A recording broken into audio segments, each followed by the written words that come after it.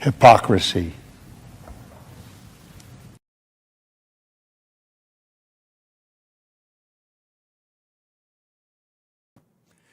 Hey, what's up, guys? Welcome to Law-Splaining the Interwebs. I am your host, Nick Rekieta of Rekieta Law, a small law firm in central Minnesota. Apply today to be our counsel. Hey, what's up? We are starting up the day 6 of Kouri Richins. One day. Sounds very tinny. What is going on here? Audio.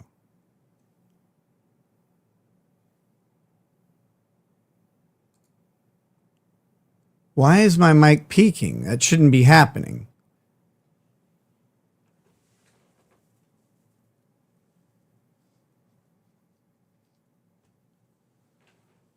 Wonder if this will be better. I shouldn't have the, I turned the gain down just a hair. Hopefully that helps. Okay, better? Okay, perfect. You're all fucking deaf. The mic is like a mile away. I'm sorry. Thank you, Kelliam. Let's get this trial pulled up. I'm going to start at the beginning. We're going to cut the breaks, and we'll try and catch up by the end of the day. So if you've already seen the beginning, stick around and watch it anyway. Let's see. You would, going back to karmic, disgusting. Just kidding. Tell him I love him. All right, here we go. I have this almost set up. Hi. All right, I do have it rewound back to the beginning of the day. Just waiting for anything to happen. Still. Mr. Berman, 315000139, State of Utah versus Kouri Richins. Counsel for the state and the defense are present. Ms. Richins is present as well. Mr. Berman, is there anything on the record before we invite the jury in? And everything? Your Honor, the state's first witness is Dr. Eric Christensen. Okay. I was notified by counsel this morning that they intend to move to exclude or suppress his testimony, and I will let them make whatever motion they want to make. Counsel, tell me more. Judge, it is simply that we have not been able to consult with Dr. Christensen. We have reached out to him to... Say that again from the... I'm sorry. We have not been able to consult with Mr. Christensen or Dr. Christensen. We've reached out numerous times, got on the phone with him once. He was unavailable, asked if we could get some time with him. That was about, I don't know, 4 or 5 weeks ago.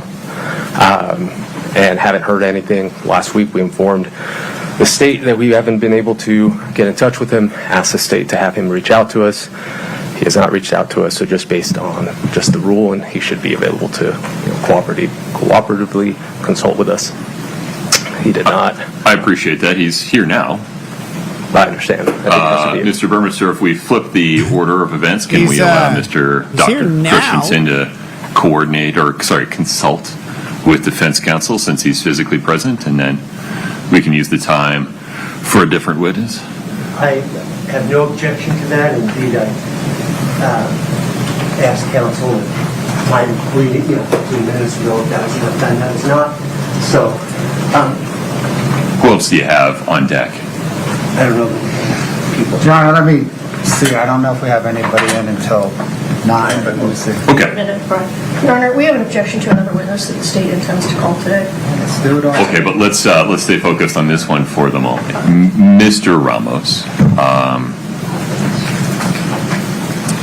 make a record for me, if I change the order of witnesses and just order Dr. Christensen to consult with you since he's physically present, anything further on that?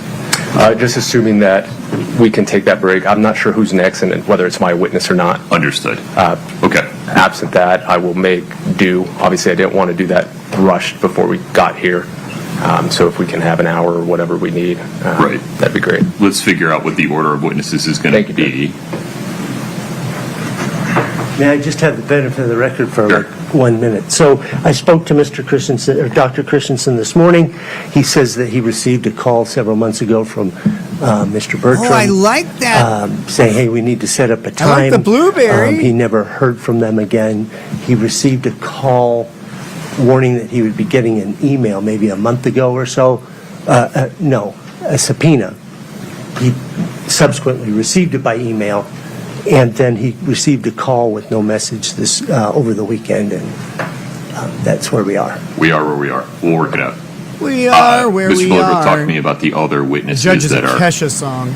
proposed for today.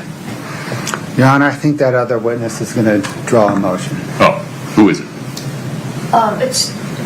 His name is Todd Davis. I guess, I don't know. Detective. Todd Davis. Your Honor, Mr. Davis was not on the state's witness list. They added him on Thursday, which I believe is in violation of Rule 16, and I would point the court to State v. Draper at 378 P. 3rd, 1261.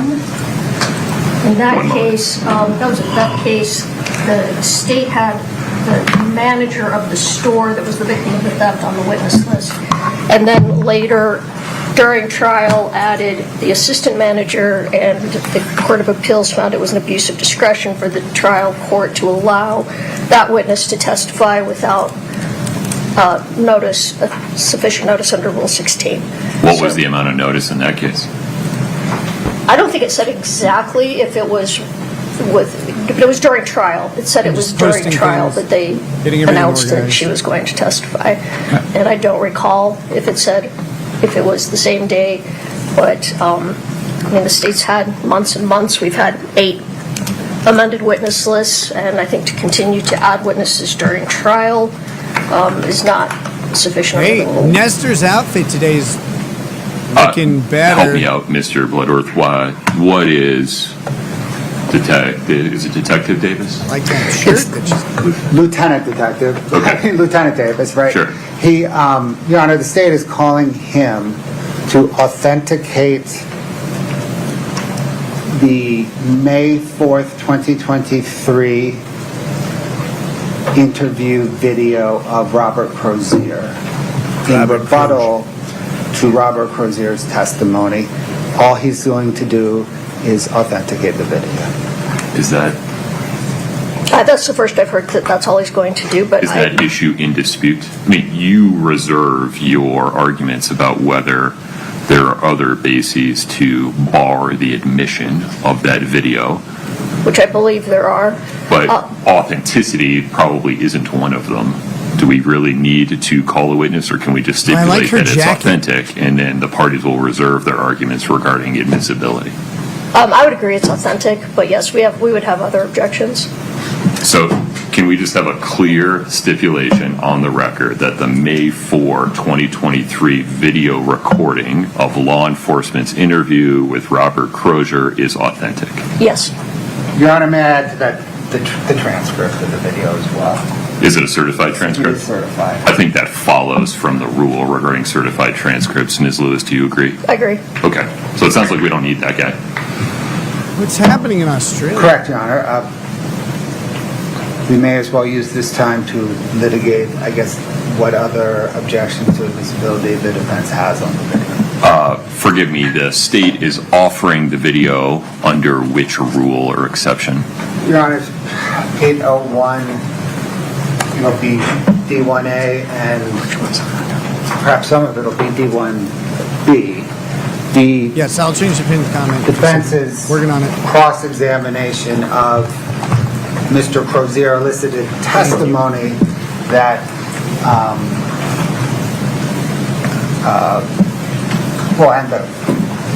and the state's direct examination elicited testimony from Mr. Crozier that was inconsistent with his testimony in the video. The defense's cross-examination elicited testimony that he was kind of out of it because of withdrawal and pressure to say certain things. And the video, rebuts that testimony. The video itself is, I think, 13 minutes long, and from the state's view, the entire 13 minutes, pieces of those 13 minutes are direct impeachment, but the entire 13 minutes goes to whether or not he was high and out of it, and whether or not he was pressured into saying certain things. Those pieces of evidence were throughout the entire 13 minutes. The impeachment pieces, or more specifically, the D1A inconsistent pieces, Right. those would be, I think, fairly perceived off a cold transcript. The second Kicking piece, out 10 gifted I'm not memberships. sure Hell yeah. I or defense or you or the jury would be able to Bring evaluate those whether he homeless was in. It's in a cold. bad way from the transcript. Is the state seeking to admit both, or publish the video and admit the transcript? What's the scope here? Your Honor, published both. We have the transcript running real time beneath the video. Neurodivergent one, if So he that wants the to. I'm game. I haven't talked to jury him can watch, live for a long listen, time. and read He's awesome. all at once. All right. Ms. Lewis, do you have the video with the transcript? I don't have them together where it Okay. shows it under. No, I have them separately. Right. Last time I talked Sitting to here today, are you prepared last time I talked to Govea, make he a was record regarding this, or just do you need a moment to go switching through to the using Govea as pieces his, of, as his official surname. or to make argument regarding certain pieces of the transcript versus other pieces? Good old bukkake I for think the I would need a degenerate moment. I would cause. like to see the video Thank you. with the transcript Sure. run under it, and then, yes, I would need a moment. I would need some time to look at that. Okay. We'll need to play this out a little bit. The state makes a facially, if not valid, at least thought-provoking argument under D1A, 801 D1A, that the video and the transcript related to it are categorically not hearsay. But having not seen the whole 13-minute video or read the whole transcript, and without the defense having the same opportunity, I can't make a ruling sitting here at the moment. So,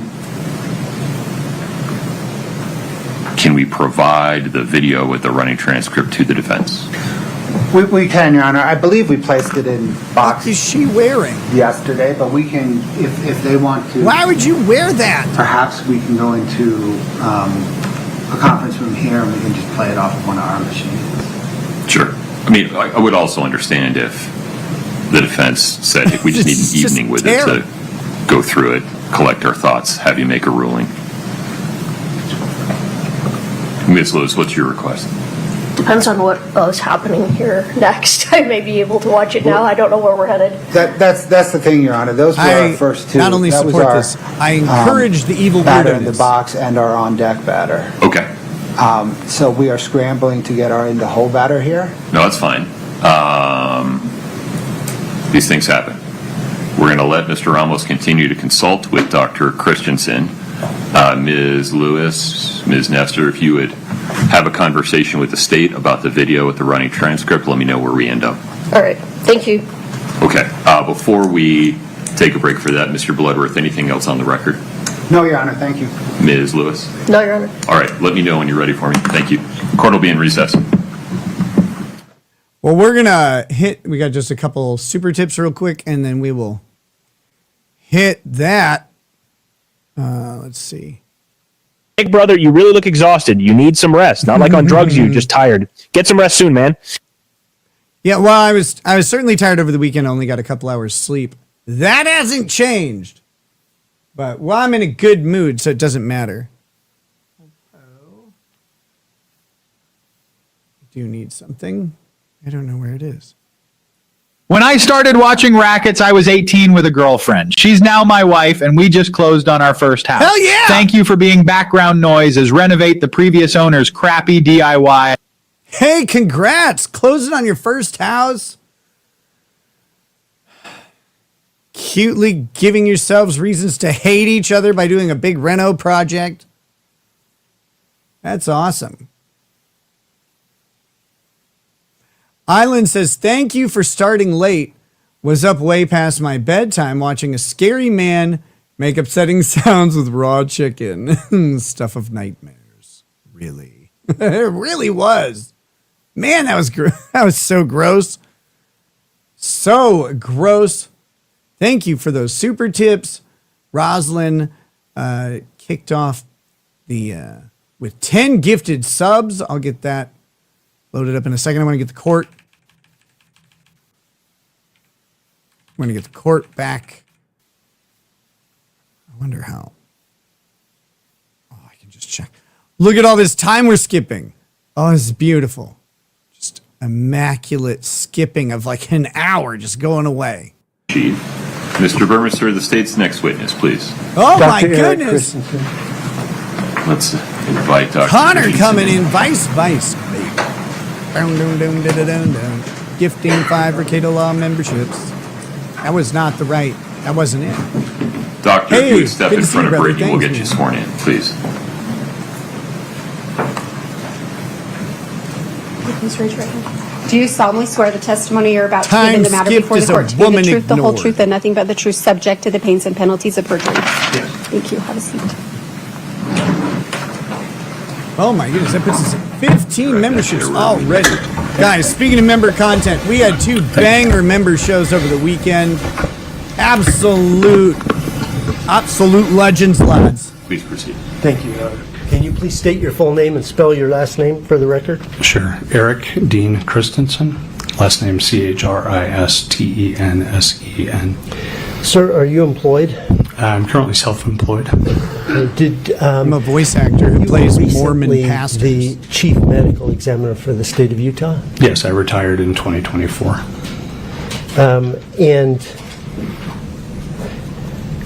How long were you the chief medical examiner? I began working as a chief medical examiner in July of 2016. Did you then supervise Dr. Ulmer? I did. Are you familiar with the death investigation for Eric Richins? I am. And how are you familiar with it? I'm familiar with it from discussions with Dr. Ulmer over the time she was evaluating the case, as well as my subsequent review of the medical examiner's file. Did you have an occasion to Last talk name to Kouri Richins? Ricotta. I did. Ricotta. Have you testified as an expert in forensic pathology before? I have many times. Okay. I would like to first talk to you about cause and manner of death and the statutory requirement for that It grooms process. women. When you have a death investigation, could you please explain how, I guess, what the manner of death choices are and what's the purpose of that, and just Sure. describe that for the jury, Okay.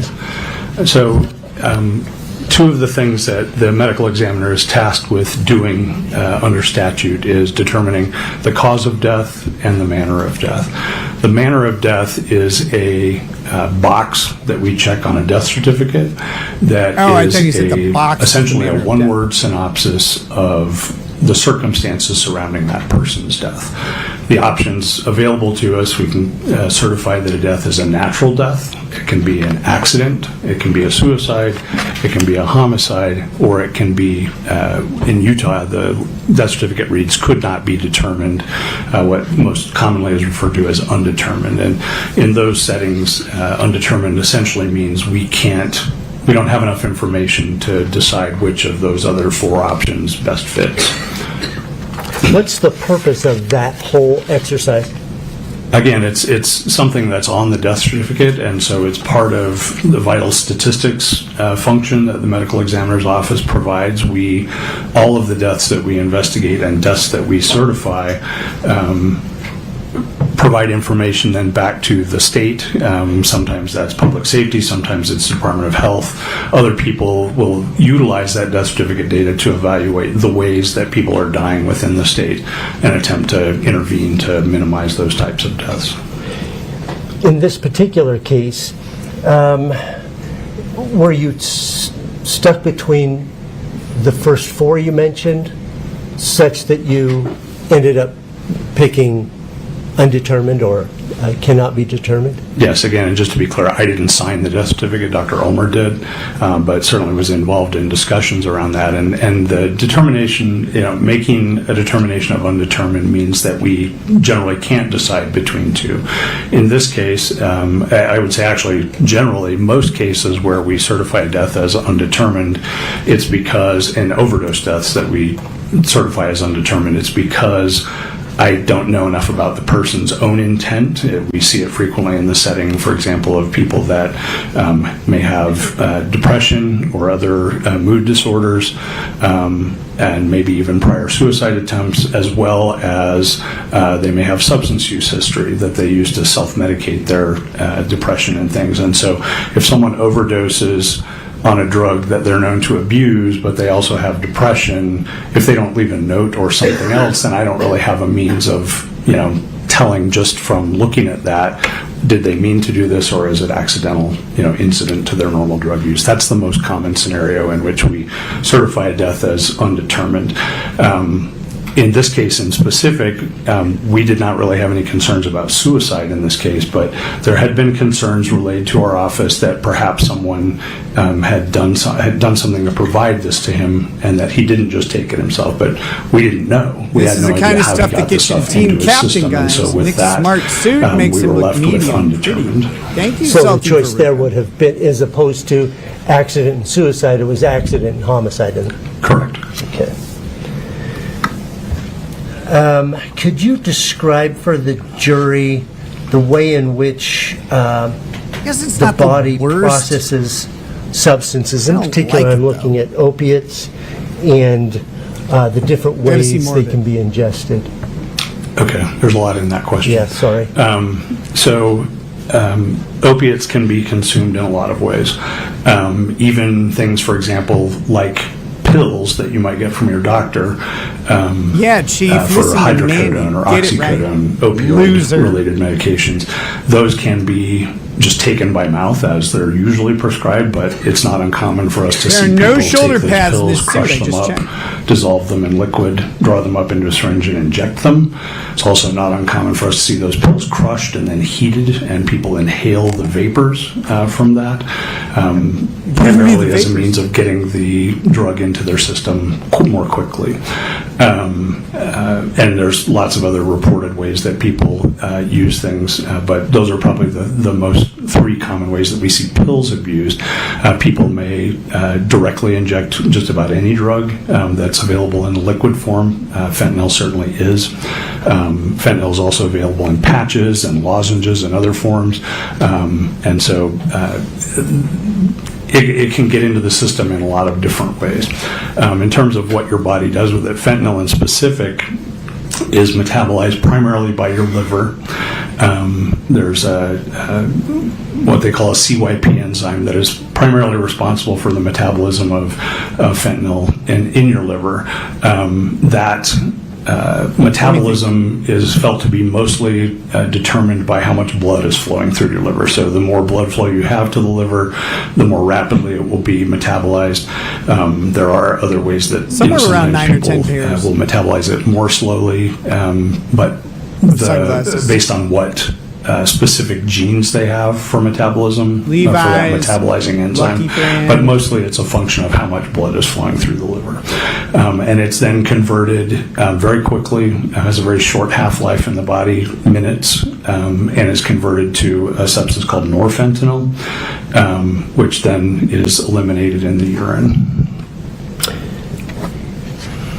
Don't know if that Was covered it? all Yeah, your- that's great. Thank you. once it gets Have into I the tried blood, Ozempic? then No, I've not. what's the intoxicating effect? I mean, how does that function? Sure. So fentanyl in the blood distributes throughout the body. It's absorbed either Different color through the lenses. mucosa, the lining of the mouth, or directly into veins, whatever. It different, gets into the styles. bloodstream. And then from there, it gets into the brain, it gets into other organs. Where you, it exerts Nana its primary effects on the brain and the central nervous system, where it causes respiratory depression and or cessation. Can also cause central nervous system depression, meaning it alters the way you think, can make you groggy or less than normally responsive and things. But its Maybe I primary should. lethal Oh, effects man. are related to its effects on I your don't have breathing. diabetes. And, I'm okay. it is dose dependent, so a higher dose will do this more readily than a lower dose, but it will either slow or stop your breathing, and sometimes that has lethal consequences. The lethal consequences then are from stopping breathing? Yes. Okay. And when you stop breathing, death ensues. Does that metabolizing process continue to happen, or does that stop as well? Generally, it will stop. No Ozempic. There are, once your circulation stops and blood is no longer flowing through the liver, you're not going to have that continued metabolism through the liver. But there are a number of changes, large number of changes that are described in the way fentanyl is present in the body after death, that are related to changes in the pH of the body as you start to decompose, and other things that will influence what those levels look like. When a person, I'm going to give you a hypothetical. So It we was have to a be expected. decedent, and You want to get skinny? Don't in eat. the blood you Don't go to the determine, gym. you and Just don't the eat. lab personnel determine that there is quetiapine below the threshold of their tools. There is fentanyl at 15 nanograms per milliliter. And then in the gastric fluid, there is quetiapine at about 16,000 nanograms per milliliter, and fentanyl at 20,000 nanograms per milliliter. My question then is, based on that hypothetical, is there sufficient information for you to determine whether those two drugs were taken simultaneously or sequentially, and if sequentially, which one came first? I can't tell you that. There's just not enough information? No, you can't derive that information from those values. Okay.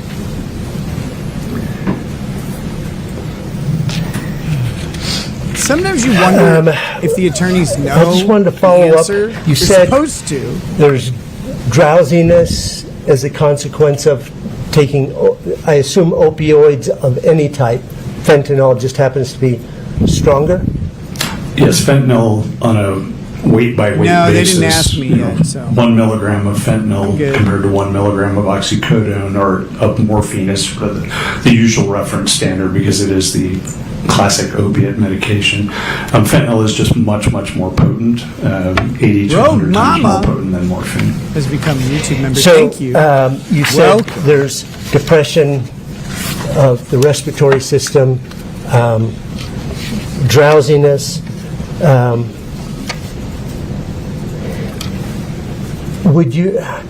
How quickly might one start to metabolize, given the fact that they used take to some get tens fentanyl of and it thousands causes to their fill death? up. Would they Sad. be able to I metabolize at said least I some of would. it? Because I everybody would expect does. so, yes. Because the tens of I thousands mean, were there are there a number for of Johnny overdose deaths Depp. Not for reported in the little literature me. where the I death also then occurs so quickly. had a giant these are public primarily scandal in the and took a setting of year off. intravenous drug use, Yeah, I fell off. Oh that my God. No metabolism Is it really is sad? able to be recorded because they Like, just does die it too hurt quickly. your feelings or something? But generally speaking, we see some level of metabolism. Hey guys, things used to be one way, now they're another way. Calm down. Let me see. I wanted to. Not enough. But someone takes Too busy. an overdose. But I was for a little while. A fatal dose of Gonna get back to it fentanyl. pretty soon. It's not then instantaneous. death? It depends partly. I mean, generally speaking, no. It's a function of the dose and the route of administration. So it's going to get into the system more quickly as an IV, or smoking will generally get it there pretty quickly as well.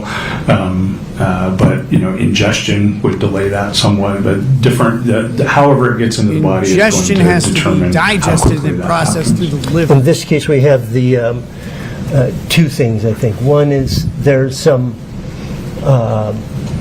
fentanyl in the I stomach. still the make more 20,000 money than nanograms. whatever you do.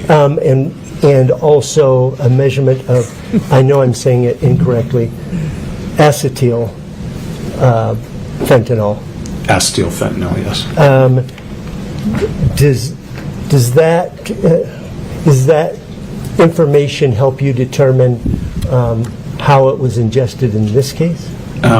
It's suggestive that it's an oral ingestion. Yeah, I know. KLB, no one will ever learn how to have a fun chat. Large amount of fentanyl in the stomach, sort of the rough equivalent of, several milligrams. I'll post by my volume tax is, return when you post an IQ test that has suggests that triple it was digits. taken by that route, but there's not any way to definitely know that. There is some literature Go back that to suggests, Somalia, you fraud. that You're the not stomach will Mandy. I can concentrate it, tell. regardless of where it's from, but it is suggestive of that. And the presence of acetyl fentanyl in the stomach is also consistent with, is more consistent with this being illicit fentanyl Hey, what's than up, otherwise. Acetyl fentanyl is a variant of fentanyl that is, in our office, certainly we've only seen it in the setting of illicitly manufactured fentanyl. When that's okay, a body Daniel. comes in for autopsy, I think it adds a in little this color and case, spice to the chat. Mr. Richins' body comes in.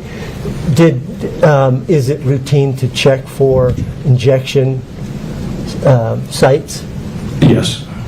And In this case in particular, there was, visible pulmonary edema described at the scene, foam coming out of the mouth, and that is most commonly in somebody who didn't drown or have a history of heart failure is concerning for an opiate overdose, and so we would, in that case, you understand what catfish is. do a thorough check for those. For injections. injection sites, and none found. Again, I did not do the exam. None are described, and none were discussed by Dr. Ulmer. Okay. And I didn't see any in the photographs. When you, in cases where you've seen an overdose death, particularly an accidental overdose death where you suspected inhalation. There is no official cause of What's death. the sort of evidence that you would expect to see? I'm not sure what you mean. Inhalation of the substance? Of fentanyl or opioids. So people might be confused about this. There are multiple possible they all kind of things look that the same cause, from that regard. You could may have caused see evidence death. that they've been Fentanyl smoking. might have, Sometimes you but see little something burns on else their might have fingers or killed him things from prior to heating the it fentanyl. up to smoke it, because they're not actually smoking it in the same way that you smoke a cigarette where you light it on fire and then you're inhaling the smoke. What actually is happening is that drug The amount of is being fentanyl in his heated body up is and lethal. vaporized, and you're But inhaling we don't the know. vapors. They don't know if that's what So, actually killed him. In those When they make cases, the do you death tend to determinations see, and do an autopsy, they evidence use of that external heating up? That information. is Normally, there's someone who would say tinfoil or they took torches fentanyl. or- Certainly, yes, those things can be present. They took too much, and when they took it, they started doing this Commonly are seen at the scene. or some other thing. They don't have the facts No, of how anything happened. They don't know how the fentanyl got in his system. So they can't make a determination if it's suicide or homicide. the people who are left behind to call the ME's office to find out what's happening in the case of their deceased person? I wouldn't say it's common, but it's not uncommon. I mean, I spend a lot of time, most days I was in the office speaking with family Oh, members. silly fake Mandy. Typically, that would be whoever did the autopsy would be talking to the person who's calling? Yes. You know, it's amazing. Dr. It doesn't Ulmer matter. retired in January of 2023? Yeah, technically, her last day of work was the end of December of 22. Okay. And did you receive a call from Kouri Richins then? I did, subsequent to her retirement. And did you return her call? I believe. Yes, Lady Tammy. I didn't return Drop her it call. like I believe 10%. she was just put on hold and then connected with me. Okay. Have you had an opportunity to listen to a recording of that phone call? Yes, I'm not sure where it came from either, but yeah. Is it consistent with your recollection of that phone call? I did not have any independent recollection of it until I heard it, but yes, it's me on the I phone. boosted their voice a little bit. And have you had a chance to look at the transcript of it? I have. Okay. And is that accurate to your, Yes. when you listen to the? Well, that It might appears to actually be. be counterintuitive. State would offer States Exhibit 2-60 and 2-61T. He does look like he has a lot of ear. He indicated he's reviewed it. Certainly we could ask questions. If he needs his recollection refreshed, then I think we could move to admit at that point. But if the state would just I think the state's admitting it as evidence of defendant's words Yeah, and I statements in the turned off relevant the time voice frame. boost after I this. understood. No objection. And so, okay. We'd ask permission to publish it then if it's offered and admitted. So 2-60 is the audio recording, correct? Correct? And 2-61T is the transcript. Correct, Your Honor. Okay. Those two are admitted. Scott, give me just a moment here, sir.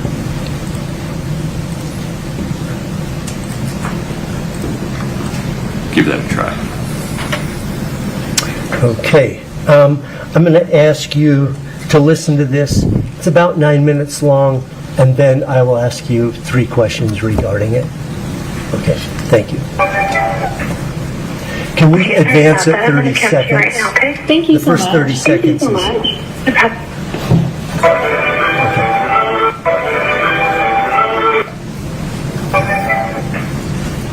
Okay, sorry about that. I'm going to transfer you right now, okay? Thank you so much. Thank you so much.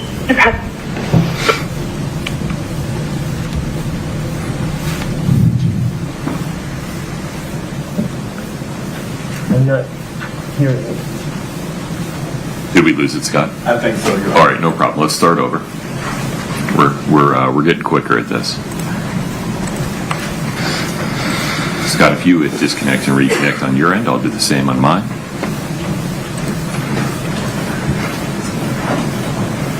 Fake Mandy, if you want me to flirt with you, I will. Like, it's not a big deal.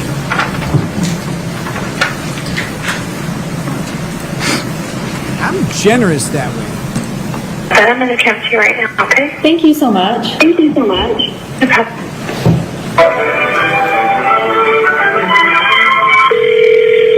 Is that Chris?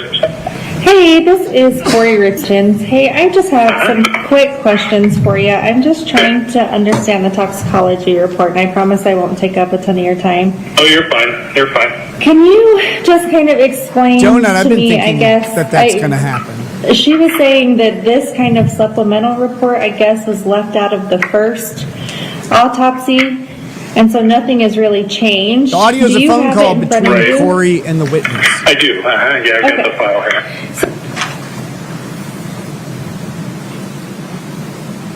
Scott, did we drop that again?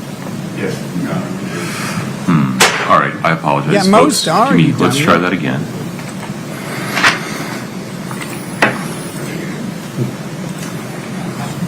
You Scott, realize you that would most criminals are disconnect released from after a the couple system. years. Thank you. By the logic of Then it was reconnect, years please. ago. Like, you get that's actually how the system works. That's not really smart of you. Seeing if we do any additional microscope.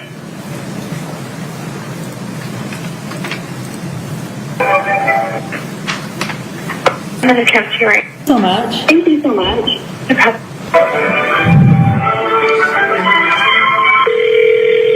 Is that Chris? Hey, this is Kouri Richins. Hey, I just have some quick questions for you. I'm just trying to understand the toxicology report, and I promise I won't take up a ton of your time. Oh, you're fine. You're fine. Can you just kind of explain to me, I guess, she was saying that this kind of supplemental report, I guess, was left out of the first autopsy, and so nothing has really changed. Do you have it in front of you? I do. Yeah, I got the file here. So can you? So just so you know, so we issue supplemental reports, like if once the original report's issued, if we do any additional testing, if we do any additional microscopic examination, anything like that, then we include that. You know, we issue a supplemental report to include that additional information. And sometimes it does change the cause or manner, but in this case it didn't. Okay, it was just like extra testing done? Extra tox testing, yeah. So originally the testing, the only toxicology testing that was done was on blood. And so then this was additional testing on stomach contents. Okay, and so is there a, difference in that, I guess? Well, they just tell you different things in the sense of, it tells you something about what, I'm still here. It's amazing. I didn't run away because I'm lazy. Is it been and yes, I know where you can find coke for children specifically. Is it something they ate? Is it something they, injected? Is it, whatever? And there's different things you can learn by looking at different substances. I mean, we fully expected to find it in the stomach. It's just a question of what was there. So does this tell you, like, if it was like injected, if he ate it, is that what this, can you tell from this report? Not definitively. I mean, it seems like, with what the amount that's there, that it probably was ingested. Probably taken by mouth. Okay, and so this... Taken by mouth. That's so the what I like. 15 ng, like, is that like a substantial amount? Is that like a trace? That's a lot of fentanyl in the blood, yeah. I mean, that's, people die with half that amount or less in their system. Okay, so that's quite a bit. Yeah. So what's the next one down, the norfentanyl? It's a metabolite of fentanyl. It's what your body changes fentanyl into after you take it. Tell me about all this? Oh, I gotcha. Okay. You're not busy or anything. And then, sorry, just the third one, the acetyl. I don't know how you say that. Acetylfentanyl. Oh. Yeah, that's just it's a form of it's a variant of fentanyl that is usually only present in the setting of illicitly manufactured fentanyl. Illicit manufactured, like a pharmacy? No. Most fentanyl that we see that ends up leading people to die these days. Yes, this is Kouri talking related to the witness on the stand. Fentanyl that's manufactured by drug cartels as opposed to by pharmaceutical companies.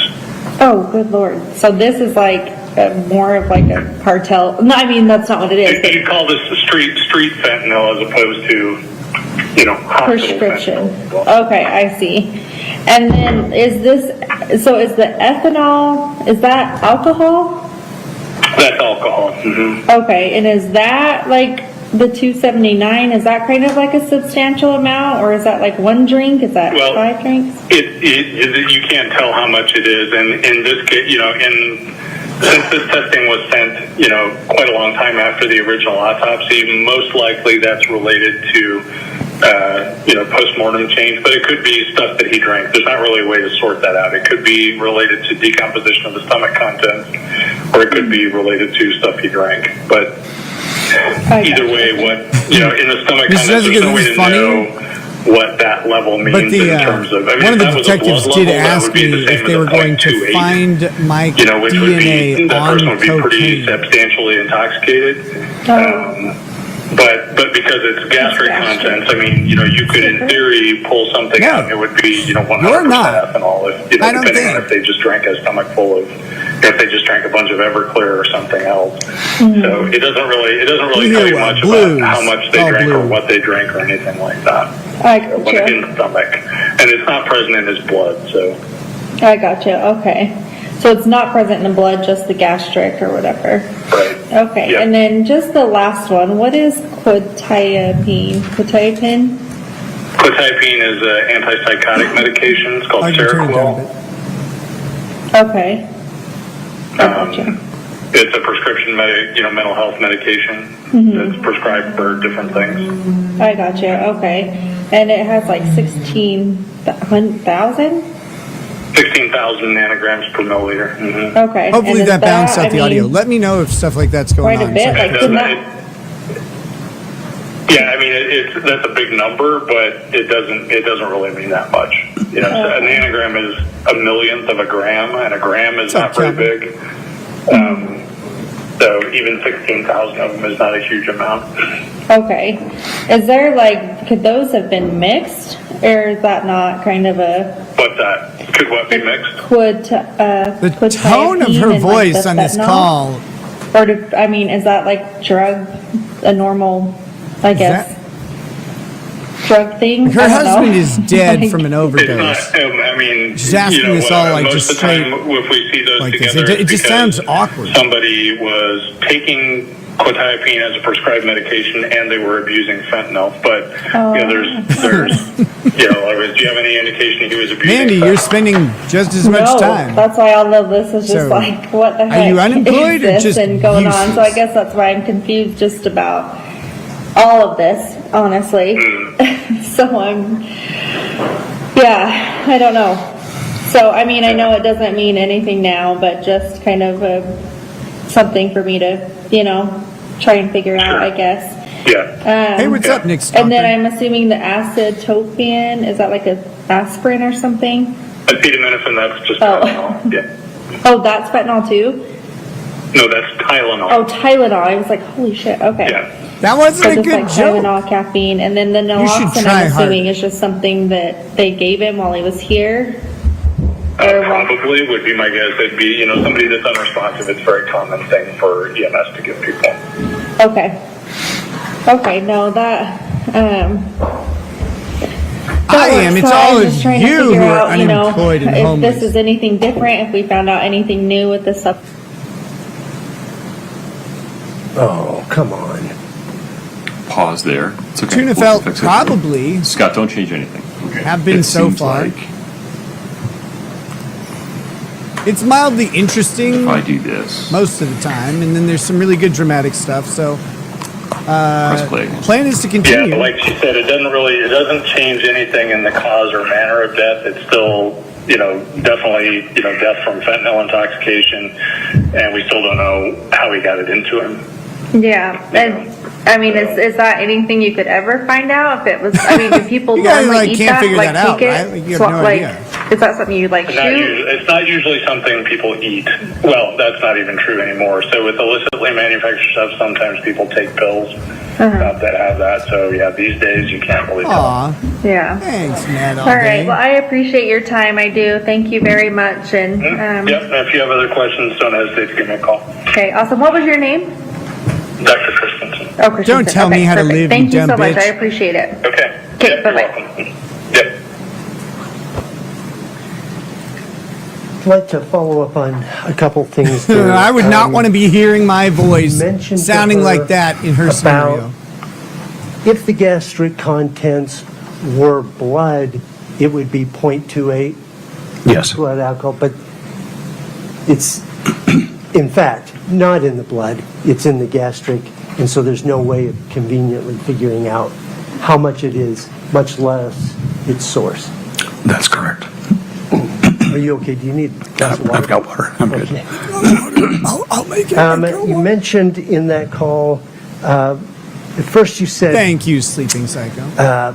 we typically don't see it eaten, but you can't say that anymore. Could you expound upon that? How, in cases where there's pills, is it common to see them eaten? So, yeah, okay, a few things about that. So over time, I'd say the last 20 years, He's like, we "I saw a snort my rather pills whole." dramatic change in the deaths we saw related to fentanyl. Feels like a Until bullet. the early 20-teens, pretty much all fentanyl deaths were related to prescription fentanyl being used incorrectly, most commonly by healthcare providers and other people who would have access to it and would abuse it. And it was just not a common thing. We just didn't see a lot of deaths related to that. Once patches became available, which were designed His hair doesn't primarily go up for anymore. He's a treating little cancer older. patients with bad Some pain people and things struggle of with that that. nature, people became creative with how they used those patches as well. Some people would, put on multiple patches, or they would put on patches and a heating pad to sort of drive it into their system more quickly. Seen people that would smoke them, people that would insert them into their rectum, people that would chew them up. Sometimes we find into their rectum, patches in the stomach, and so. And certainly other ways have been described as well with patches. It's like a reverse once, Pez dispenser. The illicit drug supply and primarily the heroin supply came to be, either augmented and or replaced by fentanyl. We saw, we saw much less in the way of the prescription abuse and much more of the illicit stuff being used. And some of that was in the form of what was heroin. Most heroin in this area was black tar heroin, which then became ended up having fentanyl within it. So people that had been heroin users would still be using what they thought was heroin, and it would have fentanyl in it, many times mixed with heroin. Eventually, sometime that's an LDS haircut. Not mixed at all, but was just straight fentanyl. So you have to pay for the barber and all of his brothers and sisters. Fentanyl pills, or counterfeit oxycodone pills. Fentanyl in pill form, made to look like it was an oxycodone pill, also became a fairly common thing. And as we discussed before with other pills, people will abuse those in different ways. Sometimes they can ingest them directly, but they can also grind them up and inject them or smoke them. So they can be used in all kinds of different ways. But in the phone call, what I'm referring to, we mostly did not see anybody eating fentanyl before illicit fentanyl. With the advent of these counterfeit pills, we saw it somewhat more often, or would assume that was the route. But we even then, most of the time, don't know how somebody gets the fentanyl into them, even if they have it on their person. In this case, there certainly wasn't any injection sites noted. No. I didn't lie to you. Are there tests, forensic tools, that could aid in the determination of whether one is a chronic or habitual or a naive user? It's a good question. So there's been a lot published on the assessment of fentanyl levels in people that have died, and ways that you can try and parse some of those things out. The bottom line for all of them is you can't look at a number in isolation and make a determination based on, this is a lethal level, so this level has to be the cause of their death. There are certainly people who, become tolerant. Most opioids, people will develop tolerance over time, and so they can have very, very high levels and not have the same effect as someone who doesn't take it all the time. We had no history in this case in particular to suggest long-term chronic use, but also didn't know. And there are things that could potentially be looked at to try and assess longer-term use. The only published data I've seen around that revolves around comparing the fentanyl to the norfentanyl level. Do a couple tests and they know everything about someone's behavior. Levels where that ratio is more than 8 are believed to be consistent with an acute intoxication. Ratios of 2.5 or less are consistent with chronic use. In this case, that ratio is about 4.6, so it's right in between, so it doesn't really provide us helpful information either way. You're just a victim of circumstance. That's the ratio between fentanyl and its metabolite. Correct. As you find it. Yes.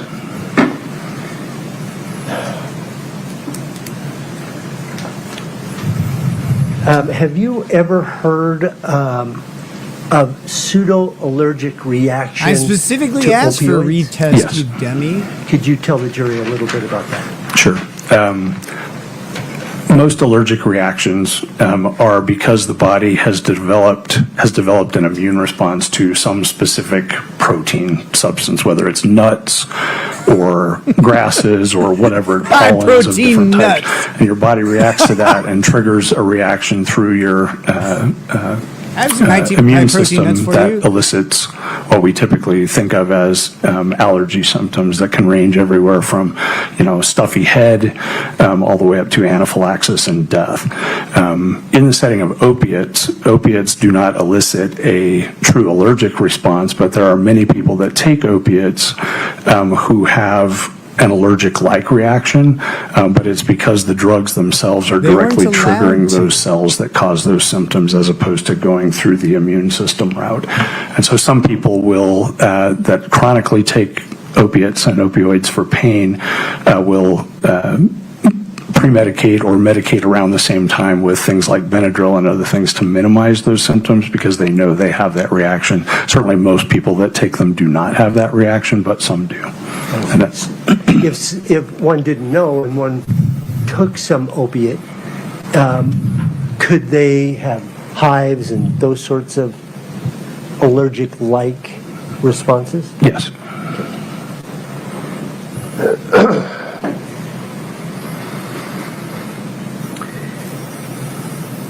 Given all the symptoms that you talked about, the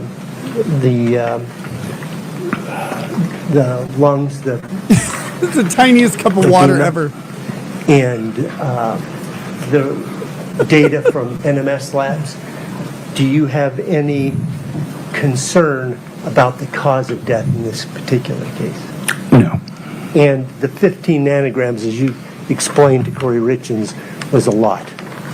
Yes, it's well within the range of levels that we see in people that die from fentanyl. Do you remember when that phone call took place? Do I remember what? When that phone call took place? I don't off the top of my head. Okay. Does your office take notes when you receive calls and reply to calls, et cetera? Yes. Okay. That changed a little bit over the time I was there. It used to be we'd get a little scrap of paper with a note written on it, return this call, and we turned that into a digital log before I retired, but yes. Would it help to look at one of those notes to refresh your recollection as to when the call took place? Sure. Would it help to read the date and time stamp that says when it happened? Oh, I remember that. I knew that. You swallowed all the kids, Mandy, you liar. Yes, this is from the log. Just said that an incoming call came to me from Kouri Richins, and she had questions, and that this is my notes. And so, what day did that phone call? On January 12th of 2023, a couple weeks after Dr. Ulmer's retirement. Thank you.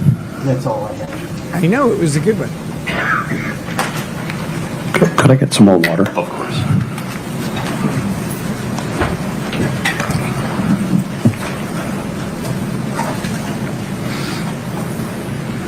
We hear well, I'll get a decent sleep eventually.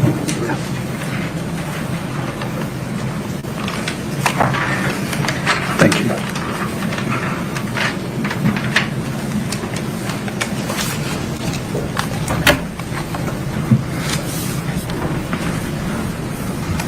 Good morning. Good morning.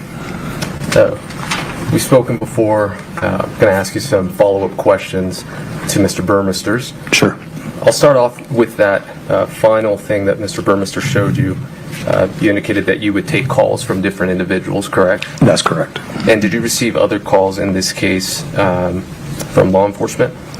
And I'm trying to get a I believe flock. I did, yes. Mm-hmm. Okay. Would it refresh your recollection, or do you recall a call around the same time in this case? I don't recall the timing of it. Okay. I'm going to approach you with the same case notes. Same case notes. And a right hook? No, that was... Yes, nope, didn't happen. Was way less And exciting. Did you in fact receive a call before Ms. Richins? Yes, the day before. And was that law enforcement? It was. And was that also regarding the supplemental report? Bento gel. Okay. And either your recollection or Welcome. what's in your notes, do Joining you the recall if paralegal most of the level. questions were Very the proud of same you. that Ms. Richins asked you on the 12th? I don't have any specific recollection, but my general recollection was that we discussed the supplemental tox findings. Perfect. I'll take that back.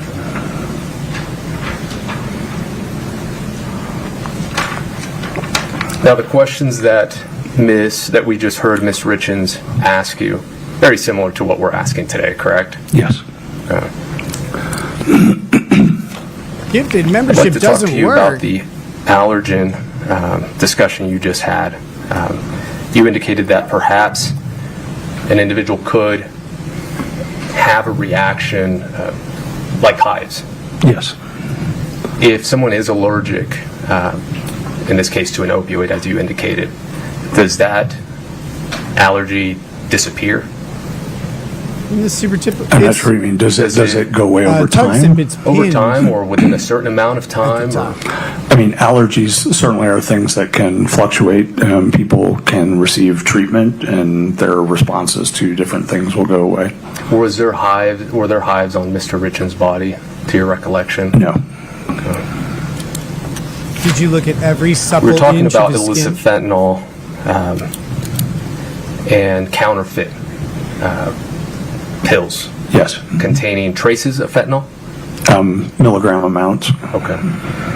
Now, the tablets or pills that would contain these traces, what kind of pills would those be? Generally. Objection. Calls for speculation. The discussion, if we're talking Oxycontin, is that what you were saying? I've not said it. I've just said pills. Okay. Well, there's no pills that they have that you can make. What? Would you provide a little more foundation for your question so we know what we're talking about? Absolutely. Your testimony just now Super Dip link was should be that pinned up at the in top your experience, of your chat. you started to see that fentanyl overdoses were coming in through your office, correct? Correct. And in those overdoses, you gathered information, and because you would see that there was a presence of acetyl, I say that right? Acetyl fentanyl? Acetyl fentanyl. The Acetyl is also fine. That was a really Acetyl weird fentanyl. objection. Like, That there's was no more likely pills. a result of illicit fentanyl, correct? So it is a form of fentanyl that in some cases there were a variety over time of different fentanyl variants that were developed primarily in response to controlled substance legislation. If fentanyl is outlawed, then we'll add an acetyl group to that molecule, and then it's no longer You must controlled. think the And way so we that I can do, even distribute though that I'm as a retarded. non-controlled substance. And then that one gets controlled. And so then, I mean, there were dozens of variants of fentanyl that were developed over time. Acetyl fentanyl was one of the more common ones that we saw early in this wave of progressions, but it was one that we saw not infrequently. Now, with that, what was the acetyl fentanyl contained in usually in He your walked up, he's experience? like, you talking about I Oxy? don't 'Cause recall I ever having wasn't seen listening. acetyl fentanyl as in a substance form in any of our specific cases. Because it was always inside whatever pill or however it was administered, correct? Come I on don't back even know if when it he's was done pill testifying. administered. I don't know. Or injection. Well, I don't know how. Yeah, he's actually we not would see it said in that much people, about anything. but I don't recall ever seeing that correlate with a specific pill that we had tested that was shown to contain that. I know generally the crime lab identified acetyl fentanyl in some pills, but I don't recall a specific instance in my casework where those two were correlated. Describe counterfeit pills. Counterfeit pills are essentially illicitly manufactured pills, and sometimes very sophisticatedly, where people will buy the same kind of a pill press that a drug manufacturer uses, and they put their stuff into it and press pills that look very, very similar to legitimate prescription pills. The most common counterfeit pills that we've seen have been fake 30 milligram oxycodone pills that when tested contained only fentanyl. And there are also Depends on what some people say. benzodiazepine pills, things like Valium and Xanax and other things where those, what look like Xanax pills have also contained fentanyl. And you just indicated two different things, that in some instances it was purely fentanyl. Those pills You can just contained buy only 'em. fentanyl, correct? Correct. Pill And then there were press other times where perhaps they were still traces, or there were still the other benzos, for example. Those would be different pills. I don't know. I'm not aware of The anywhere it all-female was both, defense attorneys, like fentanyl like Rachel and Maddow, benzos asking are, questions now? made to look like benzos that didn't have that. We've seen counterfeit benzodiazepine pills and counterfeit oxycodone pills, The tie is both orange, of which contained only fentanyl. Correct. Now, in this case, you were provided, or your office rather, was provided with a hydrocodone bottle, correct? Correct. Now, that bottle you keep in your why would you do office, that? correct? That doesn't make any sense. We do. Until the case is done, eventually it's discarded, but yes.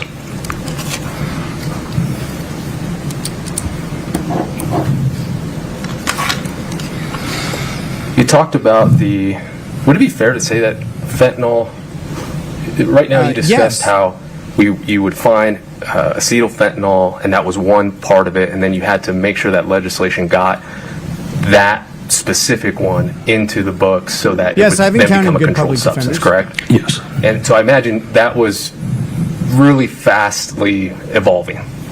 Yes, I mean, I was a member of the state's Controlled Substances Advisory Committee that would provide recommendations to the legislature to include in the Controlled Substances Act.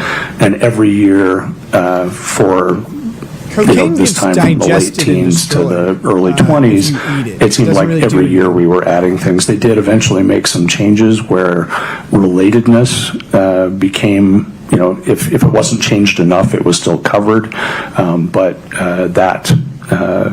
it was an evolving process. And what we would see in the deaths that we saw related to fentanyl and fentanyl Can't move on analogs to also changed. Cannot do And that. with that, also peer review literature as to the effects of fentanyl, correct? I would assume so. That would make. You kind of hesitated. I would assume so. Well, I mean, yeah, the peer-reviewed literature is evolving all the time, and so I don't know if there's a specific thing you're referencing. I don't know, but certainly initially there was not a lot of. As the fentanyl supply changed from primarily pharmaceutical to primarily illicit, in the early stages of that, there was not a lot of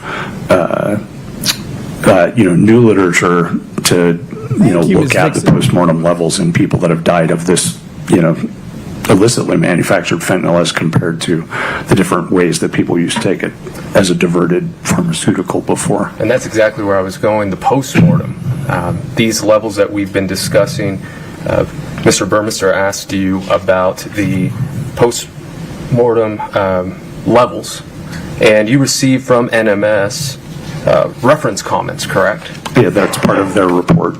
Correct. And do you recall what those numbers were in terms of the femoral blood as it relates to accidental drug overdoses? I don't recall specifically what the numbers were, but generally speaking, the levels that we see in accidental overdose deaths from fentanyl, overlap the levels that are seen as described with, prescription usage. And part of the reason for that is going back to the literature is that there is no, I'm trying to find the right words for it. There's no set number, universal number that the medical community can attribute in terms of what becomes lethal, correct? That's correct. Okay, and the reason for that, or part of the reason, and add to this, is both the individual's own use, prior use, if any. Yes. Perhaps the toxicity, or the amount of fentanyl in it, correct? The dose. In the dose. Yes. Mm-hmm. The potency of that dose, correct? Fentanyl is going to be relatively equipotent, but the fentanyl analogs may have different potencies. Okay. A fixed fatal threshold? Does that sound? Yeah, there isn't one. Okay.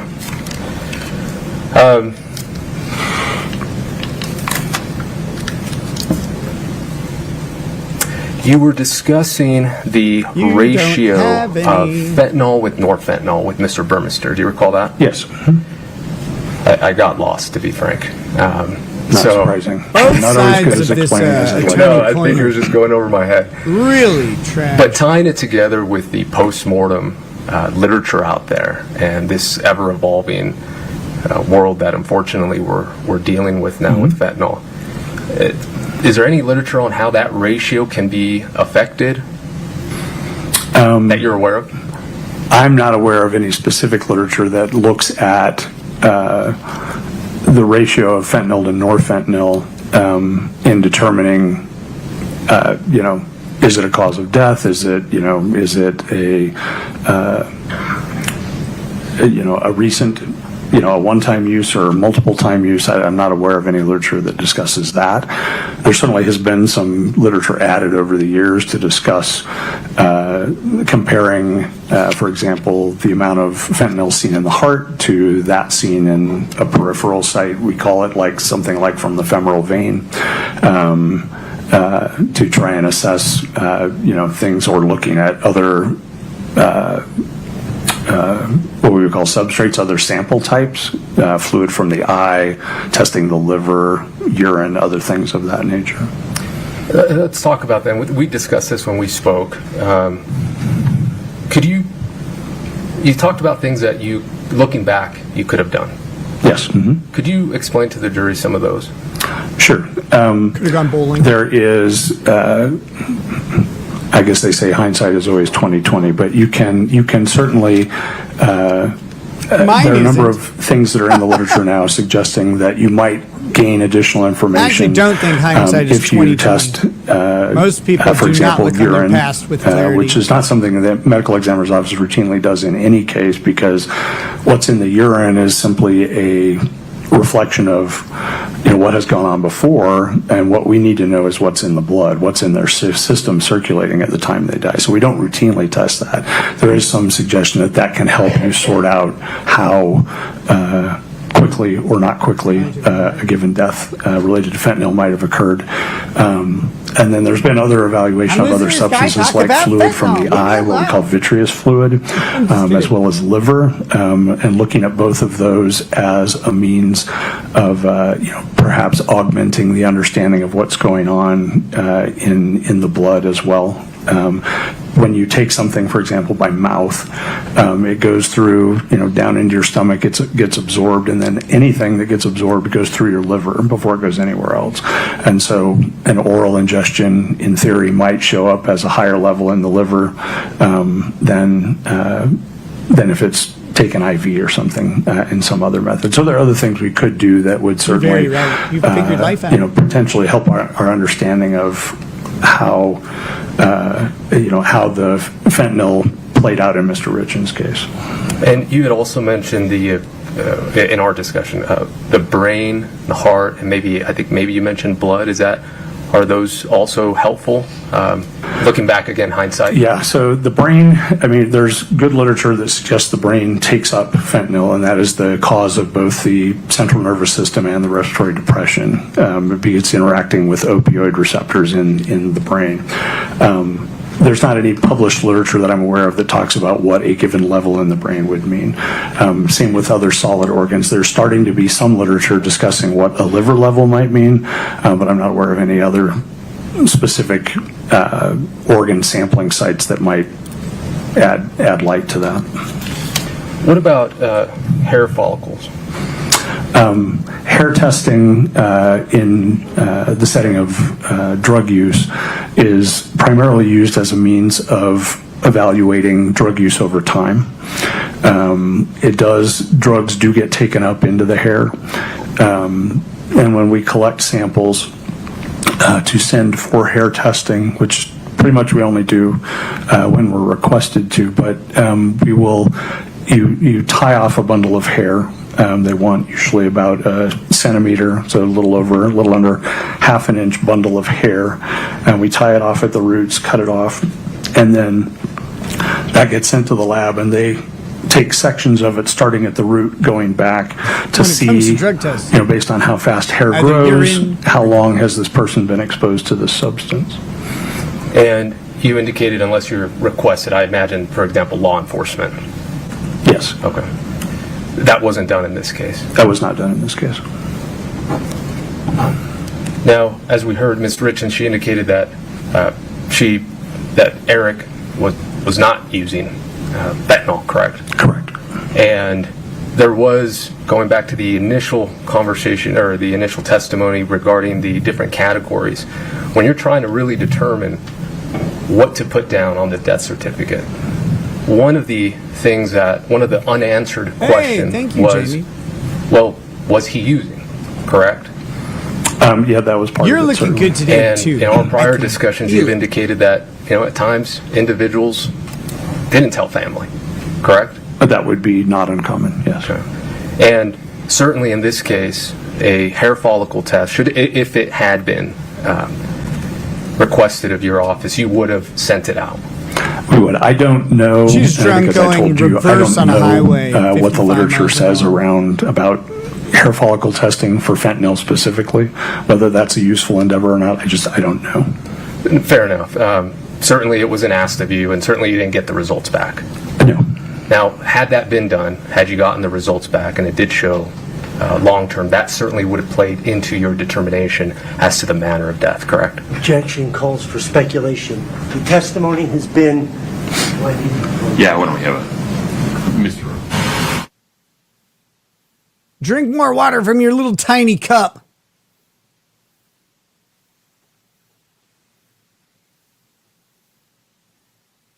That's okay. I have it on good authority that Mandy is a boy.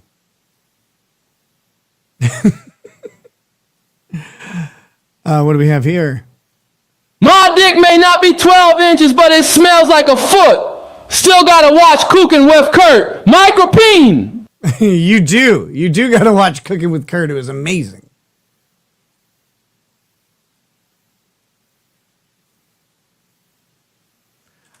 I like that they're now landing a calls for speculation. Half their questions call for speculations. Crazy.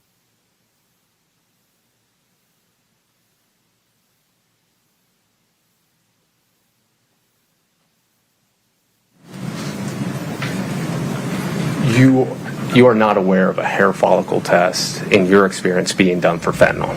I am not. Okay, you don't know if it can be done? I do not know. Had a hair follicle test just for any drug, including fentanyl, any just hair follicle test to be sent out to see if there's any type of drug use whatsoever, your office would have done that, correct? Objection. Overruled. If we were requested to, that's certainly not something we would ever routinely do. Absolutely no, and I'm not implying that. And to be fair, the reason you wouldn't do that is because your office is tasked with what's at hand, which is what do you have in front of you to determine the manner and cause of death, correct? Correct. Why is this person dead right now? Correct. As opposed to some other time? And in terms of your checklist, the hair follicle just doesn't come in terms of what you do, correct? I mean, it can, or it could in theory, but yeah, mostly no. But if it were to be requested of you, you would or could do it. We could. Objection. I think the answer was for this particular job. What's the objection, Mr. Burmester? Asked and answered? Asked and answered, and calls for speculation. Sustained. I'll ask you a different question. So I'm going to go back with all that in mind. Had you sent out if you send out a hair follicle test, is your practice generally, when you receive the results of said hair follicle test, to use those said results in your determination of whether or not to change a manner of death? They would be part of, all the information that we look at to come up with our final cause and manner of death. Perfect. Yes. Thank you for that. There.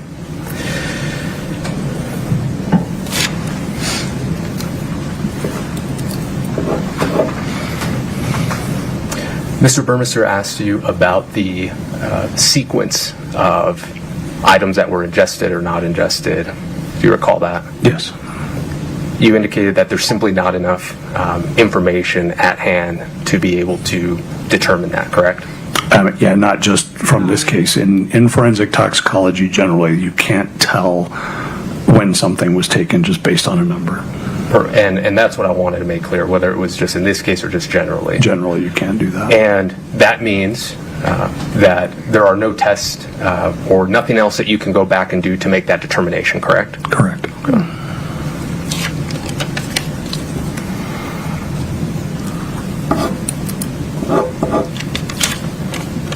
Treasure Island, no, they did not do a hair test, to my knowledge. Bear with me, I'm almost done.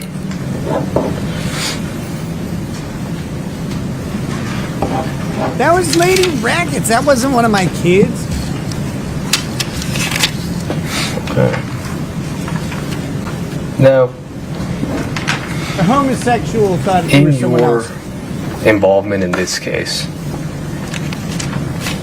something unusual did occur in this case in terms of the investigation, correct? In terms You'd have to be more specific. Sorry, yes, I will. Yeah. In terms of talking about? I'm going to rephrase. We're about to find out. Yeah, I apologize for poor question. I'll start all over. Don't start saw your over. You case did a notes. bad job last time. And there you spoke with one law enforcement officer, correct? Yes. Now, you also received other communications from other law enforcement officers, correct? I believe so, yes. And Yeah, do you it's the same recall guy being DJ Laser. invited to a meeting to have a discussion about this case? Yes. I'm And skimming. do you recall if the DA was involved in that case? I believe so. And other prosecutors, correct? I believe so, yes. As well as other law enforcement agencies, correct? I don't know. Okay. And that was unusual in your practice? No, It's not Kurt's common. actually It more happens, socially adept but not than whatever commonly. this weirdo Okay. is. No further questions, Judge. Thank you so much, Doctor. Mr. Burmester, within the scope of cross, please. Oh, my apologies. Maybe not yet. Apologies, Do you have Judge. some order, sir? Yes, I do. Okay, very good.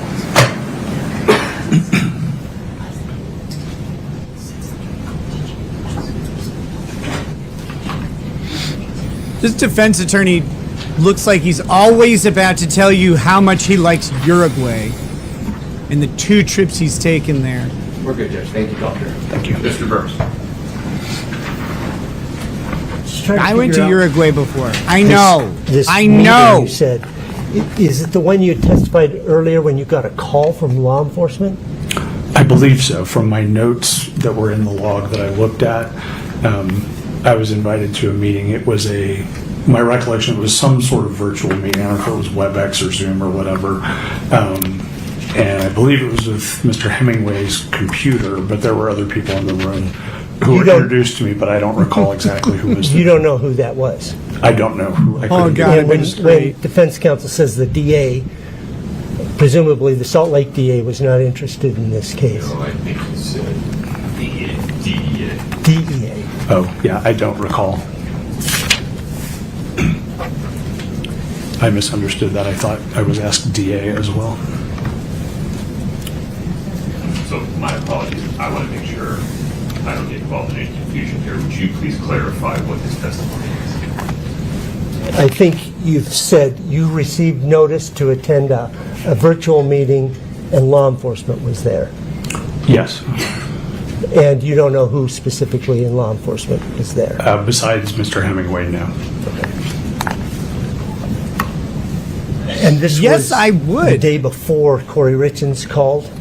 That's what the log says. Yeah, I don't. have Stop any lying recollection of that about it. specifically. I would flirt with an old fat guy all day. Hydrocodone doesn't look like this M30 you talked about, imprint of M30. No, I've not seen any counterfeit pills made to look like hydrocodone pills. Okay. In this case, there were no traces.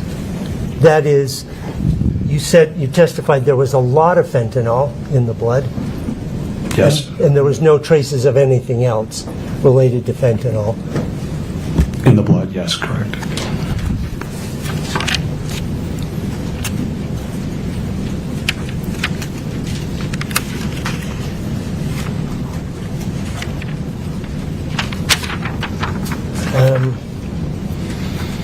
These other things you You talked should. about, They're urine, awesome. vitreous, liver, brain, heart, blood, None of those, based on your understanding of the literature, et cetera, would give you a definitive forensic proof of long-term use or not long-term use? Definitively, no. Stop it. Stop spamming, you dork. Just say it one time. Mr. Ramos, Say it anything further again for Dr. 2 minutes Christensen? later. Yes, Judge. 1 second.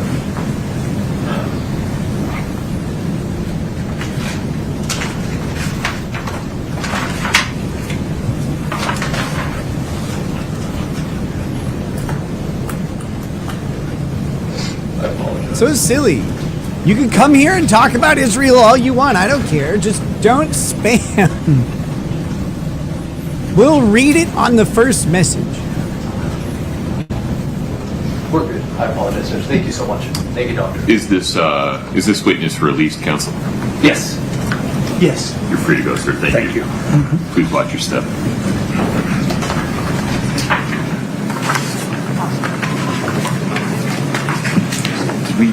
What's up with this stuff?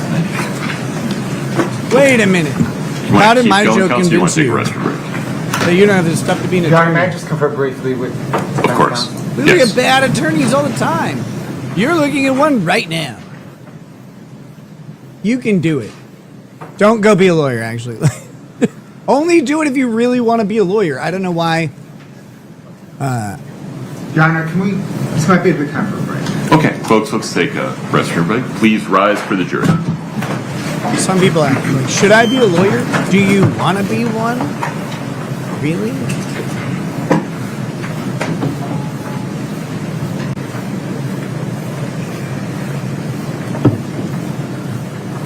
Why did I do it?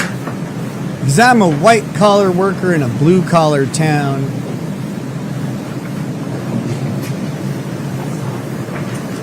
Please have a seat. It was like, I need to be able to do something no matter where I am.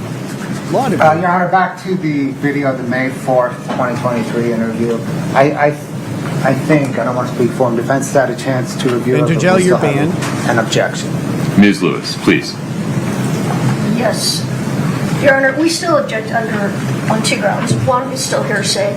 There's not only just the statements of Mr. Crozier and Detective Davis and Detective, I think Hamilton maybe was the other one there. It was Ben Carino.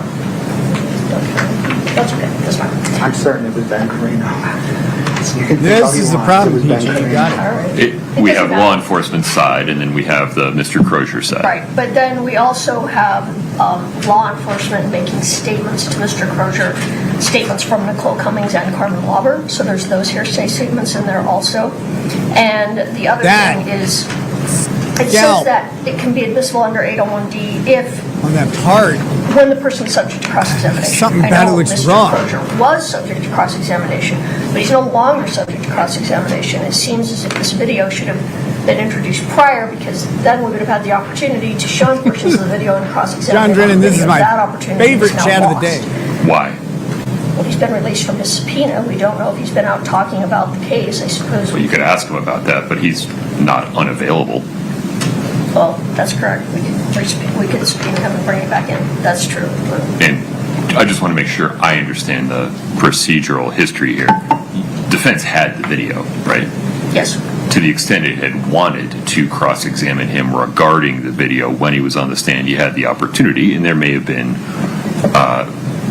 good reasons to not do it at the time. Well, the main reason was he had no memory of it, so that made it difficult. Well, that's exactly the condition that triggers 801D1A. Well, 801D1A is if there is I like her consistencies jacket. in it. I like Nestor's outfit today too. Has forgotten. Yeah, I'll take your word for it. But what about Proctor's phone? I think that is the basis to have a discussion regarding admission of the video, his side of it, right? Under 801D1A, is that he was testified numerous times under oath in open court that he couldn't remember the interview, even to the extent of saying that piece of transcript does not refresh my recollection. Correct. Yeah. So I can instruct the jury to not consider anything other than Mr. Crozier's statements for the truth of the matter, that they can only consider the law enforcement have for context, as to provide context for why Mr. Crozier is responding. Other than that, any other hearsay concerns? No other State concerns. of Any other mind concerns? exception to the hearsay. No. You had 2 reasons, you said. Yeah, I gave them the hearsay of the other people. Okay. Subject to cross-examination All right. on the video. Okay. Mr. Bloodworth, anything further on that? No, Your Honor. How would you propose we do this, Mr. Bloodworth? Play the video with the scrolling transcript for the jury nowish? Yes, Your Honor. Maybe in 5 minutes-ish. Sure. State drank a lot of coffee. No, you and I both. Let me make a ruling here and see if either side needs clarification. Yes. Mr. Bloodworth, as I understand it, the state seeks to admit and publish to the jury a 13-ish minute audio-visual recording of Mr. Crozier's interview with law enforcement in May of 2023. The recording is accompanied by the transcript that plays below the video in real time. Is that correct? That is correct, Your Honor, and it is labeled 8-64, D as in dog. Okay.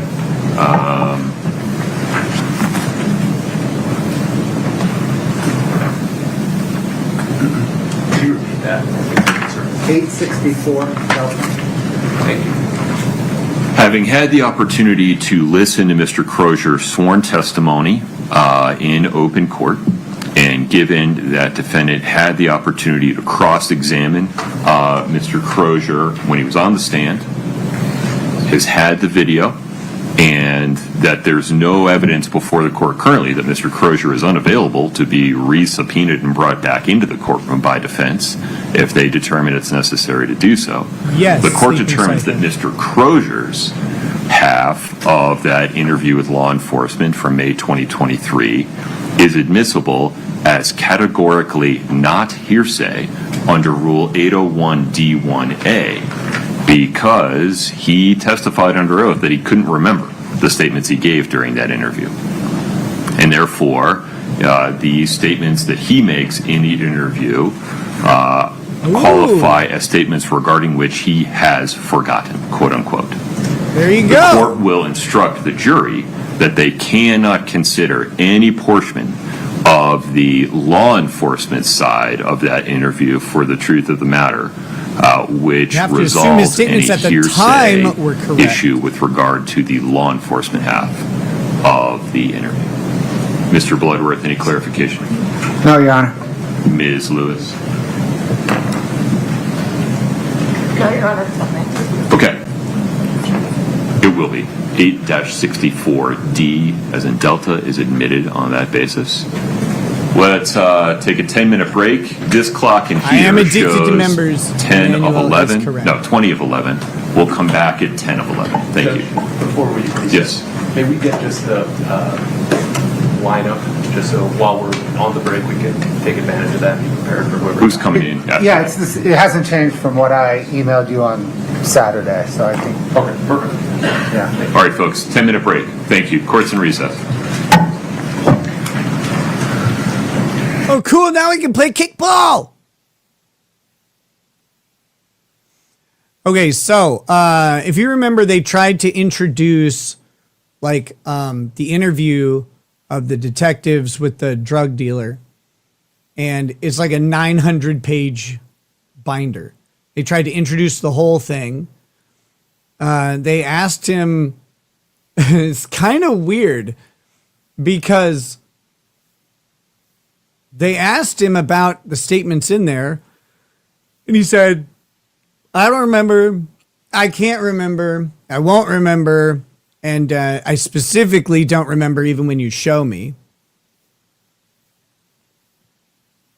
So he can't remember about those statements. So the judge is going to allow those statements in, which is weird because he can't really authenticate them, but I guess it's a self-authenticating document maybe for some reason because it's a government record of an investigation. So maybe it's self-authenticating that way. The statements in the binder are admissible because he can't remember them, so he can't say that they're wrong or right or whatever. So his statements are all in. All of them are in. It's a little weird.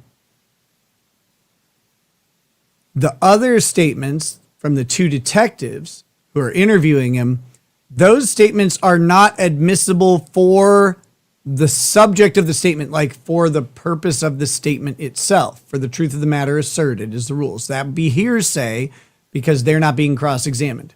So those statements are not admissible if you just want them, like if it says, well, so-and-so owned a gun, and they wanted to refer to that statement. It's not admissible to show that so-and-so owned a gun. However, the statements of the drug dealer are admissible. The statements of the detectives are then consequently admissible only for the purpose of explaining the state of mind of the drug dealer when answering their questions. Basically, those questions or statements of the detectives are admissible for the purposes of providing context to the other statements, but they are not admissible for the purposes of finding or extracting a fact from those statements. I hope that helps. One exception to the hearsay rule is the contemporaneous impact on, like a state of mind. How did that hearsay statement make you feel or cause you to react or act in a certain way? That's admissible, that part of it. But what the statement was for its substance is not. So this is a weird one because they're admitting half of a book, but the other half gives context, right? And so that context matters, but what's said by the contextual statements cannot be regarded as true and cannot be admitted.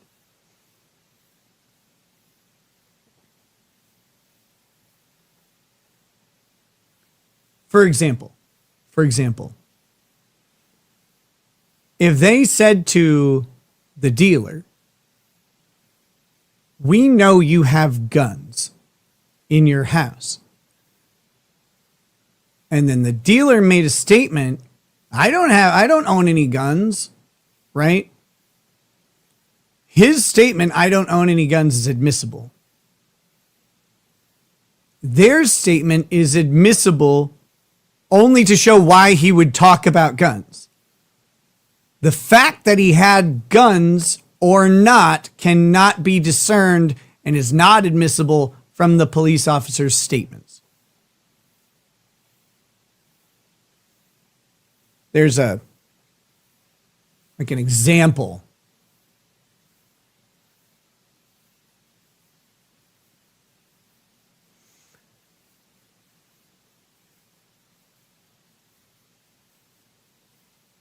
Okay. Let's sit forward here.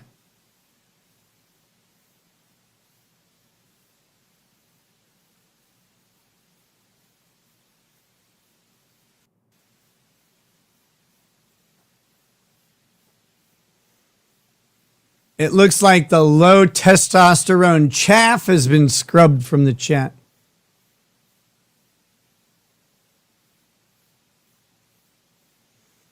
B. Jefferson, hey Nick, was I dreaming last night when you said you were getting a Kick channel? I was halfway asleep. Well, no, you're not dreaming. That's true. I am partnered on Kick. There's a couple things like linking up the payments and stuff that need to be done before things are fully in gear. But yeah, I will be streaming to Kick very soon, in one way or another. I got to try and figure out how that works, because you can multi-stream. If you do multi-stream, you you don't get as much credit or something. Kick's payout system is different.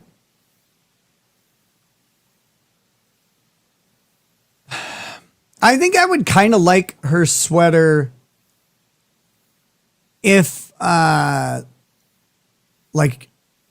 she's at an art museum or something like that, or at a bookstore or a library. Like, it's okay there. I need to see more of it. I'm pretty sure the sleeves are like substantial.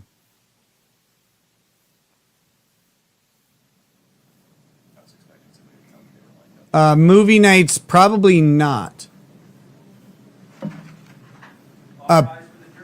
Partners cannot do watch parties as partnered content, apparently. I don't know. I have to learn their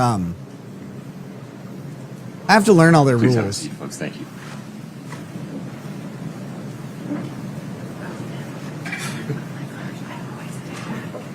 It's a weird sweater though. I need I want a better look at it.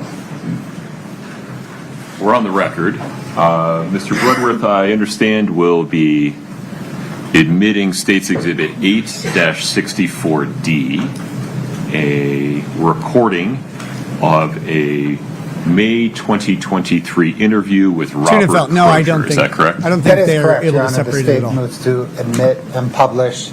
I don't think attorneys and judges 8-64D. are able Ms. Lewis, any to discern other between objection those. other than the one I've already ruled on? No, nothing further. Okay. State's 8-64D is admitted. We'll get that queued up now.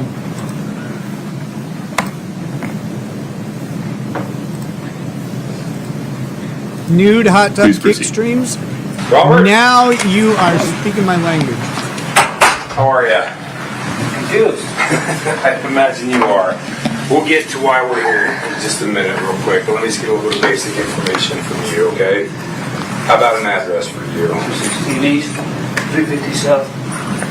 There's some interesting testimony what's from. Your Honor, I'm so sorry, but you were going to give an instruction? That is true. I appreciate that. Thank you for the reminder. Ladies and gentlemen, Mr. Crozier's side of this interview, this conversation, you may consider that for the truth, give it as much weight or as any as you determine it deserves.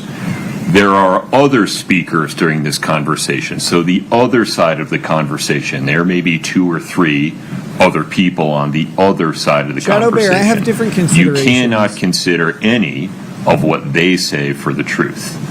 The only Some thing people can you play, can like, consider them for is to kinda loose explain with why copyright. Mr. Crozier is responding or to provide context for his responses. But the non-Robert Crozier side of this conversation is hearsay that cannot be considered for the truth.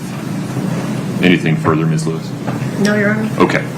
I can't because Please of ethics concerns, and I can't because I'm on probation. That's all right. I'll fix it. Willfully violating copyright law doesn't sound like a good plan.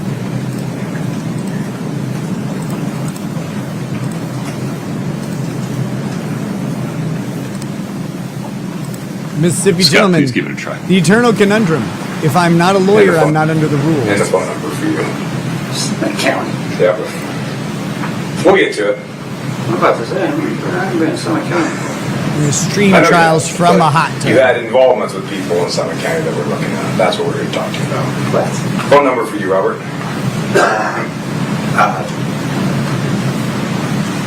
385. I can even tell you. Public domain's fine. Okay. I really can't. My phone's doing this. Okay.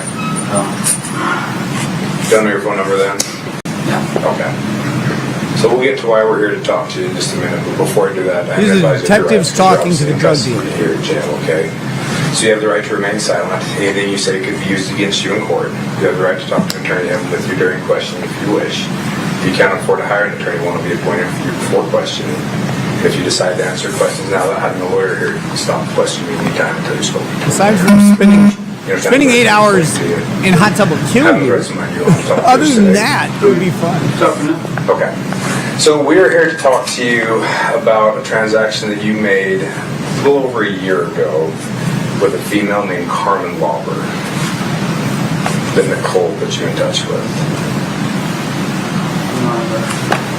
You met her at a Maverick and It's crazy because I think the 900-page thing that they admitted, that's the transcript of this.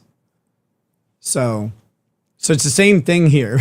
Oh, his statements are admissible. Theirs are hearsay excluded except to prove the impact of the state of mind of this guy. Draper on 2 separate occasions in February of last year, so a little over a year ago. Okay. It's not Ringing a bell at all? not ringing any specific bells, no. Okay. Well, let me give you a little more information then. So we've talked Well, to John Carmen, Brennan is we lawyer talked to Nicole. ethics. We talked to Nicole yesterday, got her phone and downloaded everything we need off of her phone.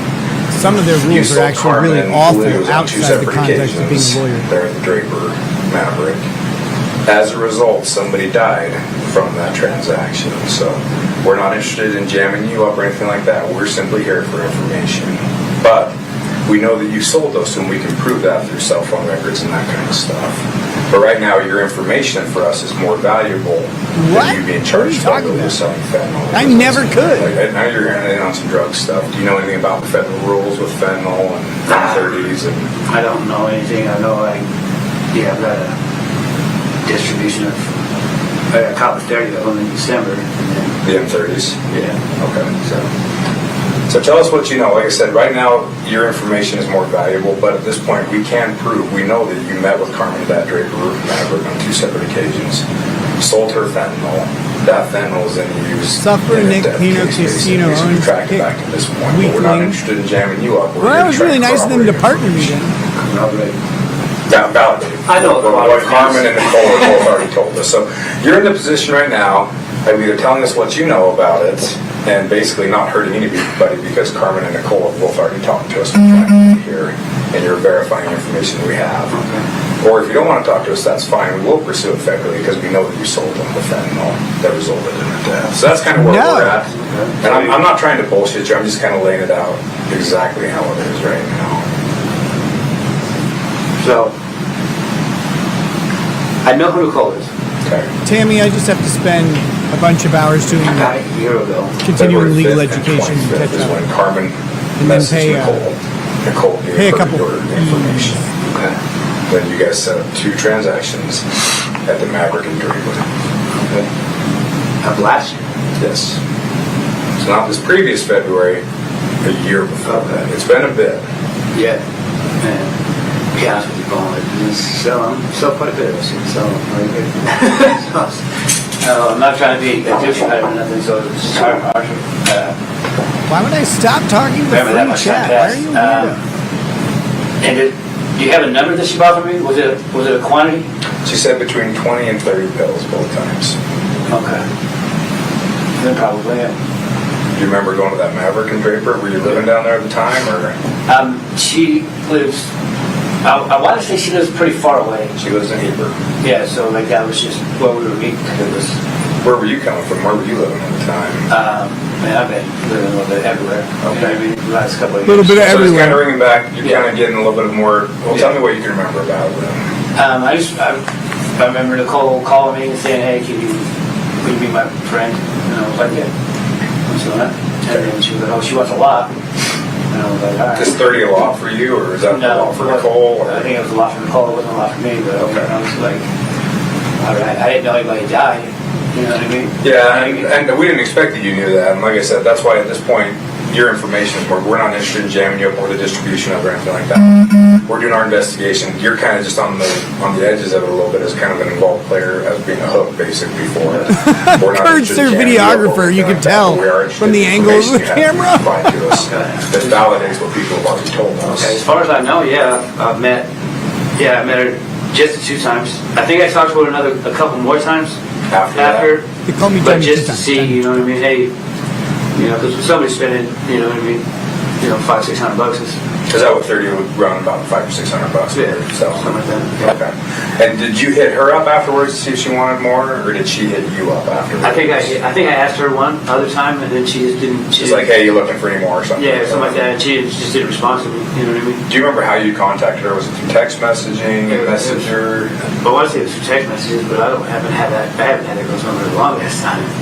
What phone would it have been on? My phone. Fuck. Maybe a 333-6156 number. Do you still have that phone? No. Okay. The phone you have now is a newer one then? Yeah. Okay. So you contacted that Carmen at all with that phone or anything? Do you know where that old phone would have been that would have had those text messages on it? No, I lost that phone a while ago. Okay. But what did you think the phone number was, you said? 385-333-6156. Okay. So with these transactions, when Carmen hit you up, what did she tell you? She just told me that she had a friend. Now I've got the loaded tortilla soup Did from she ask for Qdoba. glue specifically or fentanyl specifically, or did she ask for oxygen? What did she ask for? No. I think she might have asked me for blue. I can't remember. But you sold her in 30s, right? Yeah, I told her what she knew what she was buying. Okay, so it wasn't like she's asking for oxys or something like that, and she got the M30s. Right, no. Okay, so she knew that there was fentanyl in those pills. Okay. Do you remember where you got those pills from? I don't. Specifically. Okay. What else can you tell us about that? That's all we're here to talk to you about was that transaction, those two transactions, I guess. Some things aren't worth. You don't care about anything else. Aren't worth the money, What Mississippi else can you gentleman. remember about those? She was with the older guy. Do you remember what kind of car they showed up in? No. Well, actually, one time it was like a truck. Like a white truck or something. Okay. When you say she was with an older guy, do you remember about ballpark how old he would have been? I don't know, 50s, probably 60s. So that was interesting testimony there. Because the defense tried to make it ask like The first time she was in the truck. like she didn't ask When for you guys were showing fentanyl. Maverick, He doesn't remember. He didn't remember back then. Like, I don't Just a remember. quick hand to hand. Yes, there you go. And you just said about $600 or so of what you charge for those. Okay. Do you remember? So I think she would have ordered more the second time. Do you remember the quantity? I don't remember the exact. But you remember being there twice. Yeah. Okay. I really remember meeting her twice because you guys told me I met her twice. I would have said it once. Really. But do you remember now they're kind of jogged your memory? Yeah. Okay. Do you think of anything else about those meetings with her or anything? No, those are the only two times I talked to her. Okay. How do you know Nicole? There was a dude named Cam. I was staying with him, Roy, for a while. And she stayed there for a little while, and then she took off, and then Cam's a fucking widow, and we all taken up one point or anything. So. Okay. So Nicole just hit you up and said, "Hey, would you want to meet with my friend?" Yeah. You're like, "Yeah, that's cool." And you were in the apartment. Did she call you or text you? Do you remember? I believe she called me. All the time, or just that one time? Or? I think she would she would take me like, "Hey, what's up?" And then one of us would call the other one. Like, "Hey, I'm Nicole's friend," or whatever. Yeah. Okay. All right. How long was your? Like, "Hey, I'm Nicole's friend," or whatever. Yeah. Okay. All right. How long was your? I think she would she would take me like, "Hey, what's up?" And then one of us would call the other one. Whoop. Would you press pause? We'll fix that. Yeah. My apologies.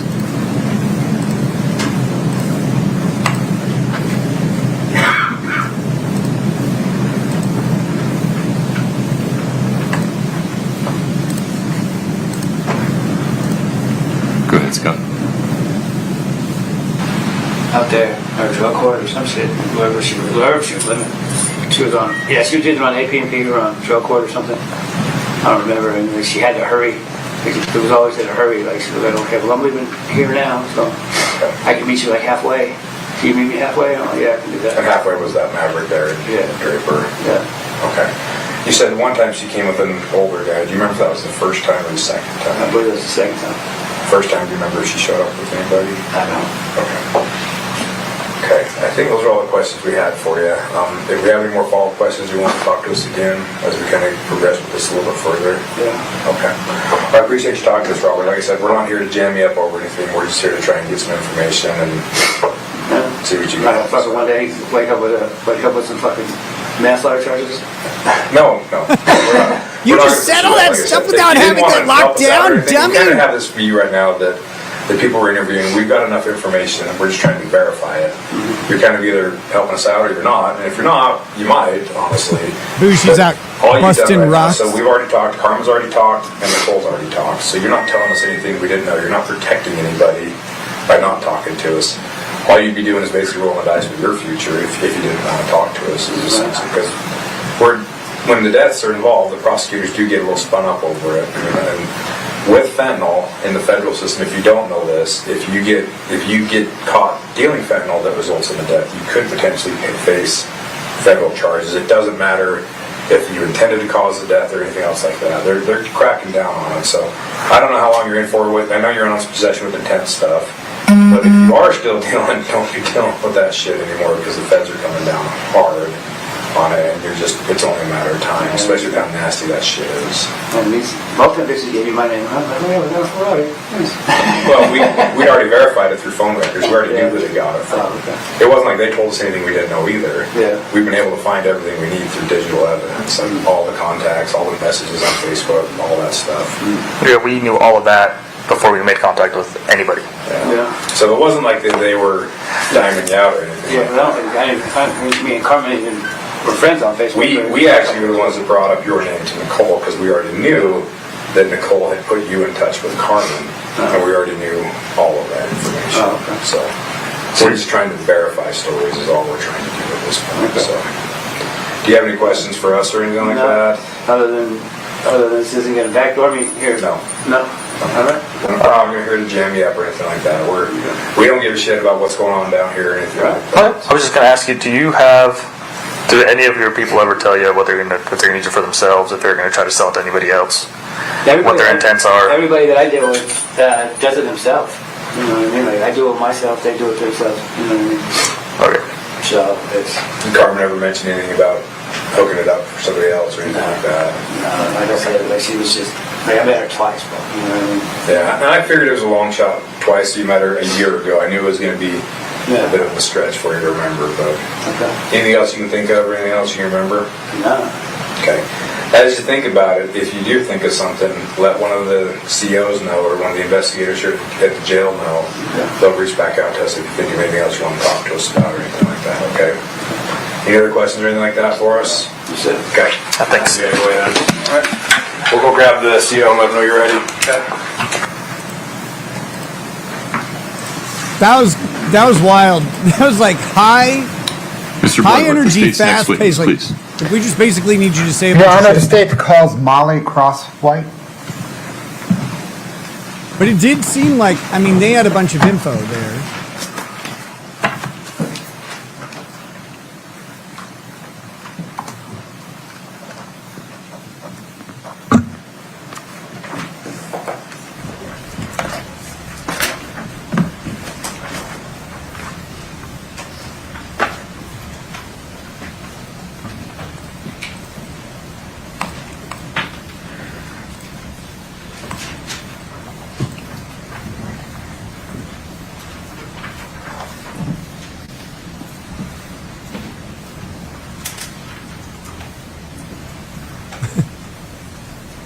This is the guy who blew his deal.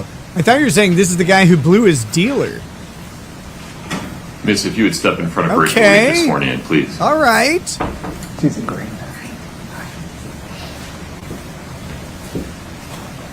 Please raise your right hand. As far as Mormon Do you attire solemnly swear the goes, testimony she's you're about to give in basically the matter naked. before the court to be the truth, the whole truth, and nothing but the truth, subject to the pains and penalties of perjury? Thank you. Please have a seat.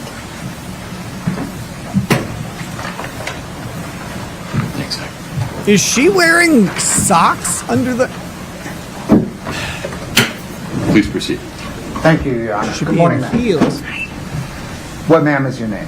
My name is Molly Crosswhite. I like the dress, Is though. the last name spelled Crosswhite? Yes.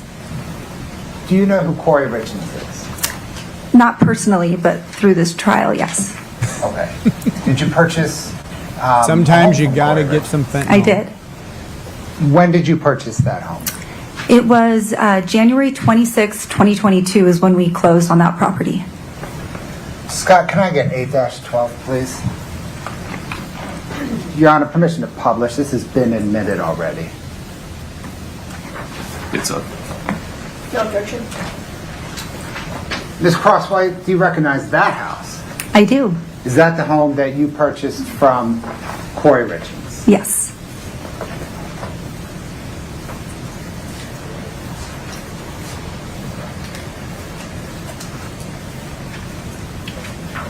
Did you ever move into that home? No. Did you rent that home? I did. When did your renters occupy that home? They moved into the property March 30th of that year. Their lease began March 1st, but they did not move here till the 30th.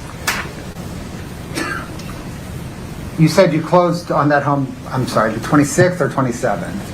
I think it was January 26th. January 26th, 2022. I am crazy about her plastic surgery, actually. I'm And really was that interested home in occupied her plastic surgery. I want to between date it. The date of the closing. Just the surgery, and though. The rest of her, March I don't when like. your renters moved in. It was not.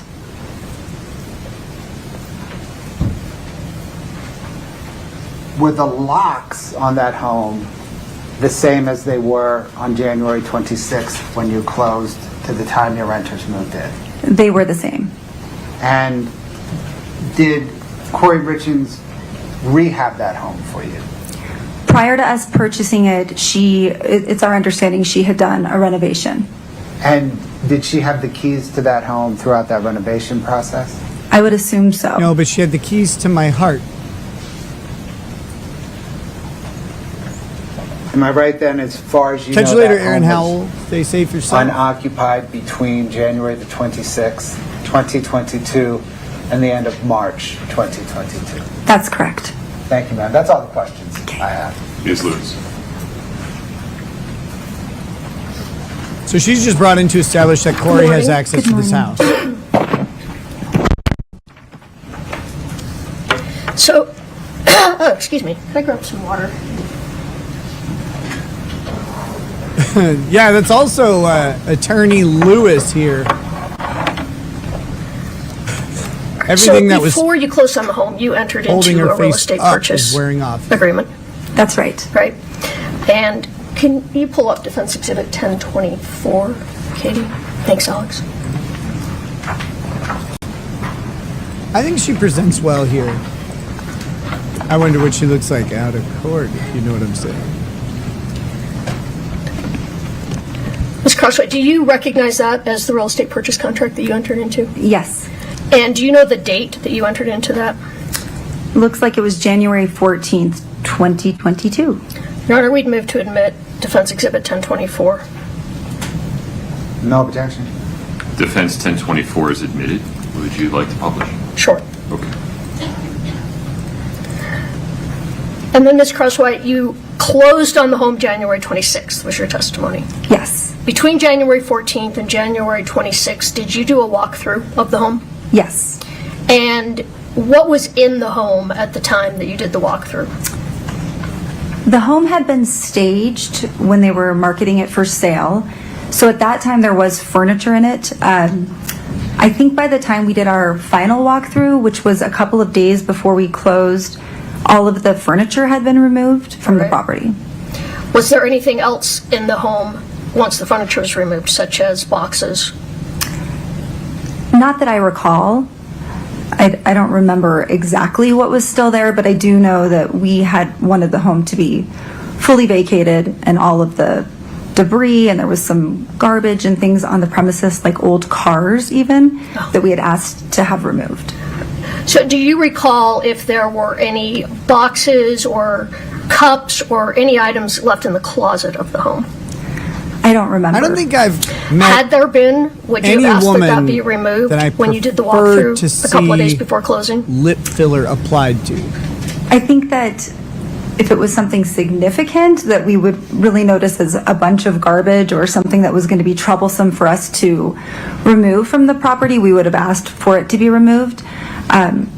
Like a small item like a cup, I can't say would have stood out. All right, that's fair. Now, you said the renters Their lease began March 1st. They didn't move in until the end of March. But was there work being done on the home during the time you closed and the time the renters moved in? There was. And particularly, was there work being done throughout February of 2022?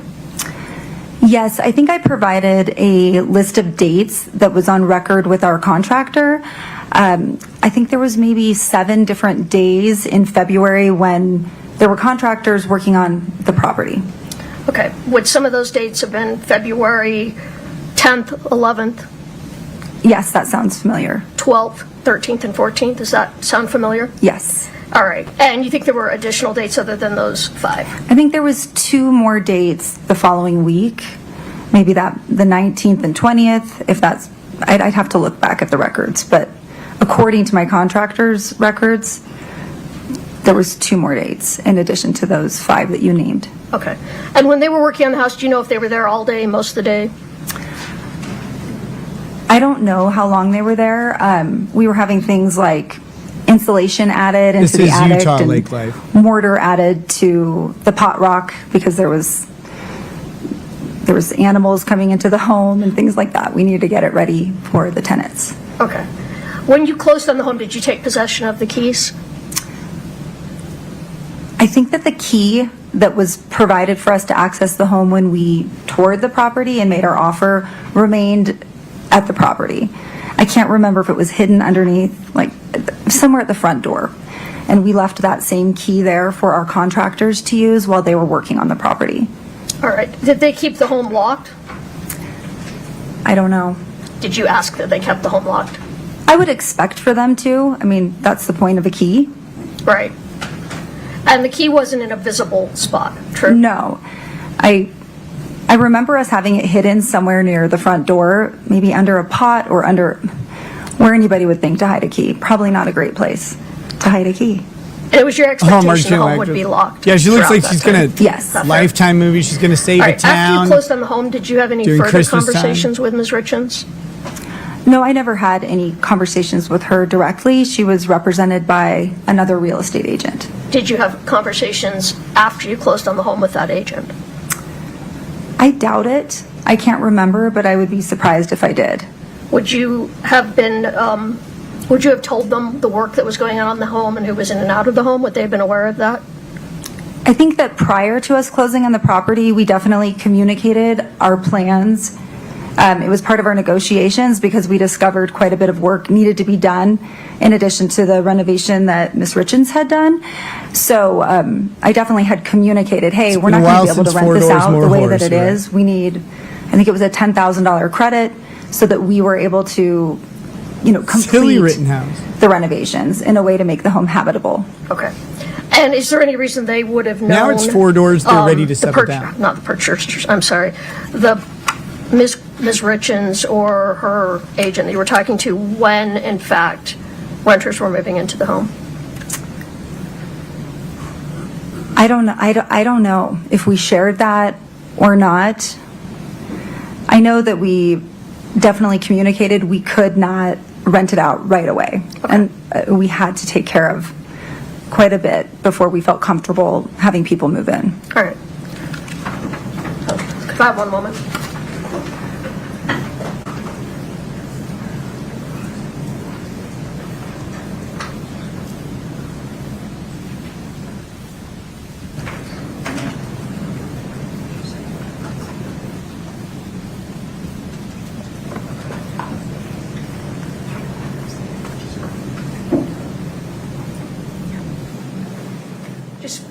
One or two. Do you recall Ms. Crossway being interviewed by Mr. Bertram, in this case, the defense investigator? Yes. And do you recall telling him that when you took possession of the house, there was nothing in the house at that time? Yes. All right. And do you recall telling him at that time that you actually turned the key over to the contractors? I don't remember. I never met the contractors on site. I listen. So I'm sure I did communicate to them where the key could be found on the property. All right. Nothing further. No, Your Honor. You may step down. Is this witness released, counsel? Yes, Your Honor. Yes. Okay, you're free to go. Thank you. Mr. Bloodworth. Oh, sure, Nick. I shouldn't make assumptions. I apologize. Allison Wright, Your Honor. Let's do it.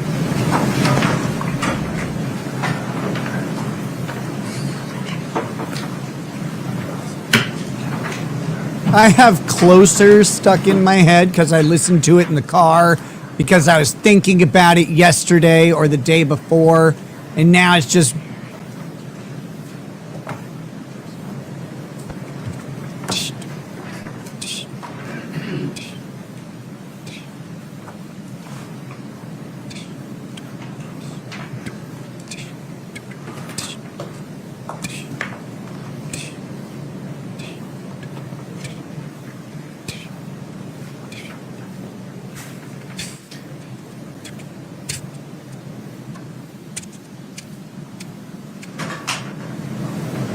Miss, if you'd step in front of Brittany, we'll get you sworn in. Right here, please. Yes, Narv, 9 Inch Nails. I think Trent Reznor is touring with Rob Zombie. Do you solemnly swear the This testimony year, you're about and to I give wanna in the matter go before the court to be bad. the truth, the whole truth, and nothing but the truth, subject to the pains and penalties of perjury? It's on the first page. It's 840.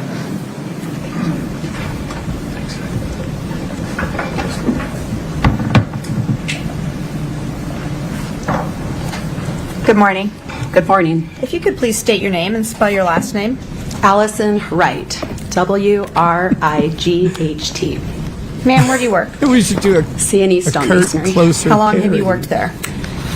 Since established in 2010. Did you know I've Eric seen Rob Richins? Yes. multiple How did you know times. him? He's actually the last show I went to in I first met him in junior high. 2023. He was a friend of my sister's. They were both in high school. He spent time at our house, and eventually we ended up in high school at the same time. And is your Okay. husband was his business partner? Is that Yes. correct? Did you know Kouri Richins? Yes. How did you know Kouri Richins? like she's forcing herself when to I met her smile. when It's she was very dating Eric. awkward. I want to talk with you about a couple of handwriting items before I ask you a few other questions. That's State's Exhibit 8-49 for the record. I wish I would have seen that show.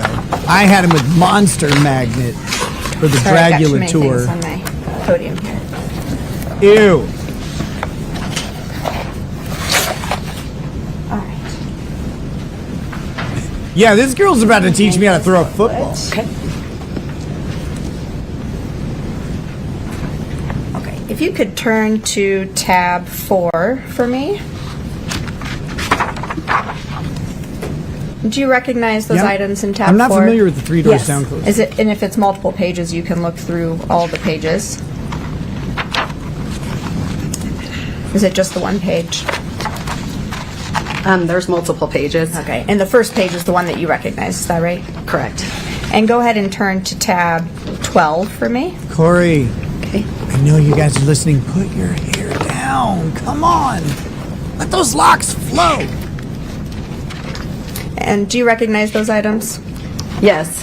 What are, in tab 4 and in tab 12, what are those items? They are returned checks from C&E Stone Masonry's banking account. And are those checks that you gathered and gave to Katie Richins Benson? Correct.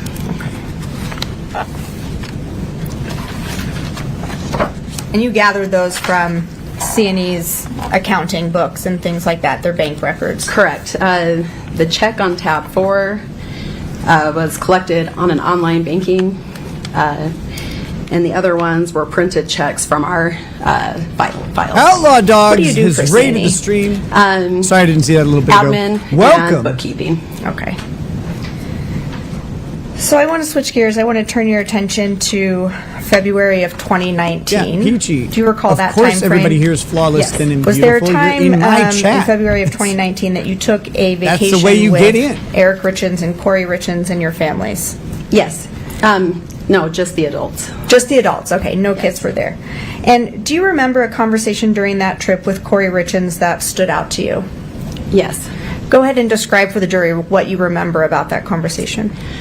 On our vacation, Kouri and I ended up alone for a moment, and Swear Resner is touring. Just with talking someone. about our families, life, kids. Your Honor, objection, can you approach? Yes.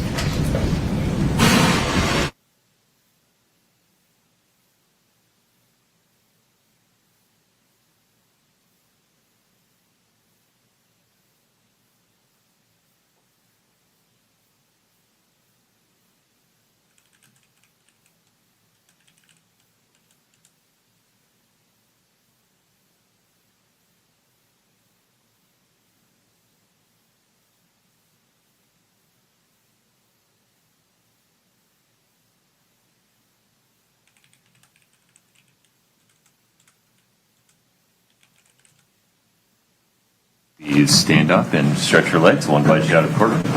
Please rise for the jury. Get out of court. Get out now. Yeah, she looks really stressed out today.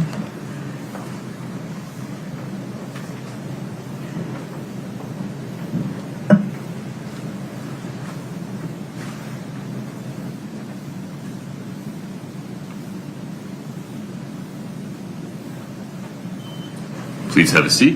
Thank you, the Outlaw We're still on Dogs, the again record. for the Ms. babe. Shermanek, if you would just ask me several questions, we'll see where this goes. Certainly. And so, now that we're outside the presence of the jury, we're just going to get a preview of how you would answer the question that I just asked you. So, describing what you remember from that conversation with Kouri Richins from the vacation. While we So were we're gonna sitting there, preview we were this, discussing determine if life, and Kouri then prejudicial explained and also hearsay, how things weren't and head super off great the possibility of in her accidentally marriage, exposing the jury how to she hearsay felt testimony that would be trapped. prejudicial. She explained to me that They determine it's there okay, was a prenuptial agreement they'll bring the jury that back was put in place, and actually, I had never heard of that. Ask the same question, ask her to answer She the same. continued to say how I think the trap was mostly due to financial, is Eric would, because of the terms of the financial agreement, Eric would end up benefiting financially and continue to live as they currently were, where she would be in a different circumstance. She explained how she feared that the kids would be drawn to Eric's life. Very and, socially nervous. And trying to felt control her breathing. Like she pace was down her speech. unhappy in there, but feared what it would I look bet like she if feels she like her entire body ended is the empty right now. And you guys did that- ever have is it that, okay that if I ask a nervous follow-up question? emptiness? Of course. Did that conversation kind of give you context or inform you That's why she's about forcing the smiles ever so Kouri, often. kind of what she was doing with her business Look at her at face, that she's time? terrified. Yeah, things started to make sense. Like I was impressed that she went and got a master's degree. Kouri's motivated, hardworking. I always admired that. And she was very motivated, it felt like, to become financially independent.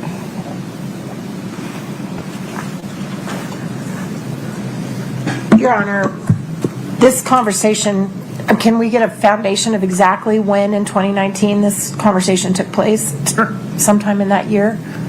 February, but Mid-February. Okay. I think the trip started on the 17th. And I'm not sure what day. Do you want to have this discussion with the witness I present? do, outside that, if she could step down and step out. Do you want any more of her recollection before we have the conversation? No. Okay. Do you mind just waiting out in the lobby for us for a minute? Thank you.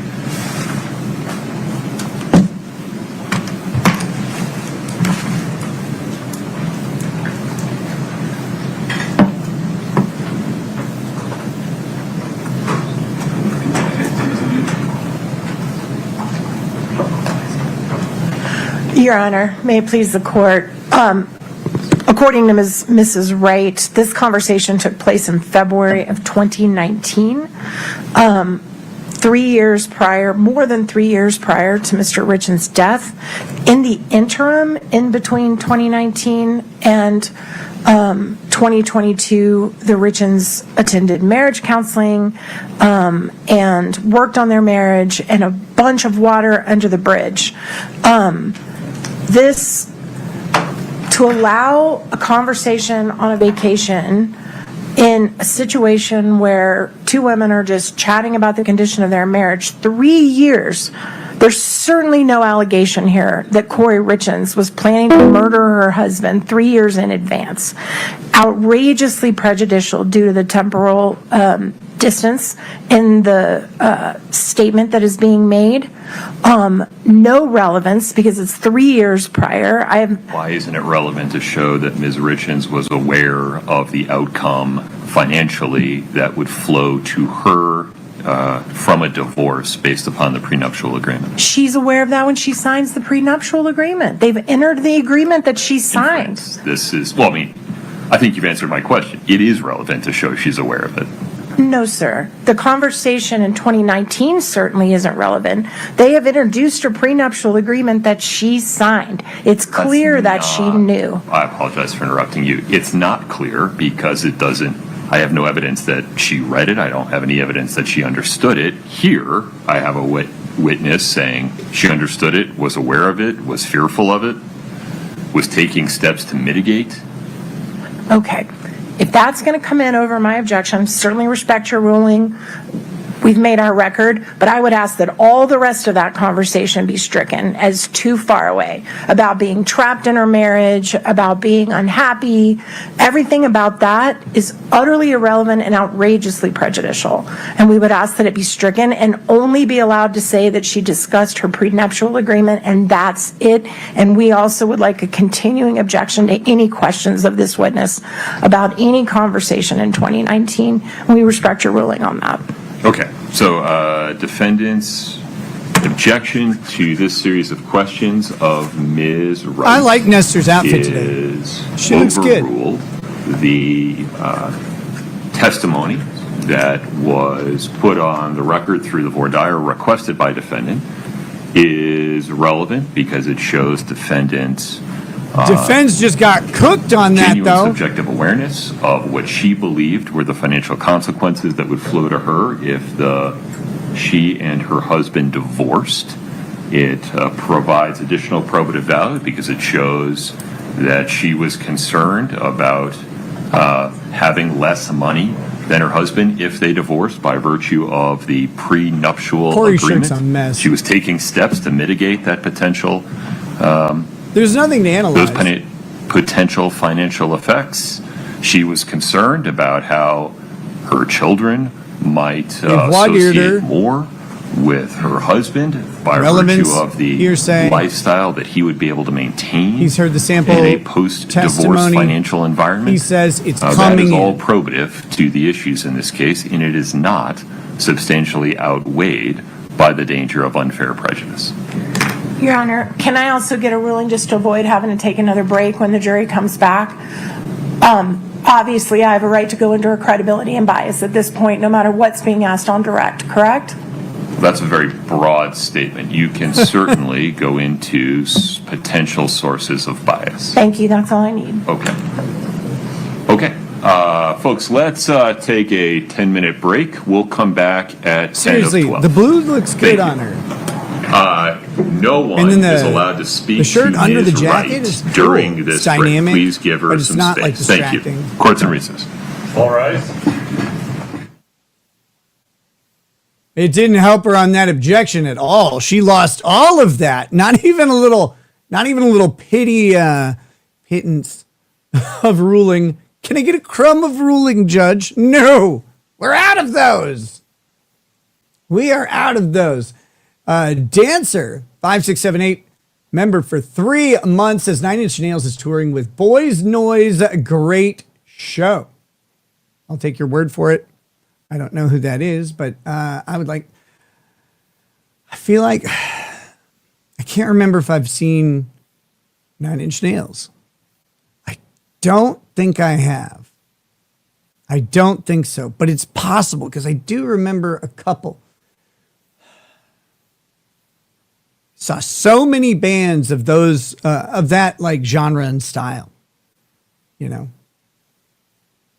They're going to take a 10-minute break. We're going to fast forward through most of it, but I'm going to run to the bathroom real quick. So I'll be right back, and then we'll fast forward along, and we'll keep catching up.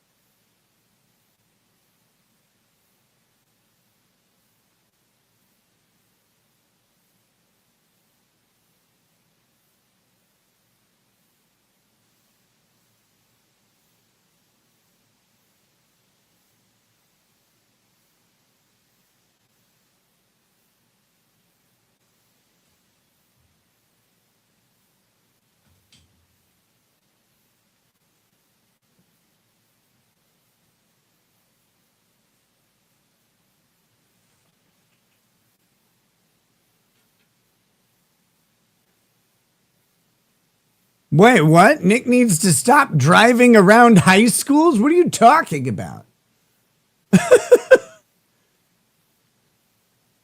My kids are in high school, weirdo.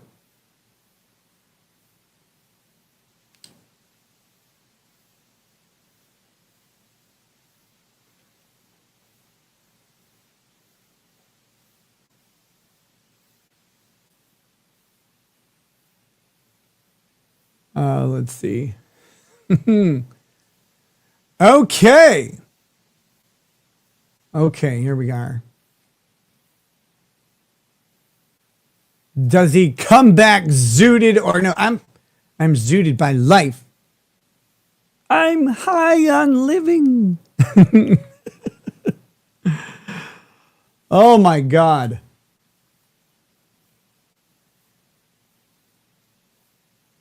Let's see. All right.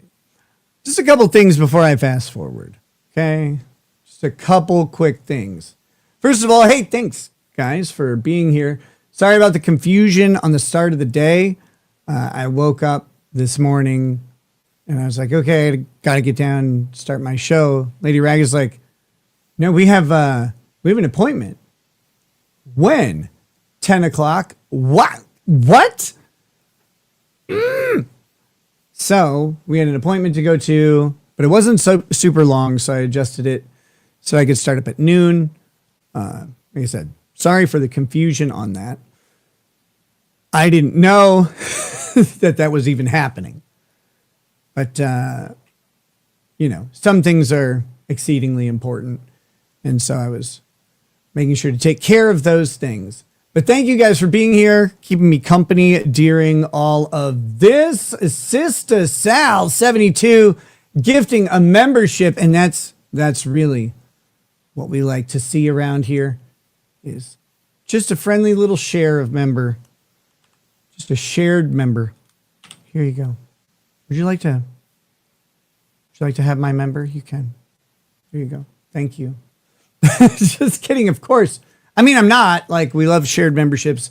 Thank you for gifting people some memberships. I'm going to go ahead and do a little bit of gifting of my own.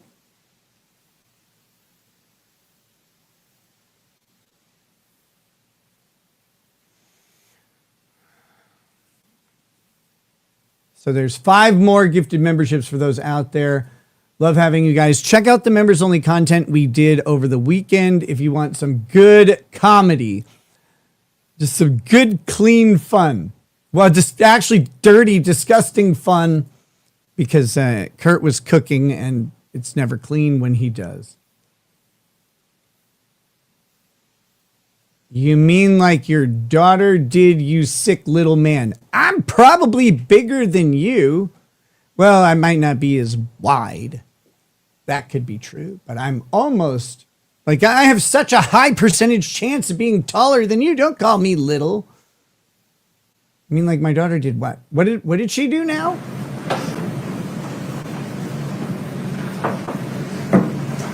Is Nestor ready for the jury? Yes, sir. They're already back. Ms. Shervanek? Yes, Your Honor. Okay. Yeah. They can come in when they're ready. Hoffman. You have a glass of water? Yeah, thank you. Happy Monday, Nick. Nice outfit, but you look like a Nissan car salesman. Yeah, well, I always match my tie to the best color of the Nissan Z, Nismo.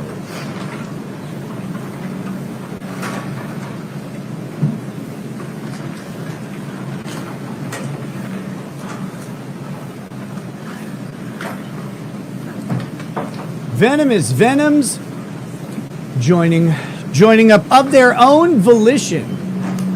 They're making bad decisions on their own.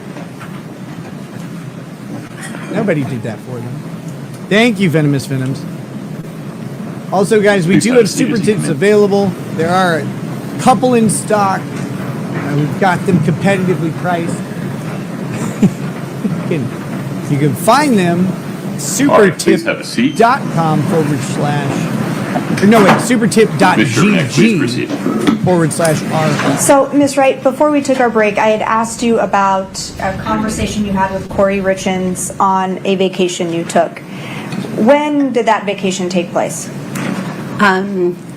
February of 2019. And what was that conversation? Describe for the jury what happened during that conversation.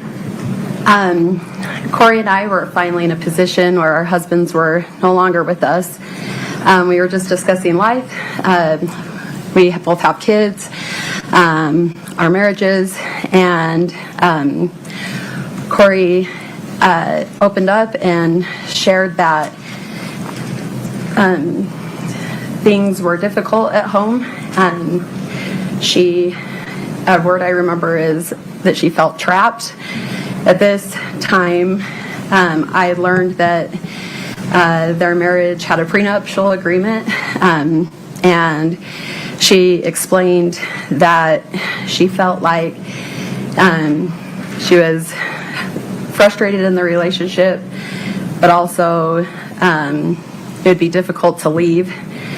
Eric would end up financially secure, and her the opposite. She feared what would happen in divorce. She mentioned that maybe the kids would prefer him with the lifestyle that they had, four-wheelers and toys and opportunities, where she would have less. She feared how she would be represented by him in the community. I felt for her. It was a hard conversation. I knew that party statements are admissible always. Things had been hard since their youngest these would normally be child hearsay, was born, and but because they're Kouri statements, I was they're tender admissible. towards her current circumstance.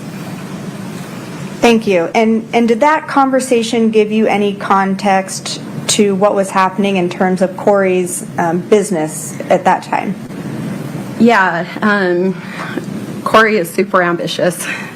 She went back to school and got a master's degree. I was impressed. I had young kids. I wasn't sure I could do that. She then went and got a real estate license and was trying to build that business.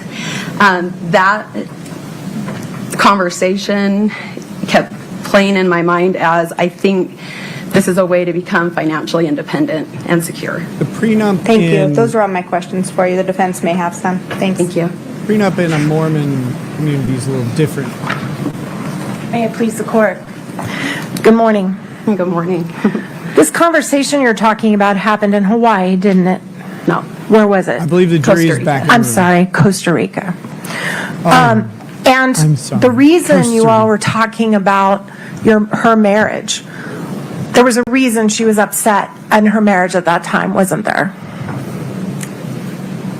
Not that I know. Think hard. She was upset. What I understood from the conversation is things were frustrating at home.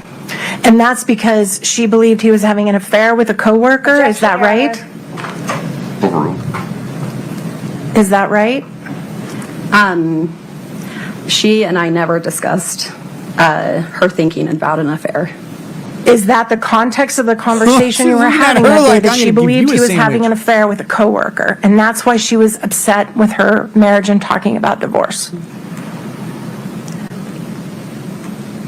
I don't recall that.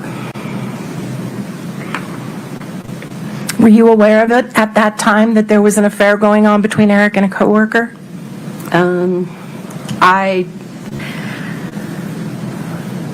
I don't recall that conversation versus when I found out. So now we've When did introduced you find Eric's out? affair. Or wait. Lawyer is testifying I'm here. sorry, will you repeat that question? When did you find out that Eric was having an affair with a woman that worked with him? These are facts not in evidence. Assumes facts not in evidence. Foundation. There's You no got my foundation for this. I'm not sure anything this that's witness happened knows so anything far. about it. Why don't you ask? But you just testified that when you found out, you weren't sure if it was during this conversation. So when did you No. find out? That's not accurate. You have to ask it open-ended. Okay. When did you find out? Was it any time near this conversation? Will you repeat that question with more detail? When did you find out that Eric was supposedly having an affair with another woman in context to this conversation? Before, after, during? I'm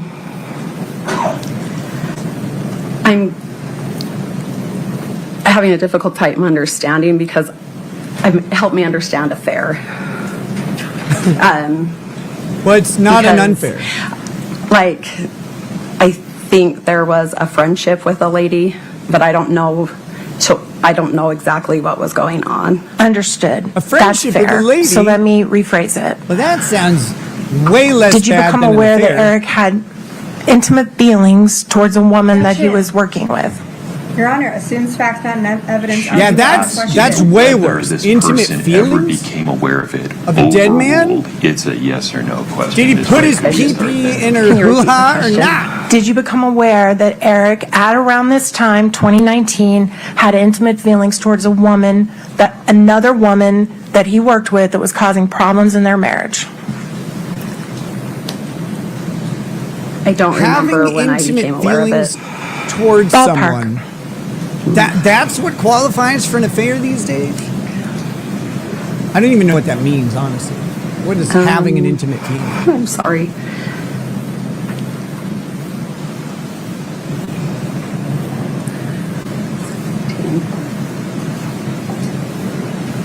I think I'd heard of it like twice, and I don't remember. I'm sorry, I don't remember. When you were having this conversation with Kouri, did you know at that time? I don't believe I did. All right, these vacations, you had vacations with Eric and Kouri on more than one occasion, didn't you guys? Yes. And then at some point, those totally stopped, didn't they? Yes. And what happened that made you guys stop going on vacations together? COVID was the next year. Besides COVID. Our family life was busy. In fact, didn't Cody and Eric have a big falling out? Your husband is Cody Wright, correct? My husband is Cody. And how does Cody Wright know Eric? We were friends in high school. They went on to work together, broke off and started a business together. Doesn't just and mean maintained a sexual. friendship. So like, So they were business partners. Correct. And they both owned C&E stonemasonry together, right? Correct. And at some point, your families quit hanging out. Personally. We continue to go to birthday parties and like that kind of an event. No longer vacations.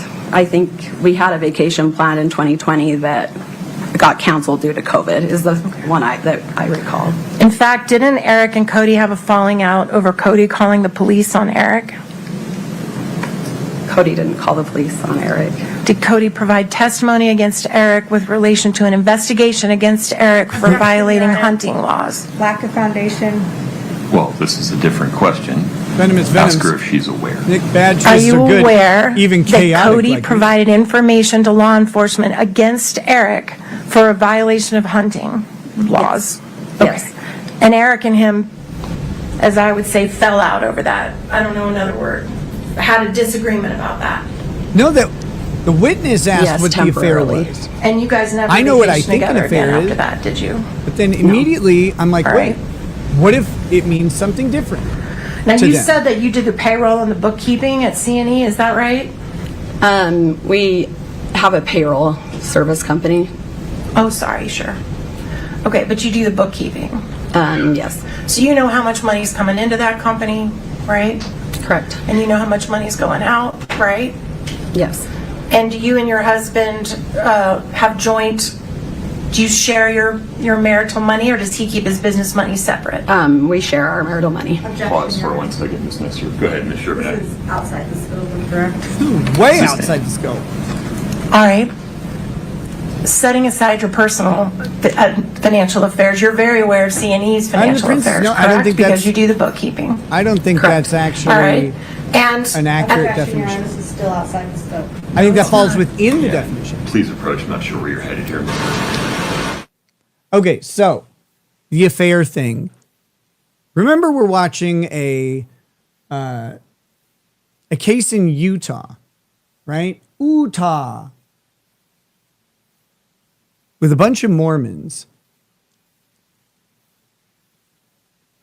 Mormon normative relationships are not the same as general mix, Christian, non-Christian, Jew, whatever, normative relationships. It's not the same thing. Your next question, please, Ms. Nestor. At least it's not projected outwardly to be the same thing. So when they talk about things, you can't assume that they mean the same thing necessarily. since Eric's She asked, death, what do you you mean and your by family have affair? grown pretty close to the Richins family. Is that fair? Objection, Your Honor. Goes to bias. Goes to bias. Goes to Overruled. bias. If you would please restate the question. Since Eric's death, you and Cody have become very close to the Richins family. Is that fair? I would say the relationship didn't change. So you were very close to them before? Yes. All right. And it's true that since Eric's death, your husband has even accompanied them to court hearings and sat beside them. Is that right? Yes. All right. Have you? Yes. And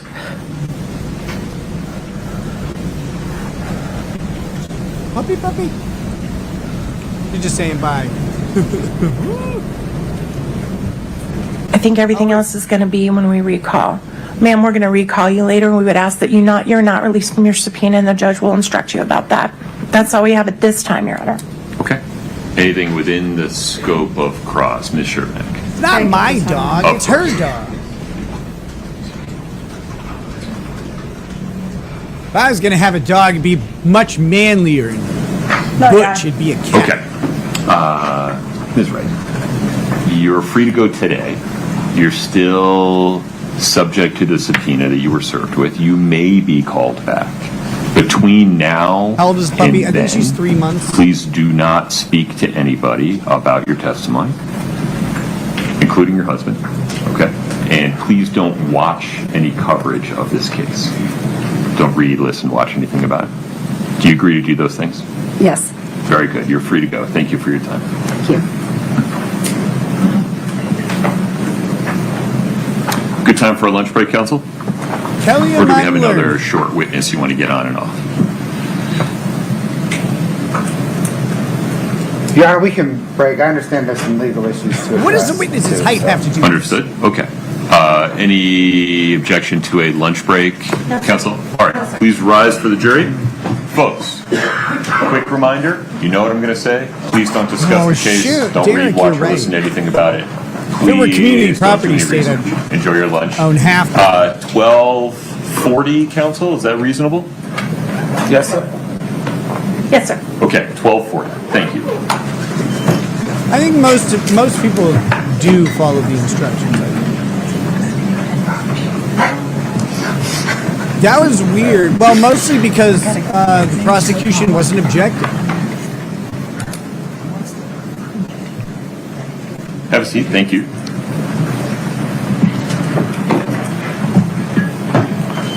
We're on the record. Mr. Bloodman. Your Honor, we're going to quickly next call Detective O'Driscoll just for a phone download. He'll have perhaps more time later. Okay. But then it's Mr. Cochedimos, and I understand the defense has some objections related to Mr. Cochedimos. Mr. Ramos, tell me more. Thank you, Judge. No thanks. I don't like dogs that are shaped like rodents. I figured we'd do this just outside, that way we can speed things along. We've been provided with some exhibits that appear to rely, and correct me if I'm wrong, on some CDR data called detail records from Verizon and T-Mobile, I believe, and AT&T. Those items, we were not provided notice of their use under 901.11. And so we would just make an objection under that. Forgive me. They were provided some reasonable time after being received by the state. Yeah, no, the information was provided to us. We've had that for a while. Just notice of their use under that business record exception. Can you give me that citation one more time? Yeah. Business records exception. It's Rule 902.11, I believe is what they would be coming in through. Records kept for the purpose of business in the course of business that are necessary for conducting business are And specifically, I'm self-authenticating referring and to the presumed written accurate notice. and admissible. They overcome the hearsay. Why objection. isn't inclusion of these records on the state's exhibit list fair notice under 902.11? Just based on the case law, Judge, I could give you a citation. I have two cases I think are very How about a citation and some argument? 32P3D 976 State v. Webster. What's the other one? And then 322 P3D 624 State What's v. up, Pereira. Vice? Pereira. We just bring this up, Judge, now. We could have a ruling after lunch is fine. And that would be our only objection. Okay. Thank you, Judge. Mr. Bloodworth, I made an assumption there, if you could just confirm it for me. These call detail records were in fact included among the state's proposed exhibits on its exhibit list? Yes, Your Honor. Okay. Anything further on this, sir? The defense is claiming that they weren't provided ample notice of the evidence and discovery, which is kind of wild to think of because it's on, like you said, it's on right, the evidence. Your Honor. Just to clarify that, they've been disclosed, and the disclosure included the certification from whoever returned the subpoena. Right. The declaration. I understand your point to be slightly different than the self-authenticating piece. Got it? Correct. Okay. Pause there for a minute. I'll take a look at those two cases, Mr. Ramos. We can pick this up about hearsay at 12:40. After Ms. Failure to Crosswhite notify is about the rules testified, and after we took that break, discovery rules. one of the jurors passed out the following note. I'll read it. I don't think this is an issue, but just letting you know. Quote, Judge, I have met witness Molly Crosswhite professionally. She has done one transaction for a home where I work. Any concerns, Mr. Bloodworth? No, Your Honor.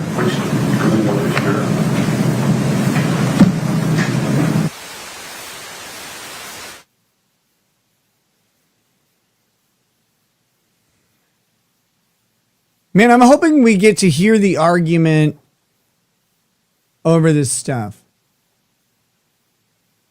That's actually interesting.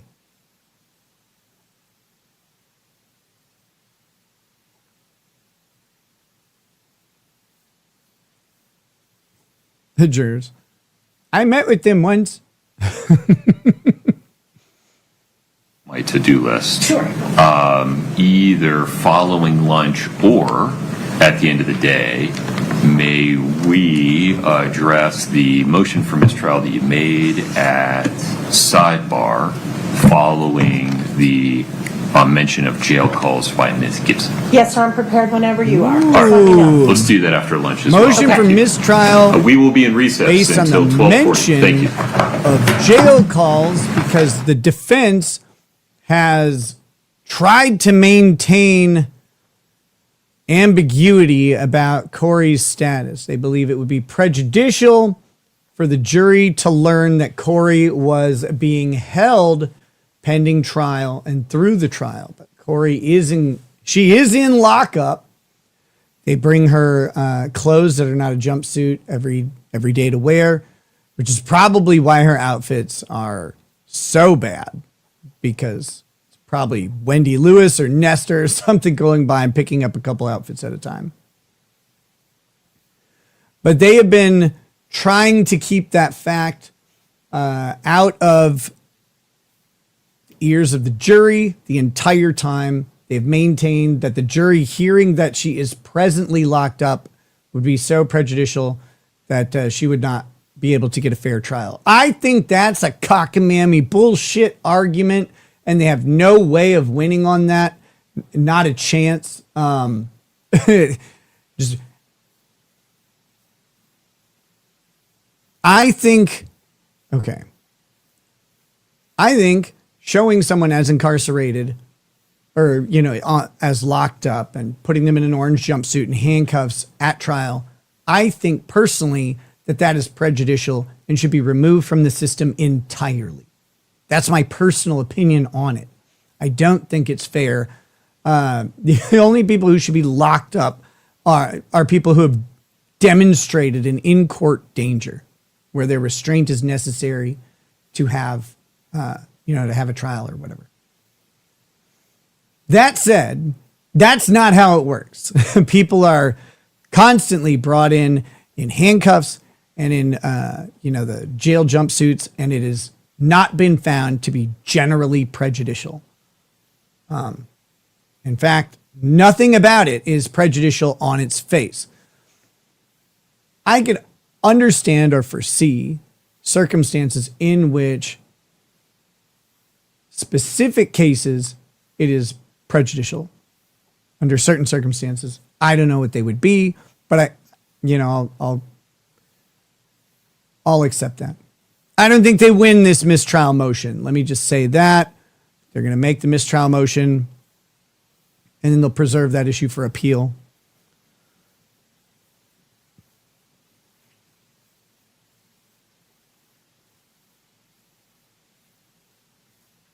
It was prejudicial for Murdaugh. Yeah, they successfully argued that it would be prejudicial for Murdaugh. And that might be because Murdaugh is an attorney, right? And having an attorney go to jail, it's the disparity between his status versus his placement. Who knows? I don't know the details of that argument. But, and people do successfully argue that. Darrell Brooks, for example, he was restrained during his hearings, but the restraints had to not be visible, right? So there are ways that they handle this. It depends on the arguments and the circumstances. That said, I'm just saying, generally speaking, that's not considered automatically prejudicial. Maybe it should be. I don't think they win on this because jail calls are mentioned. Even if you have a jail call, it could have happened at some prior time or whatever. It doesn't mean she's still locked up or that she was locked up in some excessive amount of time. And in her case, maybe that's where their argument lies, is that if she's been locked up since the murder, she'd be locked up since, this happened 2019 or 2020, something like that. This is a while back. She'd be locked up for a long time. That might give them pause. But she wasn't locked up right away, so there's a lag time. But that might be part of it. Vice Baby upgrading his membership as well. Oh my gosh, your member just got an upgrade. Vice Baby, thank you for that. All right, let me hit some of these couple chats that we've got, and then we'll fast forward. Oh, my ghost will forever haunt the gallery. Thank you. R.I.C. Jeff, rest in comedy and in comedy. It was 2005. I was somewhere around Barstow, on the edge of the desert, hauling an RV full of meth and murdered prostitutes across state lines. When I got pulled over, I thought I was done for. But when the officer got back in his vehicle after calling me a very handsome young man and giving me a light pat on my ass, I knew one thing. I was going to be a lawyer. Needless to say, I took the gas mask off, wiped the grape jelly off of my chest, and applied to law school that very day. So, when you're up to no good and you absolutely need to get away with it, you don't need a legal team, you need the illegal team. I didn't know Devin also had that story. Not me. I did not, but I have heard that elsewhere. Vice Baby gifting 5 memberships earlier as well. Thank you so much for that. The Japanese Yakuza All of them, as far as I can tell. Can I get an early happy birthday, turning 32 tomorrow, and I might not be here then? You might not be here, like on stream. I thought that was one of those dark ones, like I might not make it. Yeah, man. Happy birthday, Japanese Yakuza. To the chat. Congratulate this person on becoming 32. You did it. It's a hard thing to do. Just ask a child in Detroit. That being said, you're over in somewhere else. And I don't know how things are in your neck of the woods. But if you're an American male, turning 32 would be a dice roll on a very specific event in a man's life.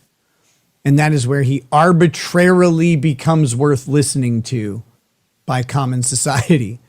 They will spend years and years and years ignoring everything that a man does because he's young and inexperienced. That young inexperience leads to bad decisions and blah, blah, blah, blah, blah. And then one day they walk in, nothing has changed at all other than they arbitrarily turned a year older, and that's the year. That's the magic year, and suddenly people care what they say, want their input, and determine that they have some level of expertise and experience that they didn't have mere days or weeks before. It's a wild thing to watch. And I've seen it happen so many times. I try to let people know, young men specifically, know that that's a thing that happens to a lot of guys, you know, and it's a cultural thing. Don't worry about it. And also, you know, have hope for your future. Because younger guys, with, you know, who want to make things happen, have good ideas, that can be very frustrating for them. So anyway, the Japanese Yakuza, happy birthday, 32 years old. Go find 32 great things to put your mouth on. You know, like an apple, a banana, hot dog, a corn dog. Kaufman 921, if the big blonde is going to be the defense for the alleged murder of Charlie Kirk, that trial is going to be wild. Yes, Nestor is currently defense counsel for Travis Robinson. I believe also Wendy Lewis, the Droopy the dog looking chick. All right. What is next? We'll be catching up really soon here. I'm going to skip ahead in just a second. Just trying to think, was there anything else I needed to cover?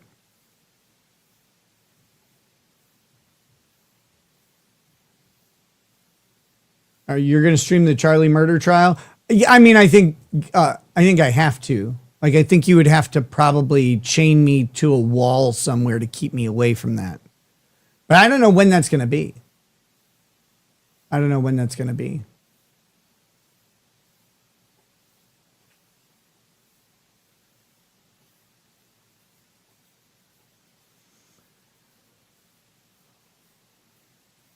I'm still working on it, Emmanuel. I've just been busy. That's all.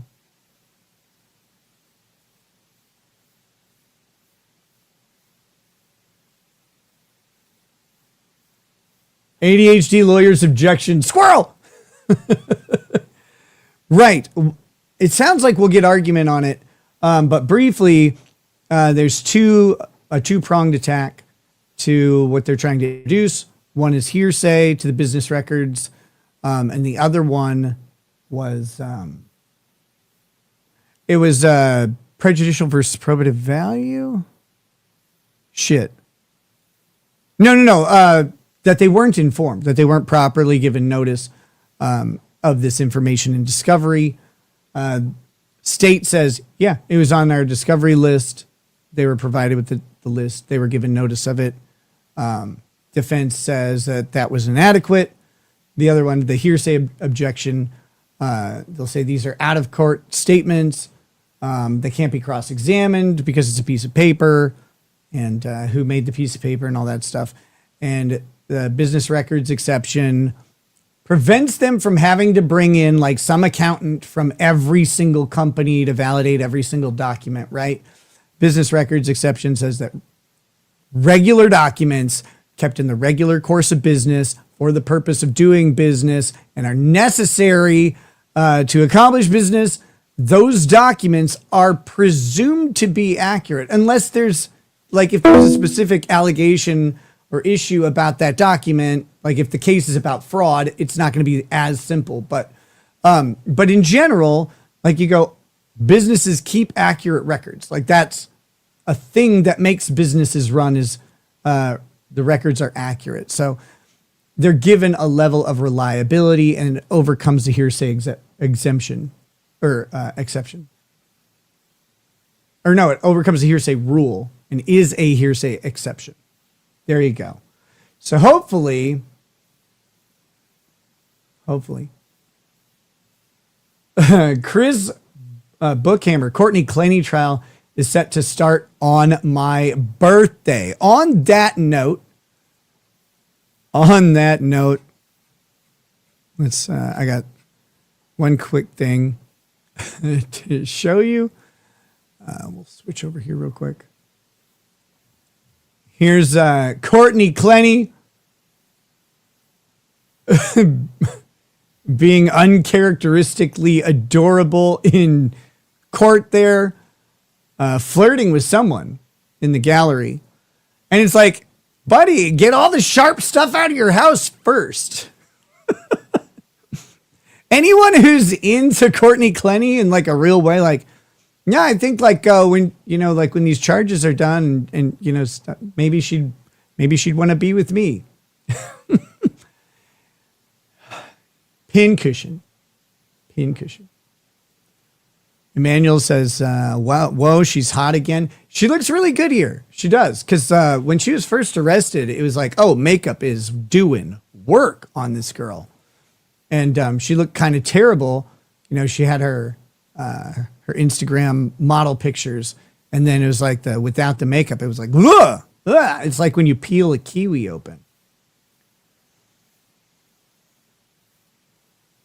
But anyway, this trial is supposed to start in the end of April, and I believe Branca and I will be covering this together. That has been the plan so far.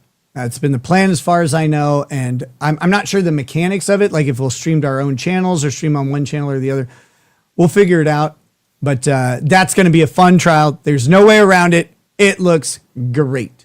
Great to cover. So, all right, back to court.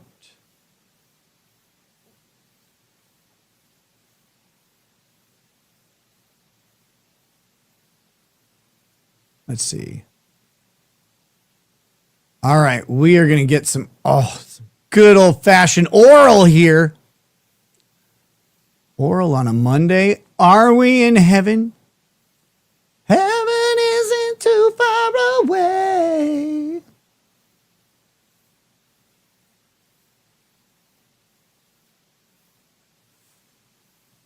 Hair too, you guys forgive a lot when they have a lot of hair. I am an absolute sucker for long hair. Long hair and high volume hair. Oh my goodness, you could screw up my sandwich.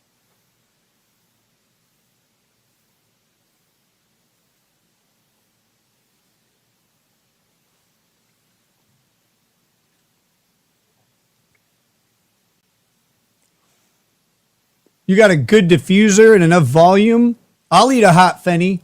I won't even blame you for it. I won't even be mad.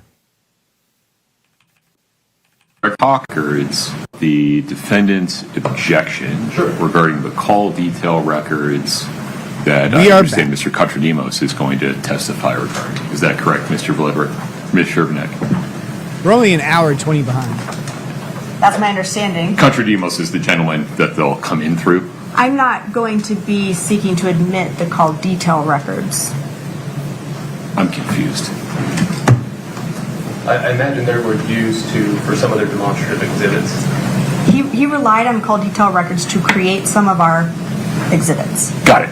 Good enough. But I'm seeking to admit the visual representation of those call detail records that he helped create, that he'll testify came from the call detail records, although the call detail records themselves, the state is not seeking to admit as an exhibit. Got it. Okay. I've looked at the Webster case. It certainly talks about notice with respect to Rule 807. Okay, so just real quick, they have call detail records, and the state doesn't want to have those come in, but they're bringing in a witness to authenticate a visual aid that was created using data from those call detail records. So they want to authenticate the information that was used to make the visual aid. Basically, verify that it came from the source that it purports to have come from, and then that's it. But they're not trying to actually admit the records themselves. So we'll see how that plays out. Which has a notice provision and case law talking about how that notice provision works. The Webster case doesn't mention 902 at all. I'm not sure I was following your argument, Mr. Ramos. I have a lot of long hair, but my thighs touch, so I'm not Nick's type. Well, tell your thighs to stop touching. Did they have consent?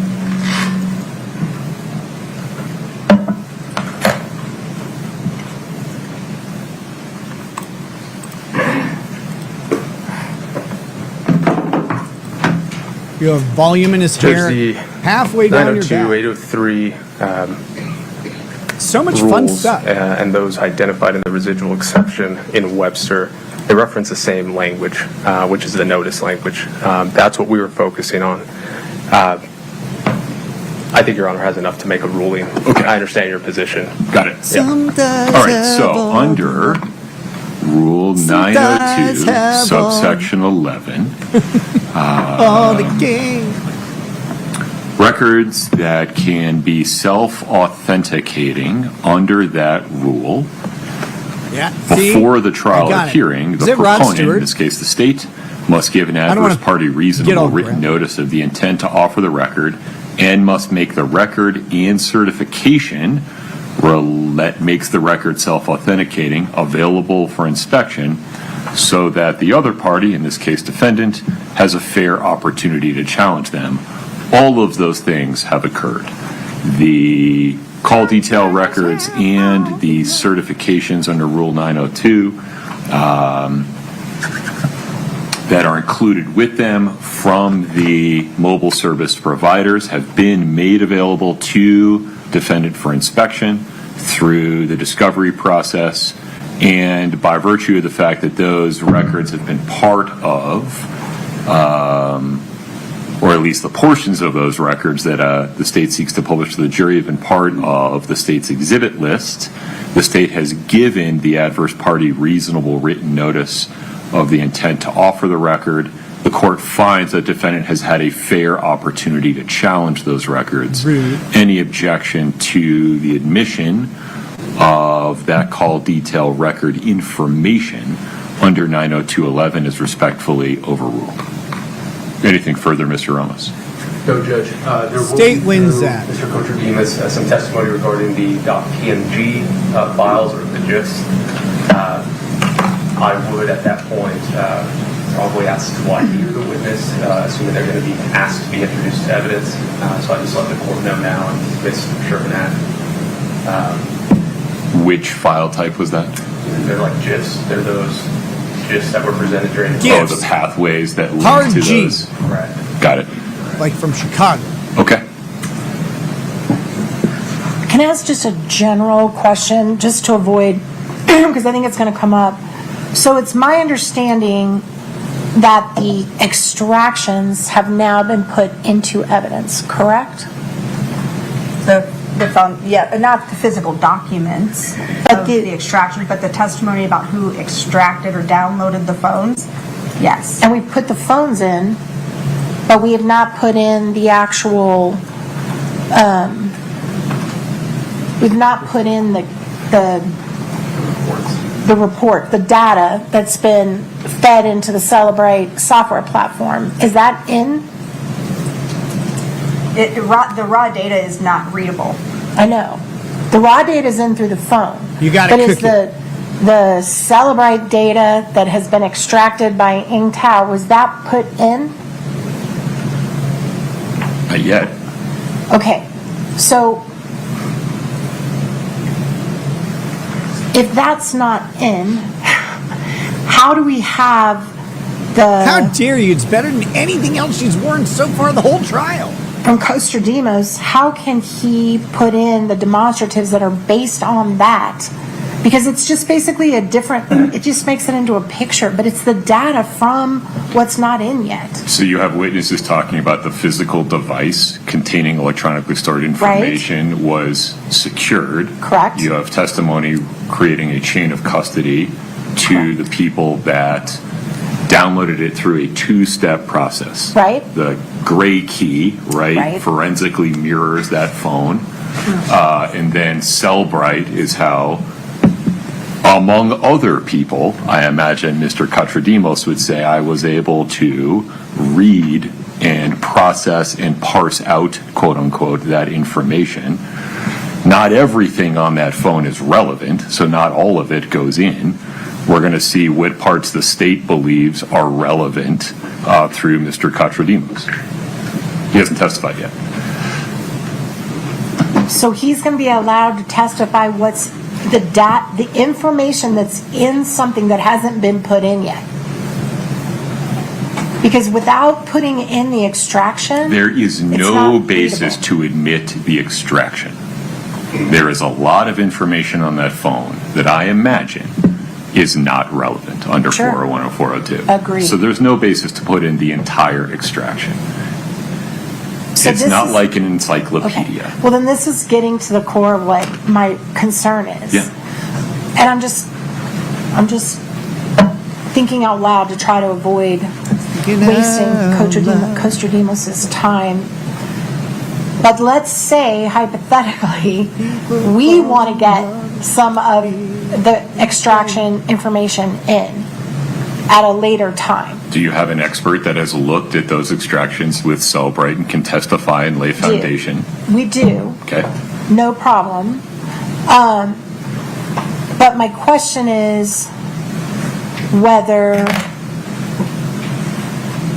our expert can do the same thing theirs is doing, which is relying on data they saw in Celebrate and parsing it out without the Celebrate extraction coming in. Because as long as we can do it too, I'm totally fine with this whole process. But what's worrying me is we're going to get to my side and they're going to say the extraction's not in, your expert can't testify. So I guess I just want to make sure we're all on the same page. The extraction doesn't have to come in as long as our expert has reviewed the extraction and they've laid a foundation for authenticity of the extraction, which, by the way, I don't think either side is challenging the authenticity of the extraction ultimately. But the same thing's going to apply when our side gets up and our guy says, this is what I pulled out of Celebrate. I'm going to use this in what we're going to present. Are you talking to me or them? I'm talking to you. I'm not sure what you're asking for. I'm asking if we need to have a hearing now about whether the extraction has to be admitted for all this to come in, or if the extraction doesn't have to be admitted, there's no problems. The only reason we've talked, as I understand it, about the extraction process at all is to lay foundation for the expert testimony of people like Mr. Kostradimos. Perfect. So you will not require for Kostradimos to testify about the data that he read from the extraction.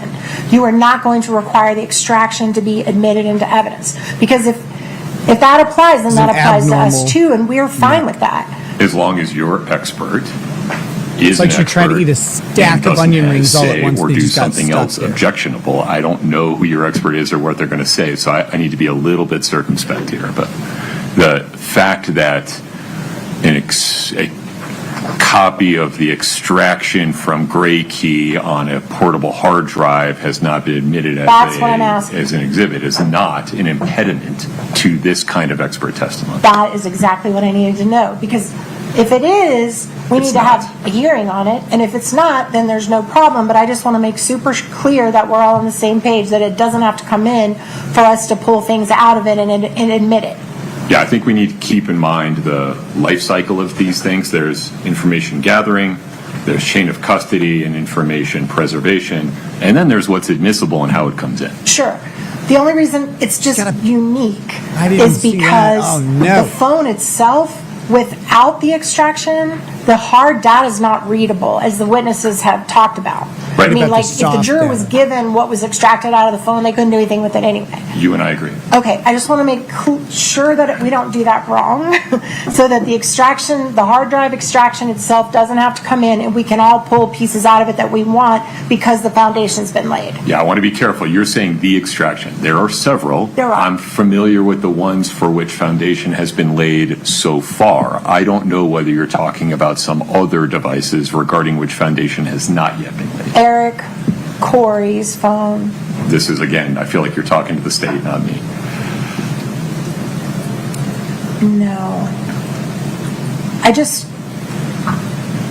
I think we're all in agreement that the extraction doesn't have to come in. As long as the extraction doesn't have to come in and we can use pieces of it, I'm totally fine. Provided sufficient foundation Sure, for the to show it's extraction has been laid. admissible. To show it's admissible under other grounds, I hadn't thought 401, about that, 43, but hearsay. Authenticity, yeah. Well, authenticity is an issue, right? If you're talking about a device that we haven't talked about yet, you're going to have to lay some foundation. No. Assume for purposes of this conversation, it's only devices that have been admitted. He already So said for the that's purposes fine. of this conversation and putting aside other 702 related objections that the state may make when your expert witness is testifying, Right. what's good for the goose is good for the gander Perfect. with respect to the extractions. Perfect. Perfect. That's all I needed. Thank you very much for taking the time. I do think that's really complicated and strange because of the way that the extraction is a We don't care. You different got your data thing. set than the actual guts of the phone, which is unreadable. So that's why I just wanted to clarify that. So thank you very much. Okay. Is it unreadable or I are forgot you how that illiterate? began. Oh, the juror issue. We got to talk about the juror issue. We can switch to that. Anything else regarding Mr. Katradimos before he takes his stand? Ms. Shervanek? Nothing from the state, Judge. Mr. Ramos? Nothing to think. Okay. The juror note. Go ahead, Ms. Lewis. Your Honor, we do have some concerns about the note that came out from the juror. First off, I believe that had we had this information during jury selection, this juror would have been weeded out in the process because they had a business transaction with the witness. So now we have someone on the jury who I believe, based on our parameters, wouldn't have even made it to the final pool. So that's concerning. The other concern is we don't know anything about the interaction with Ms. Ms. Cross-White, positive, negative. I did have to push back a little. That concerns me a little bit that, if he thinks very highly of her, that could be some bias, that I did have to get up and push back. And our position would be I just have to be in the right caution, we mood. dismiss that particular juror. Are you prepared to address this now, Mr. Bloodworth, or do you need some time to think about it?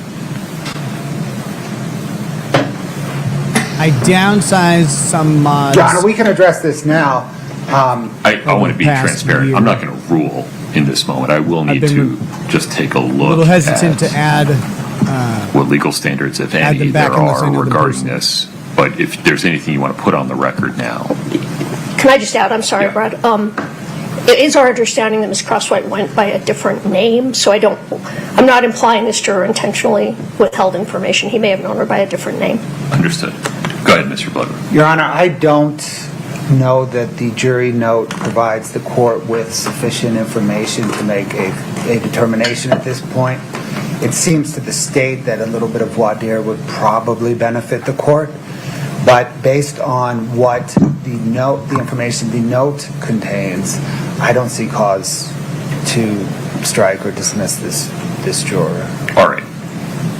Ms. Lewis, my sense of this is I don't need to rule on this right now. I can give it some thought. There's no harm in leaving the juror right where they are for the time being. Agreed. Okay. And for the most part, it was fine. I won't lose track of this. Let me think about it for a minute. It may be that I just need to ask this person a few questions, and then we'll go from there. Okay. Motion for mistrial, Ms. Nestor? Sure. Yeah, I thought it was going to be a Just short briefly. employment. As the court will recall, during the time that I had Ms. Chelsea Gibson on cross, I was trying to lay a foundation to later get in some of the home wave calls that had been downloaded. According to her reports that we were provided, she was the individual who downloaded all of them and stored them into evidence. And I believe that I had to at least lay a foundation of authenticity if I later wanted to admit those calls. So I was trying to do that. I was trying to do it very carefully. I warned her to please copy my language. I looked right at her. I used very specific language, and her response was, "You mean the jail calls?" I understand things like this happen in trial, but the case law that's relevant, I believe, it implicates Ms. Richins' Sixth Amendment right to a fair trial. It affects the presumption of innocence because if the jury is aware that she's been incarcerated, there's been case law that says that can impact your presumption of innocence. There is a case, a pretty recent case in Utah, State versus Bernejo, Bernejo. The site is 476 P. 3rd 148, which acknowledges that evidence of custody status can carry the risk of prejudice. I will absolutely concede all the case law gives you so much discretion in this area because every circumstance is different, every situation is different. They really, really do rely on the trial court judge to make a call in the moment. And I feel like the buttons on her sleeve should be different color than blue. Now we have the situation through no fault of mine where the jury now knows that at least for some period of time my client was in jail and communicating with family, and she did use the phrase calls with an S to indicate there were multiple calls, although she didn't say how many or for how long. Some black highlights on the concede lapels. that. So we would, and also the case of State versus Atkin, Atkin, 135 P. 3rd 894. Again, there's a quote, "It may be prejudicial in certain cases." Full disclosure, both of these cases, the court did not find sufficient prejudice to overturn the call the court made in the moment. I think actually Bernejo may have been not, that they weren't, they were challenging whether the lawyer was ineffective, I think, for failing to make a mistrial objection. If I'm not mistaken, I think that was Bernejo. So I'm not even sure the judge made a call. You don't even know you're on citation? But I do believe on Atkin they did. So based on the authority, the recognition that it can bring prejudice, based on the fact that this case did happen so long ago, so the jury would put two and two together and realize my client's been in jail the whole time, possibly. It's an inference that could be made. We did move for mistrial. I will state for the record, the court did provide a special instruction, limiting instruction, warning the jury not to consider that.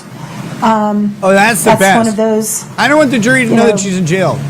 Difficulties because it doesn't again highlight that comment was made, but we were trying to do in the moment the least amount of damage going forward. I did agree to that instruction being made. I did not object to it because at that point I felt like something needed to be addressed. But that was the basis of the motion, and that's all the record we need to make. Okay. Anything further, Mr. Valero? I think I have this firmly in hand. Yes, Your Honor. The state rests on the record that we made at the sidebar. Okay, very good. The issue before the court is a motion for mistrial made by defendant following Ms. Gibson's reference to jail calls, quote unquote, during her cross-examination. The court finds that that statement, while improper, was not intentionally elicited by either party. It was inadvertent. It was made in passing. It was a short, quick reference. It is relatively innocuous in light of both the volume of testimony that the jury will hear in this case over the course of 5 weeks. It is relatively innocuous in light of the fact that this is No, the jury's not a present in this homicide trial, and so it would not come as a surprise to jurors that the defendant in a homicide trial may have been in custody at some point in the case. And moreover, the court gave a curative instruction that specifically instructed the jury not to consider that comment and not to speculate about whether defendant was or is in custody at any time in this case. Based upon those findings, the court finds that a mistrial is not required. Defendant's motion is respectfully denied. Anything further on that, Mr. Bloodworth? No, Your Honor. Ms. Nestor? No, Your Honor. Okay. Ms. Shervinack, anything else before we invite the jury in? No, Judge. Ms. Lewis? Ms. Nestor? Okay. We're ready for the jury.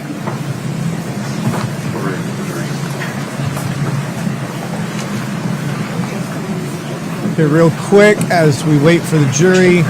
Do you think Cock and Bull would make a micro can, call it Kurt's Micropene, and then sponsor my show? I hope so.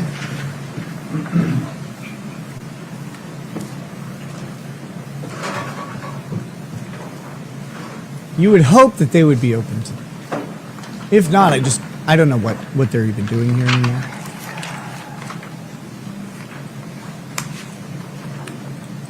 Oh, Corey's sweater gets worse every time I look at it.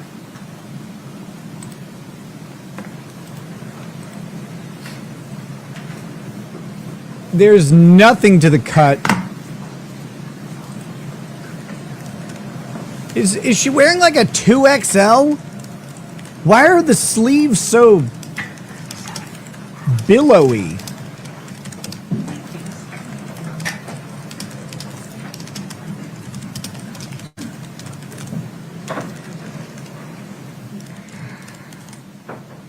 I don't get it.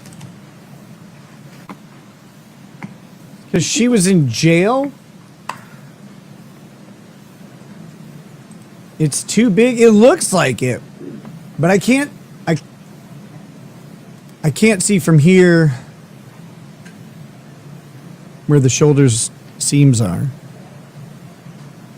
Or wait, there aren't any. It's smooth. So it's just terrible. It's like a guided drape.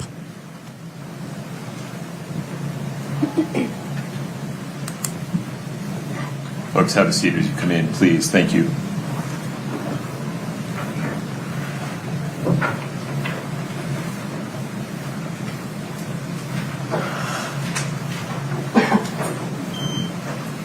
Please have a seat. Ms. Shervinack, the state's next witness, please. Detective Jeff O'Driscoll, please. What's in this Detective, stretched out let's get you sworn collar? in. It's probably Nestor's. From going over that. Do you solemnly swear the massive testimony cranium. you're about to give in the matter before the court to be the truth, the whole truth, and nothing but the truth, subject to the pains and penalties of perjury? I do. Thank you. Have a seat.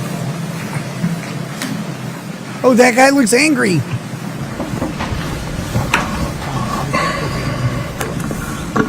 If you could state your name and spell your last name, please. Detective Jeff O'Driscoll, O''DRISCOLL. Where do you work? Summit County Sheriff's Office. That's that guy who's looked angry 10 years. every What's your episode, assignment right? with the sheriff's office? I am a detective in the Major Crimes Investigation Unit. During your investigation of this case, did you seize a cell phone belonging to Miss Carmen Lauber? Yes, I did. Was that in April of 2023? Yes, it was. Was that a black Samsung phone? Yes. Was the phone number His beard is nice. on that phone ending 6127? I believe so, yes. Picked open Did you book that pimples phone above his into evidence at the eyebrow are Summit County bad. Sheriff's Office? I think it was collected by crime scene technicians on the scene and they booked it into evidence.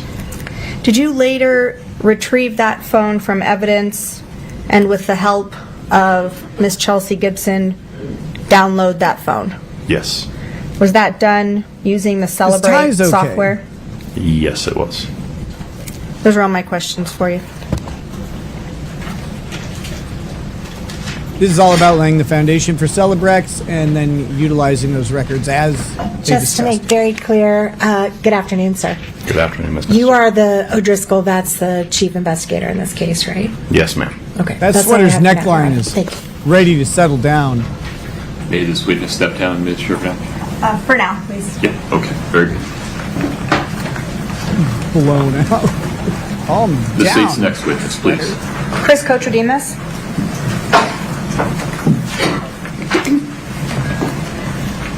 Yeah, that's all. I mean, he just downloaded a phone to using the Celebrex software.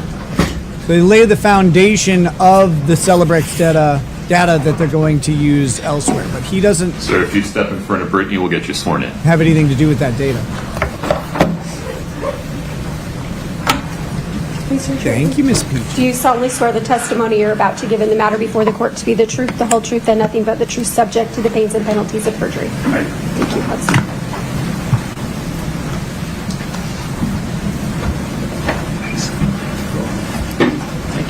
Oh, I like my tiny water, thanks. Sir, if you could state your name and spell your last name, please. Sure, it's Chris Kotridemus, Kotrodimos. Let's go through your employment Well, I don't background. like his voice. Where It's are you unsettling. currently working? I currently own my own business. I own a company called M20 Solutions. What's that company? We do investigations, training, and consulting for prosecutors, defense teams, and law enforcement. Is part of that business focused on digital forensics? Yes.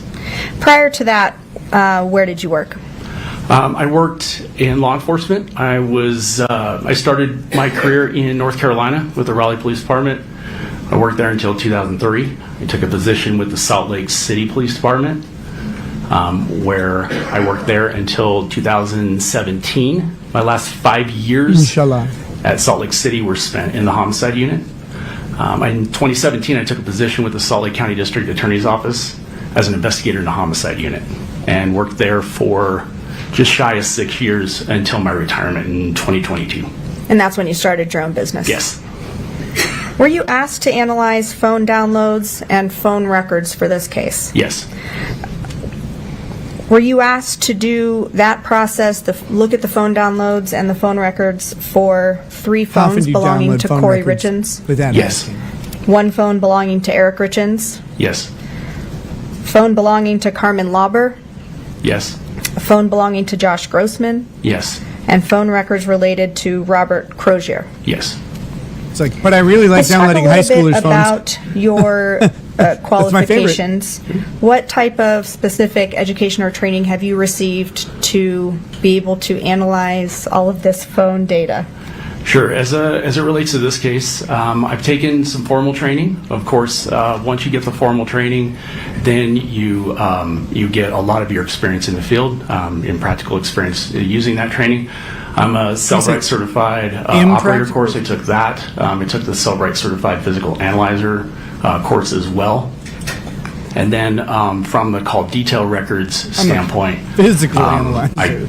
am certified. Yeah, I me took too. a course in, it's called TRAX. It's owned by LexisNexis. It's a location and data analysis program for call detail records and geolocation. Have you testified before as an expert in digital forensics? Yes. How many times? At least a dozen times in major cases. And have you testified for prosecution and defense in those cases? Yes. No, the How ones I'm wearing many- today are Lacostas. How many phones have you done analysis for in your time doing this work? Phones, hundreds, and call detail records are probably over 1,000. Have you done downloads yourself I have. for other cases? I have.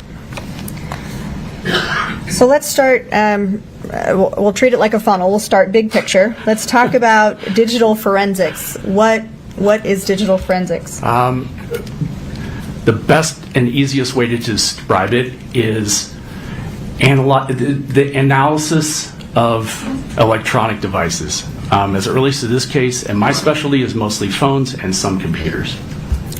So let's talk about You specialties look weird without my within sunglasses. digital forensics.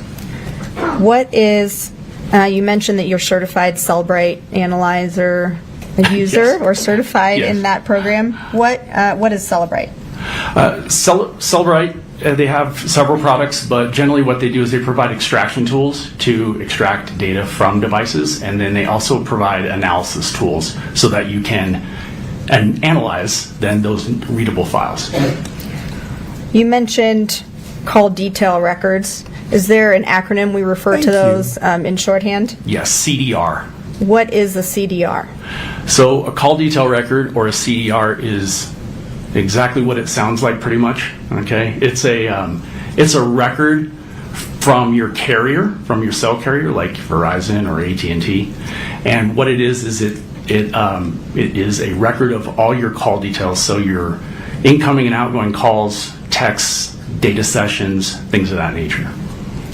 He's like, you'd be You surprised mentioned how often people call location bakeries. analysis. How do you perform something like location analysis using cell phone data or CDR data? Yeah, so you can map both, but prevalence is call detail records. So law enforcement can obtain call detail records that include location data with them, and location data is essentially the carrier reports and maintains a record during their normal course of business, which towers you're using, where that tower is located, and what antenna or sector of the tower that you're utilizing for that communication. When you're analyzing phone data, what are the two main sources of that information? We'll see. Oh, so like for phone data, like in general? Yeah, when you analyzed phones for this case, what were the two main sources of the data? So the phones themselves, which is the content of the device, and then the call detail records, which are the communication records associated with those devices. So when we're talking about call detail records, I think most people understand the phone contents. That comes from the actual device, correct? Correct. And the call detail records, you said they were stored by the carrier. Is that correct? Correct. And the call detail Correct. records, We're back to would those correct. be located on anyone's device, or are those solely maintained by AT&T, Verizon, T-Mobile? Yeah, the records themselves are maintained by the carrier. Hopefully And 2.5. what is contained Bang in for a 2.5. call detail record? There's a lot of information in there. There is typically a timestamp, so there's a date and a time that the communication occurred, amongst whom the communication took place, between which carrier or which numbers the communication took place. So, which phone numbers, Now I've whether got it's like a incoming hair or and outgoing, eyelash or something. the duration if it's a getting phone caught call, in my other and then of eyelash. course the tower information, the tower location information. Would a CDR record contain, for example, Little pomade is all. It would say a text is incoming or outgoing. Would any of the content of those messages be in the call detail record? No, not in a call detail record. How do you start or how do you analyze the contents of a phone? What do you use to do that? So in this case, I used Cellbrite Physical Analyzer. And how do you use Cellbrite Physical Analyzer? What does that provide you to allow you to analyze the contents? So What's that, Cellbrite Ms. Physical Devine? Analyzer is a software package, and what it does is it allows you to analyze readable files from the extraction. So the phone is downloaded, a readable file is created, you load that readable file into Analyzer, and then you can analyze those results. How often are there other programs besides Cellbrite that can perform that There are, function? yes. Is Cellbrite the most commonly used one? Yes. Why is that? It's very popular because it's got a very user-friendly interface. It's widely known. It's widely regarded. Analysts and people that do extractions and downloads have learned that they can rely on the results of those. They're pretty good, and so it's commonplace in this industry, particularly in law enforcement. So now you testified that you've done downloads yourself of some phones. Yes. Can the person doing the download, extracting that raw data from the a library. phone, can they change the contents of the phone when downloading it? No.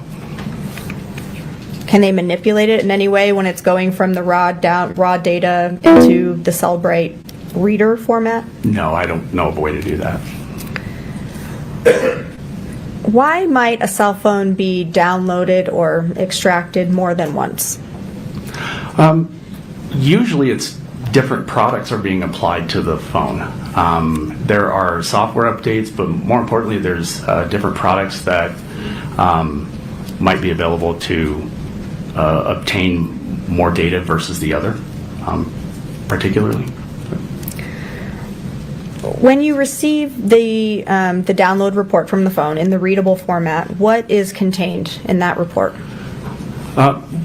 In the report is going to be all the system files. So there's going to be, most importantly, is the calls, texts, the web history. There can be biometrics. There can be like activity, movement of the device, biometric information, web searches.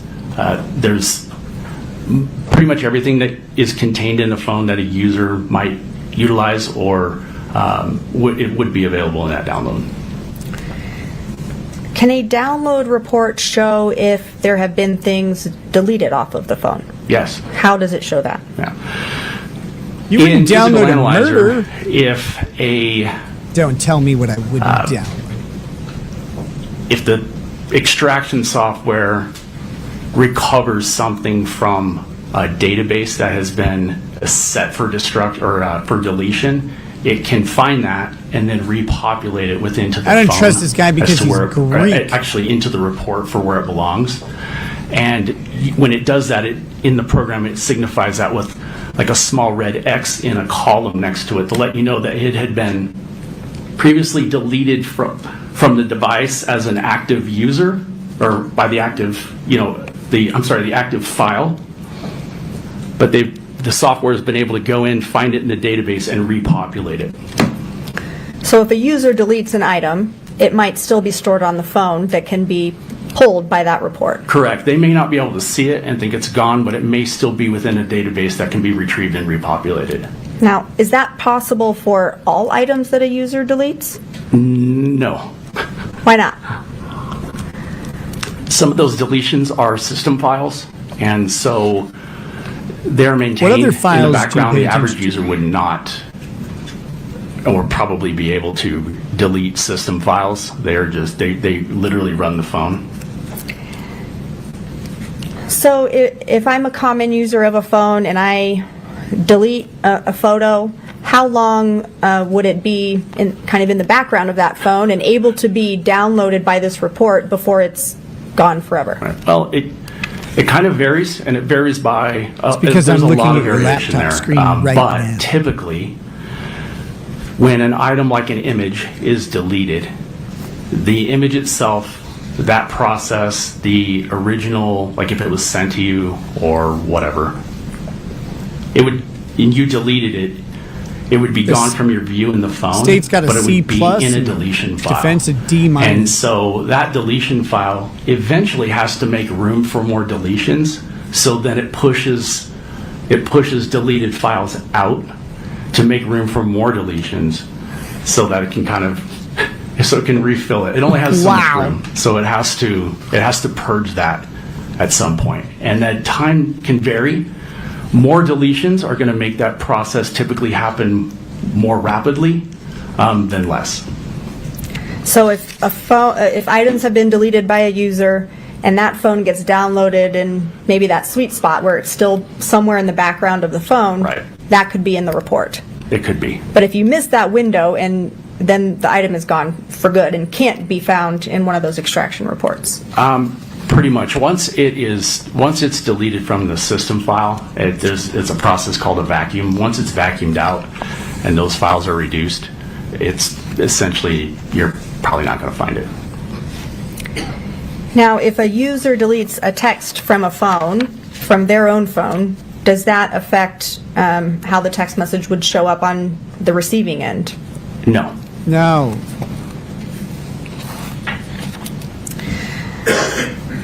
Shifting over to the CDR, the call detail records, you kind of described what that is and that it's stored by the cell phone carrier.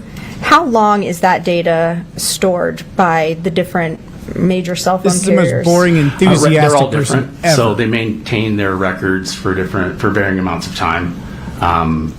Verizon typically will keep call detail records for 18 months to 24 months, but they will only keep the associated location data for about a year, whereas AT&T and T-Mobile will keep that information for a much longer time.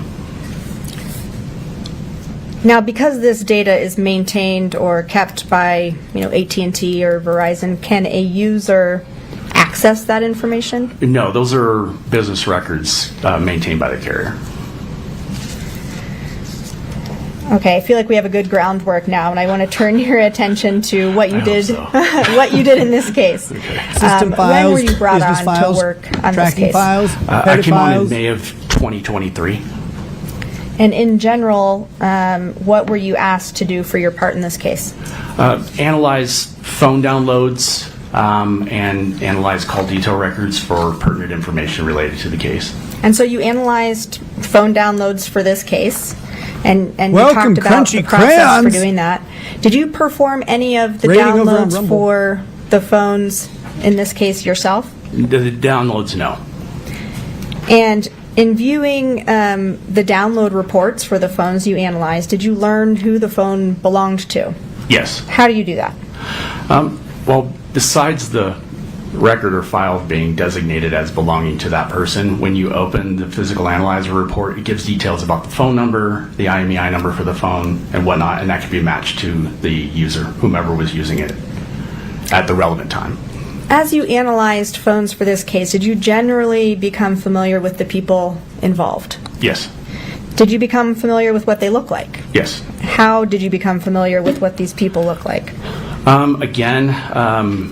Law enforcement shared that information with me, but in most instances, when I looked into the phone downloads, there were pictures of those people inside those phones Look doing at various this things, hanging out with photograph. family or, contact photos, that type of thing. I first want to turn your attention to Eric Richins' phone. Did you do an analysis of Eric Richins' phone? Yes. And was that a phone with the number 801-792-9317? Yes. Doxed. Did you receive a download report from the Summit County Sheriff's Office for that phone? Yes.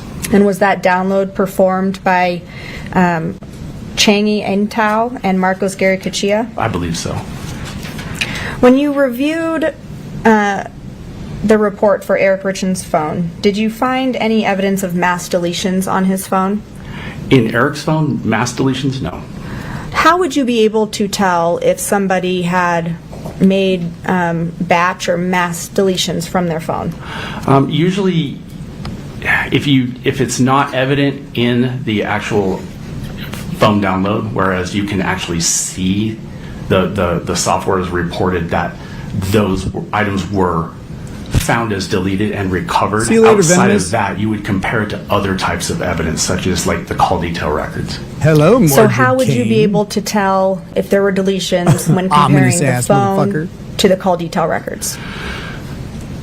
It's basic. You just take the call detail record and you look and you see who that person was communicating with through their call detail record, and then you would be able to verify if those communications were maintained in the call logs on the phone themselves. So if I called you 5 times today, it would show in my call detail record. That would but be if you way better downloaded than my normal. I phone, it would normally also call show many in my more call times. log that I called you 5 times today and what time of day and how long our phone calls were. Did you review text message conversations from Eric Richins' phone? Did Yes. And I in memorized addition, did you review device activity data? Yes. You mentioned biometric data. What type of biometric data can you recover from a phone or review? Right. It's kind of hand in hand with the activity report that you just mentioned. when a device moves or a connected device moves, it reports that movement to the device, and it's found in that activity sensor report portion of the download. Did you look at Eric Richins' phone for evidence of THC gummy use? Yes. And did you find text messages between Yeah, I like the contrast. Eric Richins and Kouri Richins For the as it thumbnail. related to THC gummy use? Yes, Was that 3 conversations? it was. KDD, I took them off just a little Okay. bit ago. Was that 1 conversation in November of They may come 2021? Yes, And 2 conversations in January of 2022? yes. Scott, if we could show the witness Oh, it's Kristen. 2-118D. Hi. I hate this kind of testimony. Did you read Is something? it on your screen? I did. Okay. What did it say? Well, here's how it made me feel. It's not on my screen, John. Oh, my apologies. It's frozen from when I unplugged at lunch. That's okay. 1 second. Counsel.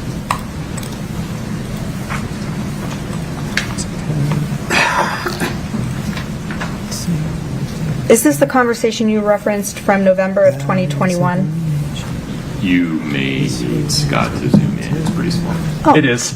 I'm wearing my. There we go. Yeah, there. Yeah, better. Thanks, Scott. Yes, this is a November of 2021 conversation. And that's between Kouri Richins and Eric Richins? Yes. Scott, if you could show the witness 2-119D, please.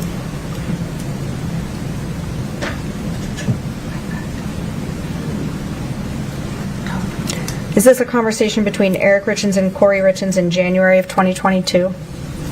It is. I would object to this. Thank you. And Scott, if you could show the witness 2-124D. I don't think you can. Never mind. I wouldn't. I mean, I would anyway, but not for the reason I was going to say. And is this another conversation from January of 2022 from Eric Richins to Kouri Richins? You've made a critical error, Christopher Cameron. Did you also analyze Eric Richins' phone for information about illicit drug use? Yes. Oh, that sounds fun. Did you find anything in Eric Richins' phone about illicit drug use? No, outside THC, I didn't find anything. Any communications on Eric Richins' phone about buying drugs? No. Now I want to talk about Kouri Richins' phones. Did you analyze 3 phones that belonged to Kouri Richins I for did. this case? I did, yes. Scott, if you could Just put up 3 phones? 3-37D, please. Guilty! Who needs 3 phones? 2 Do you phones recognize is this? sus. I do. What is it? This is an exhibit that represents the 3 phones that you just mentioned that were being used by Miss Richins that are Oh my God. relevant to this Never case. trust Did you someone help with create 3 this exhibit? phones. I did. I'm going to move to admit 337D. No objection. Okay. States 3-37D is admitted. And publish, please. Done.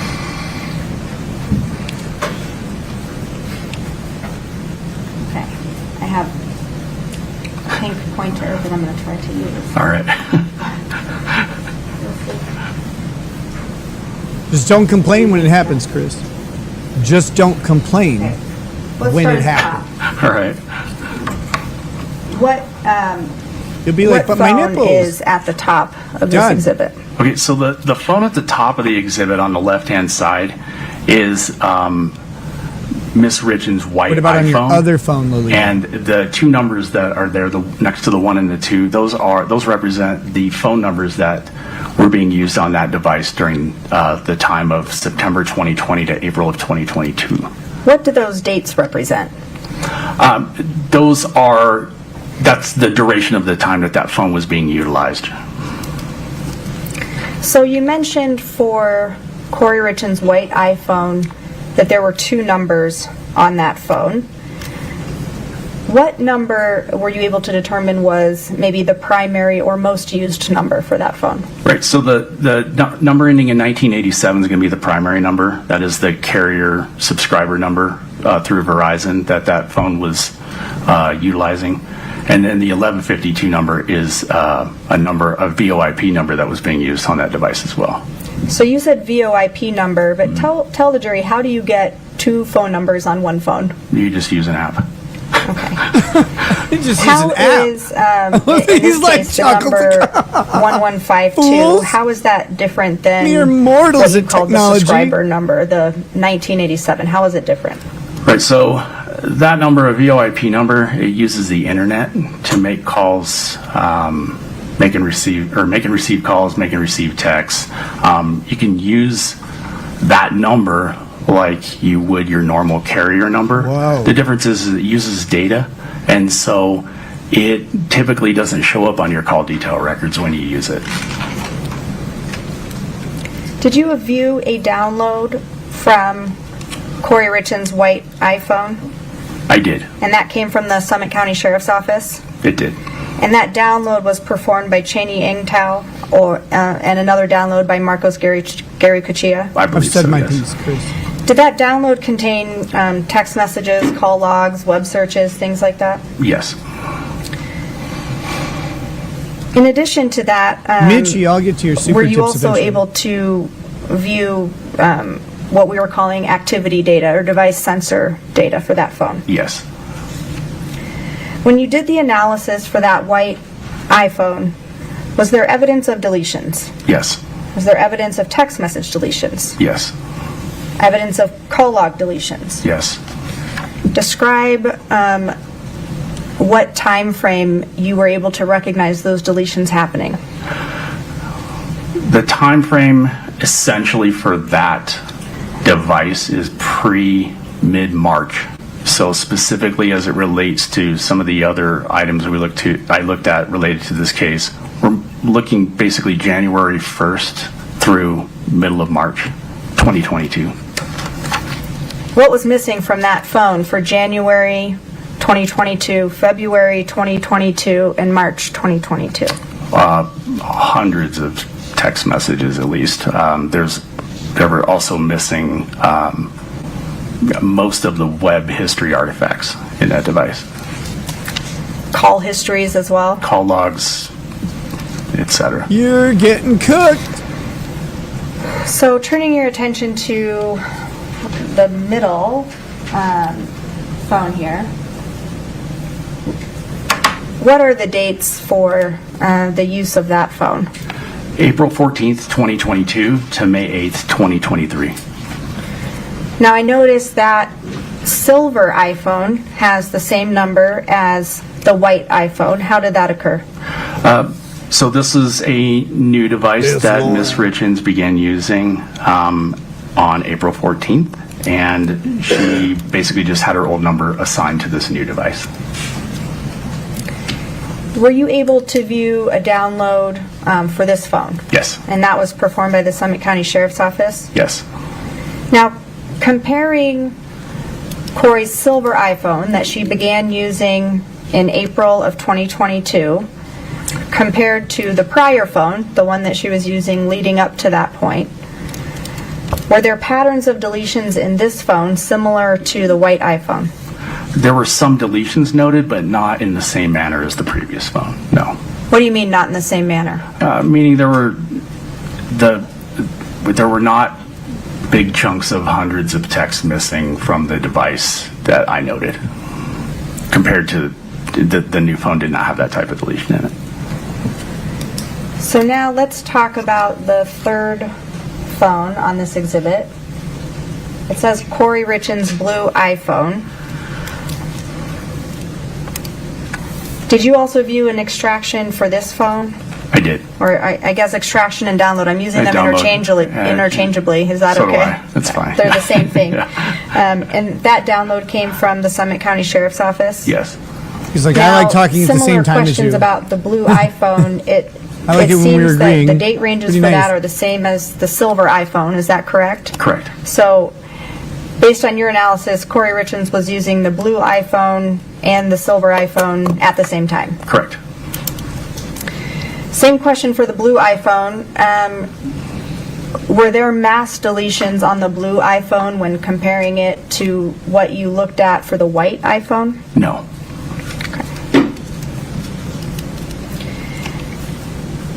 Now you did an analysis of a phone belonging to Carmen Lauber, is that correct? Correct. And that's the phone with the number ending 6127? Yes, Did you analyze CDR data for Carmen Lauber's phone? I did. And did you view an extraction or a download for that phone? Yes. And that came from the Summit County Sheriff's Office? Yes. On Carmen I love Lauber's this, Prince of phone, Wales. were you able to tell if there were deletions on that phone? Yes. What were you able to note about items being deleted? Essentially in the same manner Isn't this still the state? as I think with this is still Ms. the state. Richins' original phone. When comparing Ms. Lauber's call detail records, there were hundreds of texts and dozens of calls contained in those call detail records for that period of time, but they were no longer contained inside the device. Like there was pretty much all of those gone. Did you also look at call detail records for Robert Crozier's phone? Yes. And was that for a God, I'm phone touching. with a number ending 0540? Yes. All right, turning your attention to Robert Josh Grossman. Did you analyze a download for a phone belonging to that person? Yes. And that download was given to you by the Summit County Sheriff's Office. Yes. One download that was performed by Marcos Gary Cuchilla. Is Yes. that correct? Yes. And that phone had two different numbers associated with it, 1260 and then 0904. Correct.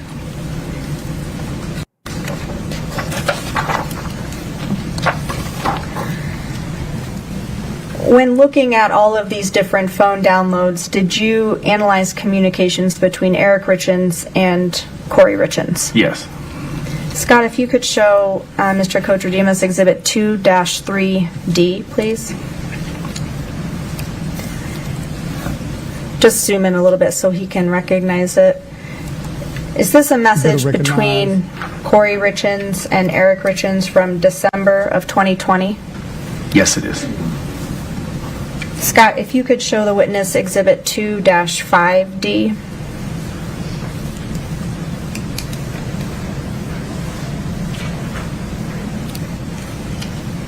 Is this another message between Kouri Richins and Eric Richins from June of 2021?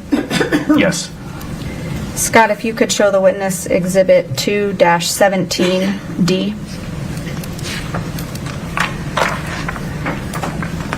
Is this a text message between Eric Richins and Kouri Richins in January of 2022? Yes. Yes, it is. Every time defense counsel comes up, I wish I didn't have eyes.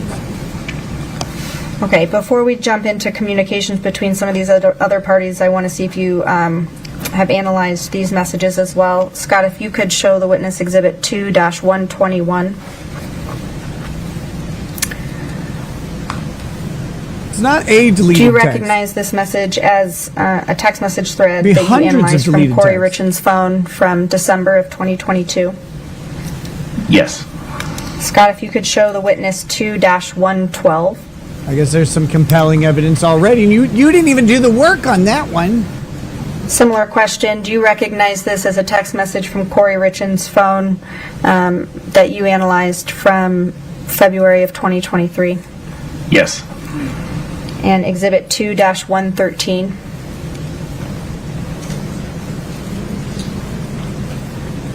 Do you recognize this message as a text thread with Kouri Richins from March of 2023? Yes. Pretty sure this is And the Scott, state 2-14, still. please.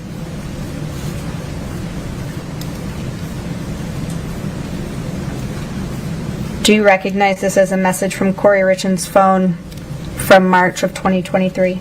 Yes. Thank you, Scott.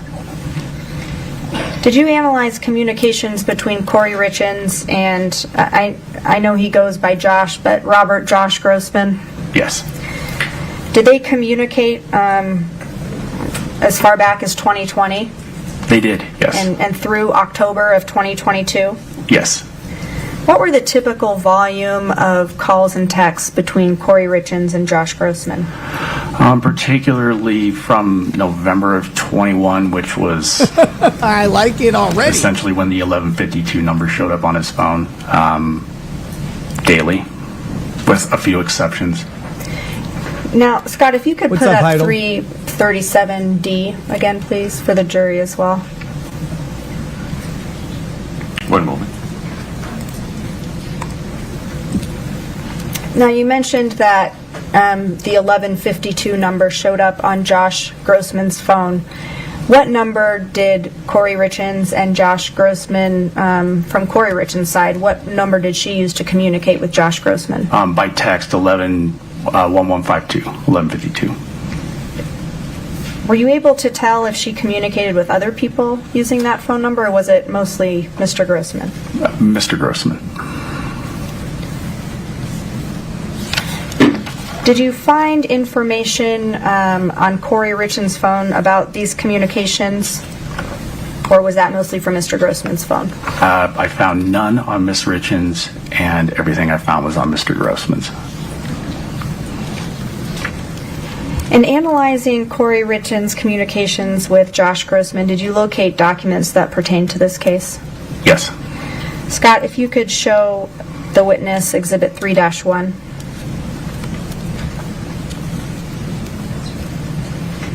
And then if you could, I believe there's a second page, if you could show this, the subsequent pages. Do you recognize this? I do. What is it? This is Generally speaking, is generally it a document you found? Yeah, it's a vacation reservation made or Oh, that was no. located inside Miss Richins' device. I'm going to move to admit 3-1.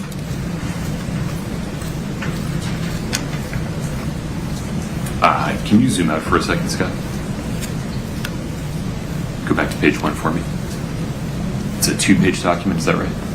I don't know if there's a third page. There's a third page that's the... Fourth. Okay. 4 pages. Mr. Ullman. Objection to authenticity as well as hearsay. Did you object to relevance? Talk to me about authenticity. Why don't you folks approach for a second? No, that's it. How are you going to object to the authenticity? You had someone and you both agreed that if the celebrate data, they testified to the extraction, which authenticated the underlying stuff.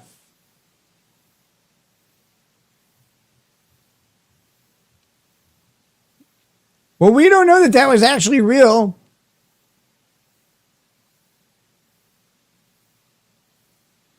I do not believe she's facing the death penalty. But she might be, I don't know.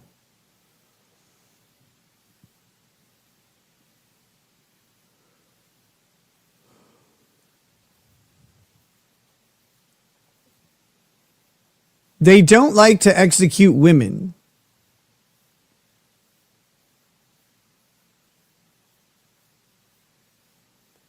What's the debate?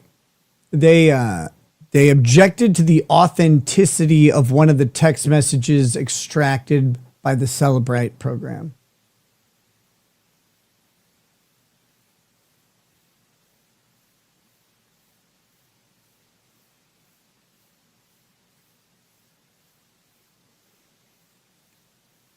Okay, we've got Sledge Entertainment says, Nick, you're late and kind of gay. Nice new tie. Thanks for holding it down. And watch out for micropeens. I almost got hit in the face on the way to work. Thank you for the super chat. Mitchie, I'll get to your super tips in a minute when they're doing sidebar, but I don't know how long it's going to go.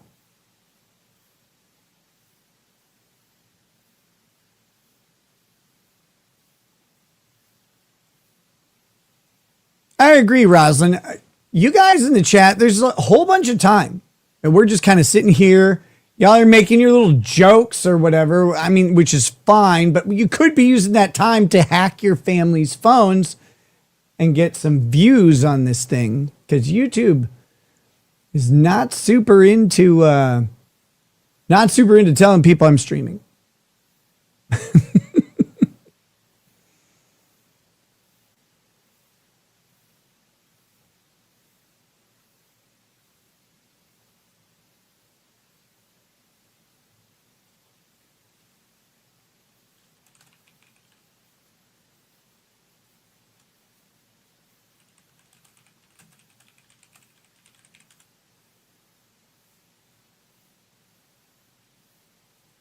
If Celebrate got a hold of my phone, he'd just retire. Like, this guy is so racist. Oh my God.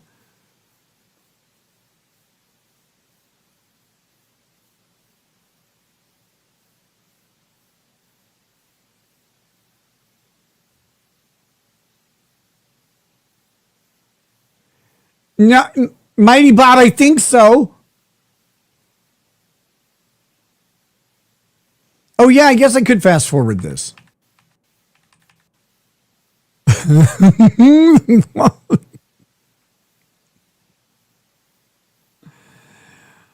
Oh, sorry. Real quick, I do want to say this guy's the only attorney. This guy's like the only guy that seems to matter in this case.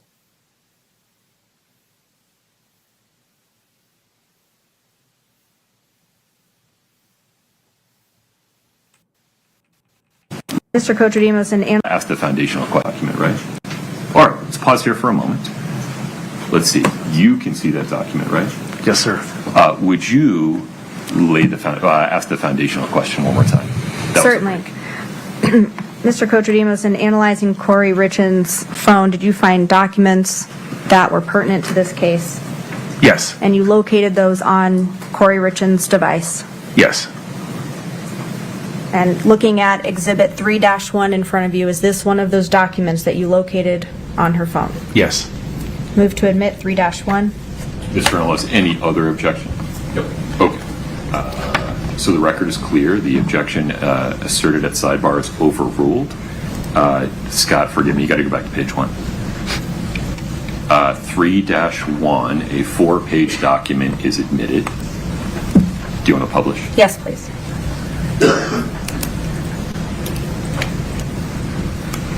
And Scott, if we could zoom in on... Thanks, Scott. Thank you, Scott. That's really nice of you, Scott. Did you analyze communications between Kouri Richins and Carmen Lauber? It's about to look Did so they bad begin for this bitch. communicating around December of 2021? They communicated prior to 2021, but in relation to this case and in relation to the cell phone, the CDR records, in relation to that extraction or her phone download, yes, 2021, December.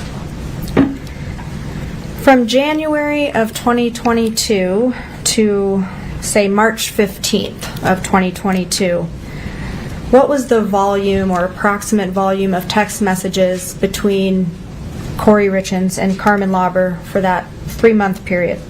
Between the two of them, about 800 text messages.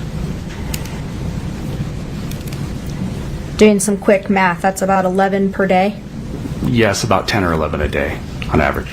No game on So either of from them. Embarrassing. March 16th, 2022 to the end of that year. So March, April, May, June, July, August, September, October, November, December. Approximately how many text messages between Kouri Richins and Carmen Lauber for that 9-month time frame? About 600, 650. Okay, we're going to do some quick math. Is that about 3 per day? It's about 3 per day. Now, to be clear, How proud he was of I'm not that. asking you if they communicated 3 times a day, right? Just doing the average, that's about what it would 3 come a out to. day? It's about That's a not a 70% hot decrease phone if my math is conversation.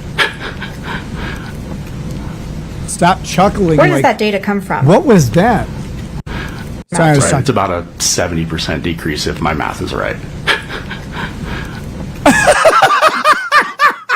I'm sorry. I don't like to pause trial streams, but the fuck, bro.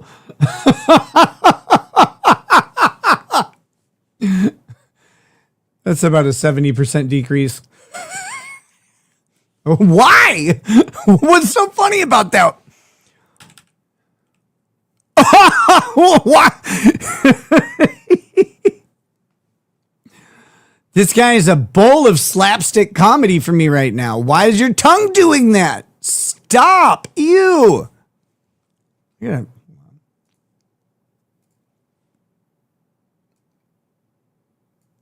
I gotta save that image because I need it for like thumbnails and stuff. Communicated 3 times a day, right? Just doing the average, that's about what it would come out to. Right. It's about a 70% decrease if my math is right. Where does that data come from? Why didn't anybody else laugh? The call detail records between Kouri Richins and Carmen Lauber. And because it's a call detail record, we don't have the content of any of those messages. Correct. They've been deleted from Kouri Richins' phone. Yes. They've been deleted from Carmen Lauber's phone. Yes. We don't know what they said. Correct. I just sent that guy's tongue face to Megan Fox out of context. To February no 11th, commentary. 2022. Did you analyze CDR records for Kouri Richins from that time frame? Yes. If you could look at Exhibit 3-6, please. Do you recognize this? I do. Is this a call detail record for Kouri Richins' phone? Yes. Is this one of those documents that you reviewed in your analysis for this case? Yes. Remove to admit 3-6.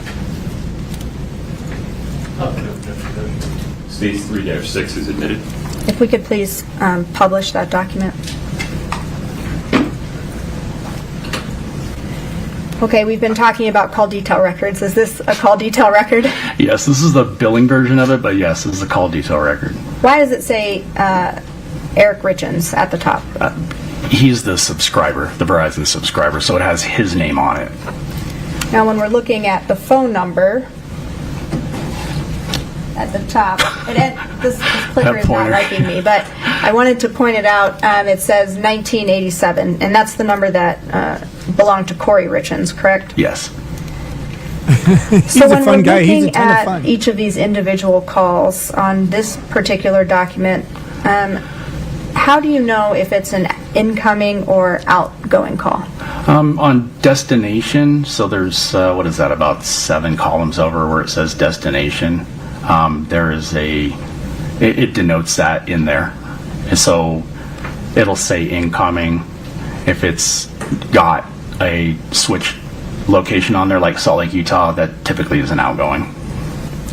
Does this call detail record show the duration of a call?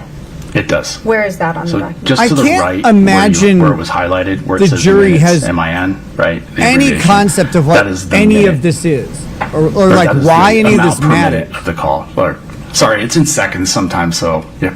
Is this duration in This is in minutes, yes. I apologize. Did Kouri Richins make phone calls on February 11th, 2022 at 11:27, 12:36, and 12:39? Yes, I think it was 12:27, but yes. I might have said the wrong minute. It's okay, yeah. Did you determine who these calls were made to? I did. How did you do that? I Googled the numbers. Okay, and who do those numbers come back to? Those are IRS numbers. So on those 3 occasions, Kouri Richins was calling the IRS. Correct. Still talking about, thank you, Scott, for that. Still talking about February 11th of 2022. Did you analyze communications or CDR records for Kouri Richins and Carmen Lauber from that day? Yes, And did they communicate that day? they did. And do you know that from the CDR data? Yes. For February 11th, 2022, do you have location data related to Carmen Lauber's cell tower use on that day? Yes, from her device, yes. And did that come from the call detail records? Yes. Scott, if you could show the witness Exhibit 3-8D, sorry, 38D. If you could zoom out just a little bit so that we can see the whole. We can, it's that screen. Oh, it's my screen. I see. Everyone else can see the whole thing. Okay. Do you recognize this? I do. Did you help create this? I did. And did you do that using the CDR data we've been talking about? Correct. I provided the call detail information to the graphic designer that created this exhibit. Does Exhibit 3-8D accurately depict the raw data that you analyzed? Yes. Move to admit 3-8D. States 3-8 Delta is admitted. If we could please publish. Miss Femnital, So, why did it? what are we looking at here? Why did that lady Describe not seem for to the understand jury, what an And if it's affair easier was? for you to step down, you can. But what's at the top? You know what? Yeah, maybe I will step down actually. Because I have this clicker, but maybe it will Gotcha. work better for you. It's You can try to use this. It's just a little. How is that all-inclusive trip, Kouri? Was it fun? Was it a ton of fun? I like fun things. Glad it wasn't just Mr. me. Cartradimos, would you tap that mic, see if it's working? Yeah, okay. Thank you, sir. Yeah, okay. Okay, So go ahead and describe what we're looking at here. Well, I hope he does what a we're looking at stand-up is a got a mic in- representation of the call detail records that Ms. Shervinick mentioned. What you have on the right-hand side is going to be the text communications between Ms. Richins and Ms. Lauber for February 11th, 2022. There's just a photo so you know whose device we're referring to. A photo of Ms. Richins, a photo of Ms. Lauber. He's The like, blue, "This is my moment." Bubble with the 3 dots indicates that this is a text message, and then the arrow is going to depict which direction that call. So, for instance, the very first one at 3:22:44 is an outgoing message from Ms. Richins to Ms. Lauber at that time. And so these are on the right-hand side. These are going to come up so that you can see when the two communicated, the volume of the communication, and then also the direction. Okay. On the left-hand side is a representation of essentially the Davis County and Salt Lake County Valley areas, and you're going to see locations pop up on these on this map as we move through the record chronologically. What those, for instance, there you go. Thanks, Scott. So this is a tower location. It's pointing to the location of the tower. That's important, not the device, but the tower of that Miss Lauber device is utilizing at 4:11 p.m. For instance. Okay, Mr. Crozier's record was also populated into this as well, and at the same time at 4:11 p.m., Mr. Crozier is pointing towards a tower location in the Davis County area. So you know which tower their devices are using. On the left-hand side, these are going to move. And what that depicts is the movement of the device as they reacquire different towers. Okay?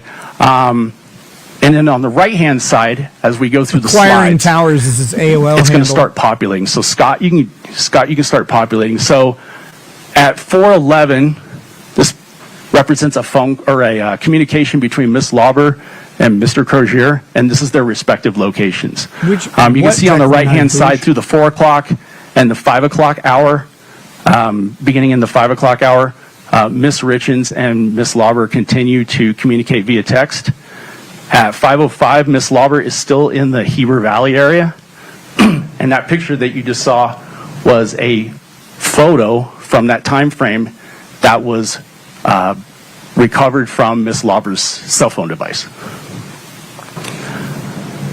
All right, so you can see at 5:05, Miss Lauber is now, her device is now hitting on a tower in the Provo Canyon area. It's out hitting near on the a reservoir. tower? And Mr. Crozier's device is using a tower at 5:20 p.m. up in the Davis County area.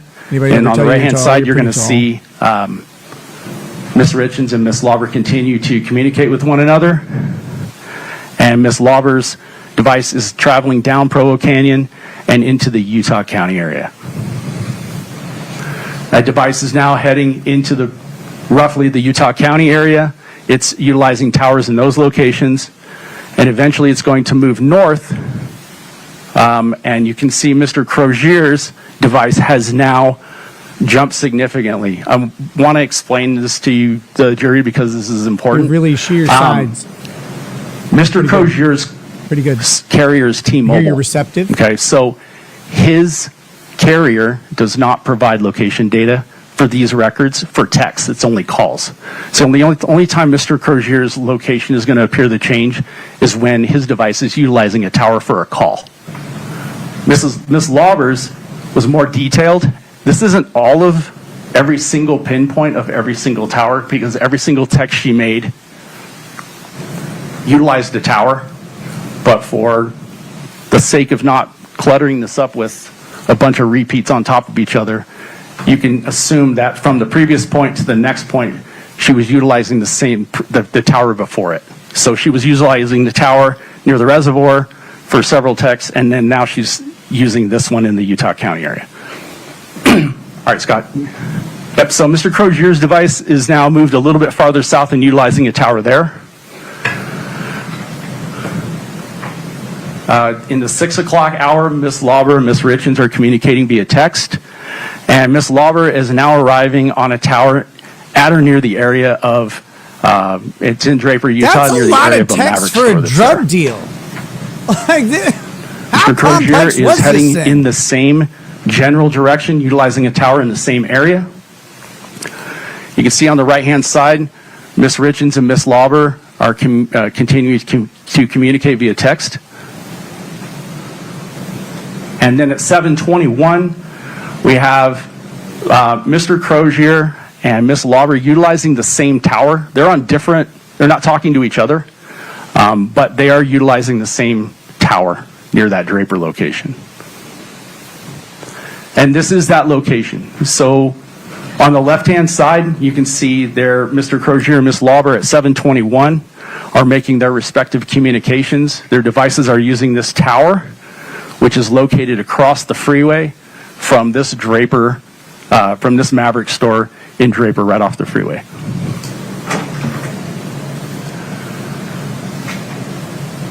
Ms. Lauber and Ms. Richins continue to communicate into the 7 o'clock hour. This photo was recovered from Ms. Lauber's phone download, depicting her with another woman during this time. There's another photo. And by 8:20, Ms. Lauber's device is now moving photos south of two women? That's and pretty utilizing good. towers That's south of that Draper photos of three location. men. And by 8:47, Mr. Crozier has made or received a phone call, because we know that's the only records his denote towers, and he's moving back north towards the Davis County area. Damn! And then Ms. Lauber by 8:56 is Megan, utilizing get a load of a this tower guy. in the Heber Valley area. Megan is here, just when things couldn't Ms. get Lauber more remains in the dull. Heber Valley area, and then on the right-hand side, sorry, Scott, but you can go back one slide. Ms. Richins and Ms. Lauber continue to communicate into the 9 o'clock hour via text. So from 3:42 to 9:02, the defendant, Ms. Lauber, communicated 34 times via text. During the same time, Ms. Lauber and Mr. Crozier communicated 50 times via text and 6 times via voice call. Hey, there's someone I like. What's up, lady? How you doing? Yeah, you can just take that. But I think I can walk them through it from here now. Okay, understand. Yeah. Did you also look Hey, at sweetheart, this Greek guy is gonna laugh from awkwardly. February Watch. 11th, 2022 between Carmen Lauber and Robert Crozier? Yes. Did they communicate on that day? Yes. And is that information from the call detail records? Yes. Scott, if you could show the witness Exhibit 3-33D. Do you recognize this? I do. Similar to the last exhibit, something that you helped to create Yes. and using the call detail records that you were just describing? Yes. Does Exhibit 3-33D accurately depict the raw data that you viewed in this case? Yes. Move to admit 3-33D. Your Honor, no objection.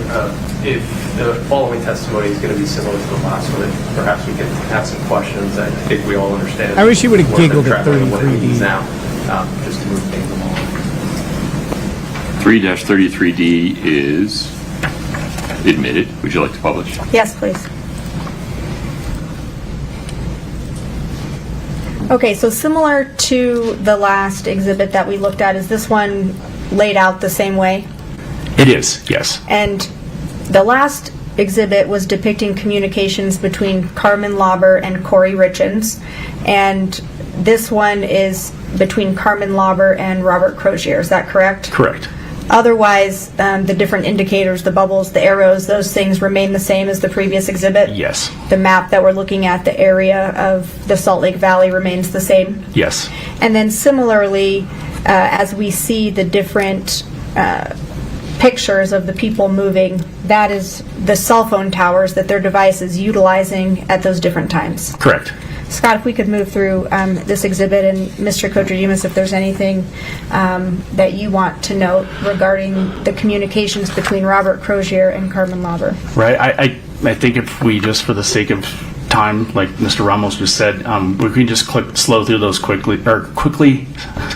click through those, Scott. Wow. And I can just describe to the jury what they're saying. It's I'm laughing with him. I'm really happy about Miss that. Lauber and Mr. Crozier are communicating at 11 p.m., almost noon, and then into the 5 o'clock hour. And then again, you see Miss Lauber's device move out of the Heber Valley area into the Utah County area, where it will ultimately end up in the south end of the Salt Lake County area, and I believe utilize a tower at or near the Draper once again. And Mr. Crozier's device is moving south out of the Davis County area once more. They're located in at or near the exact same location for a period of time, and then they return. Mr. Crozier returns back to the Davis County area, and Miss Lauber returns back to the Heber Valley area. Yeah, there's another, that's that representation of that 721 phone call.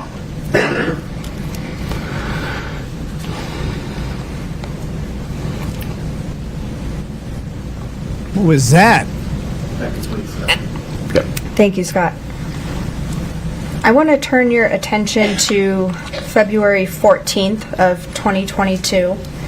If we could put up Exhibit 3-6, that one's already been admitted.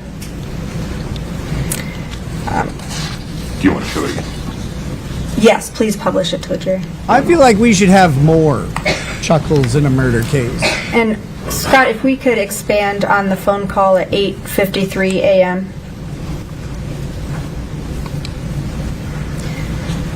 So, from these records, did Kouri Richins make an outgoing phone call on February 14th at 8:53 a.m.? Yes, Did you determine who that number belongs to? I did. Who does it belong to? That is the Mirror Lake Diner. Thank you, Scott. Thank you, Scott. Also, for February 14th of 2022, did you Scott's the analyze real hero communications today. between Kouri Richins and Josh Grossman? Yes. Scott, if you could show the witness 2-27D. And scroll through so we can see all of it.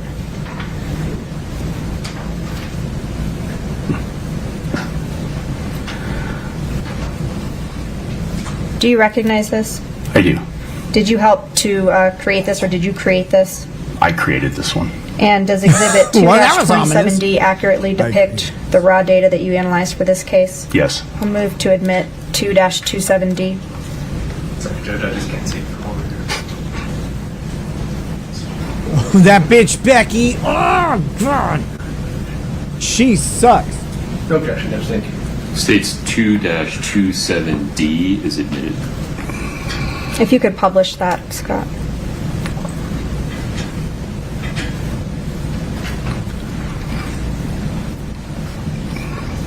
In death. And if you could scroll through He has a name. the pages, and then I'll ask. His name Mr. is Kotridimus Chris about the last page. Kotradimos.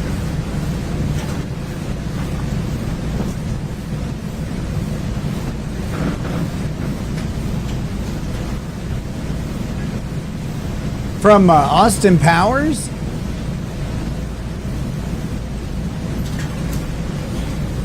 Lady Rackets and I met that lady. Got to hang out with her and her son. What was her name?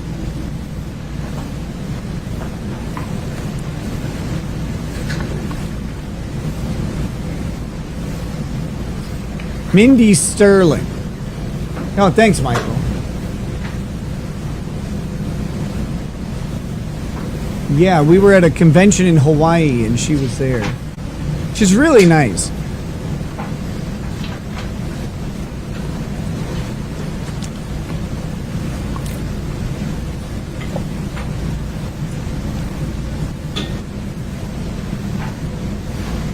What are we doing here? Like, what's happening right now? Why? What is going on? Get to the next question.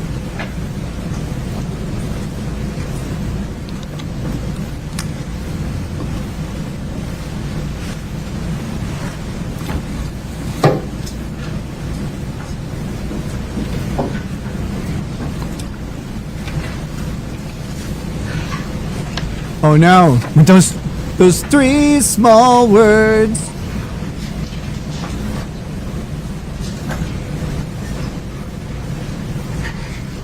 That was a text message.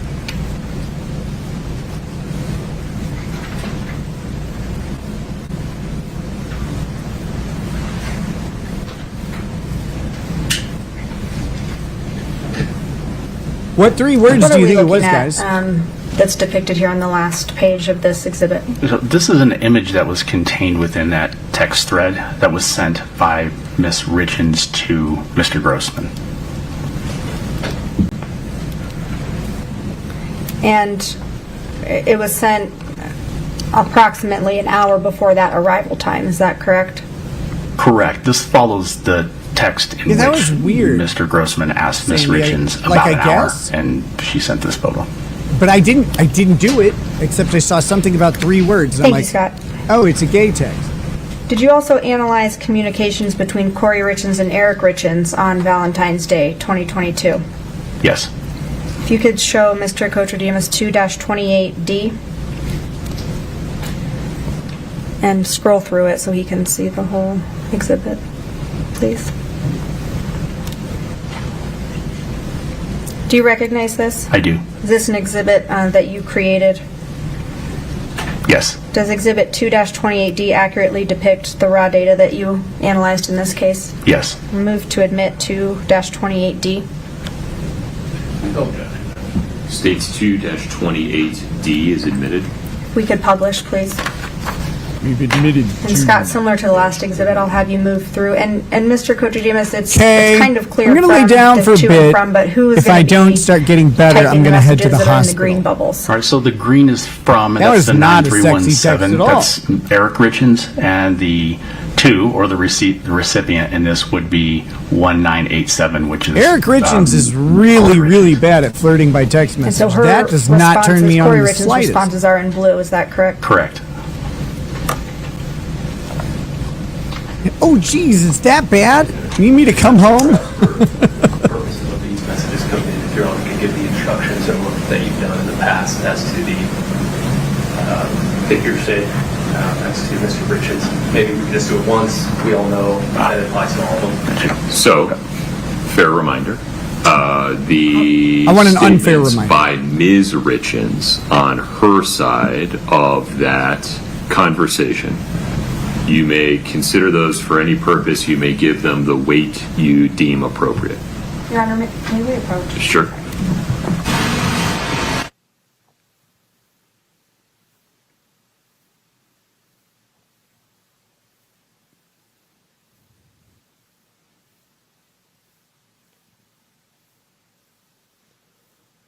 Oh, man. Oh.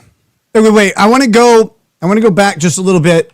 Give them 7, that's... Because I want to see that long text that we were supposed to read, and I didn't get it. That text. Here on the last. Here it is. No!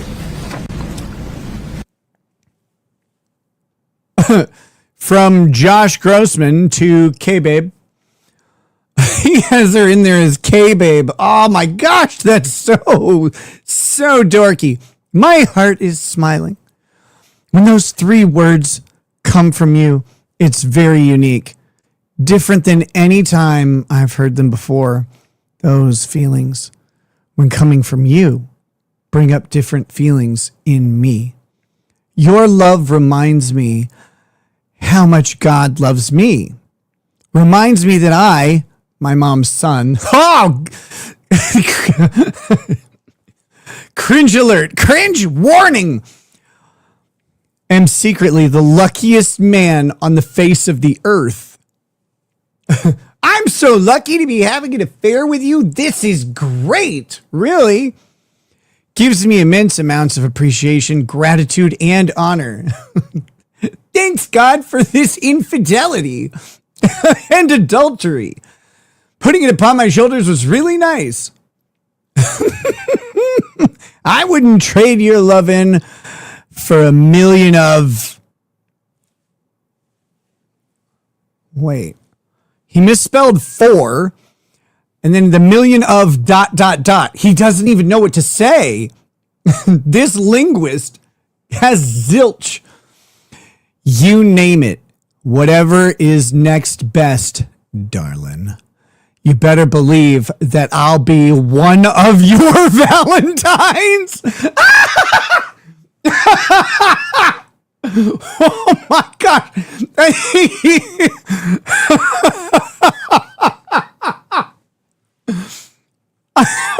think he low-key just called her a hoe. Oh, will you be my Valentine tonight? Oh my God. I was writing this on the way to Salt Lake. I know you feel the need to apologize, but just so you know, it's too late to apologize. Sorry. I like to see you on phone calls. Wait, this got creepy now.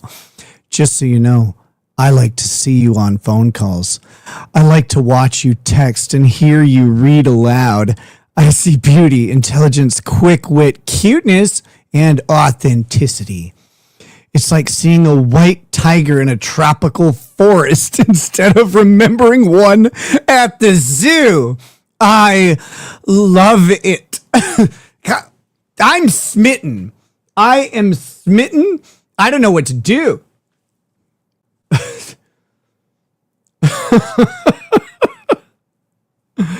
Yeah, I miss Higgins. Yeah. Higgins is at least like, you're hot, I think. Maybe. Am I making this up? No, I was just reading it. It's right here.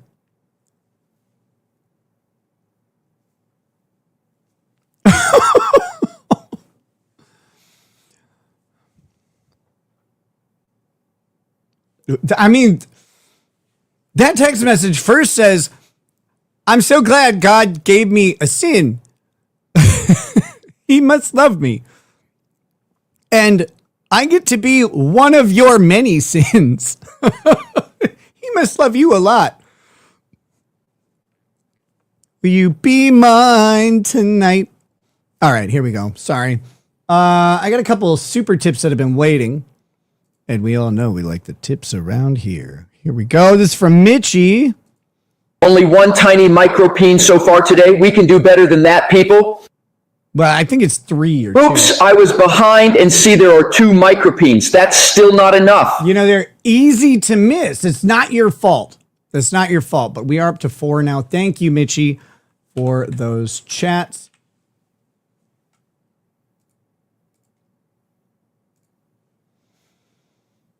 Okay. I want to read all of their simpy text messages. This is a problem with with these trials that involve sordid love affairs. All right, so the green is from. I want to read what they say to each other because it's like, why would anyone like this at all? This is not. I don't even know. That last text would have made me feel just embarrassingly guilty. If everybody would please rise for the jury. So who is cheating? Both Kouri and her dead husband can't even hold his liquor. Both of them were cheating on each other, apparently. But I kind of wonder if they were, or if it was more of like, we just don't care about each other anymore. Because like have a seat, folks. Thank you. I think this is after the like almost divorce and everything.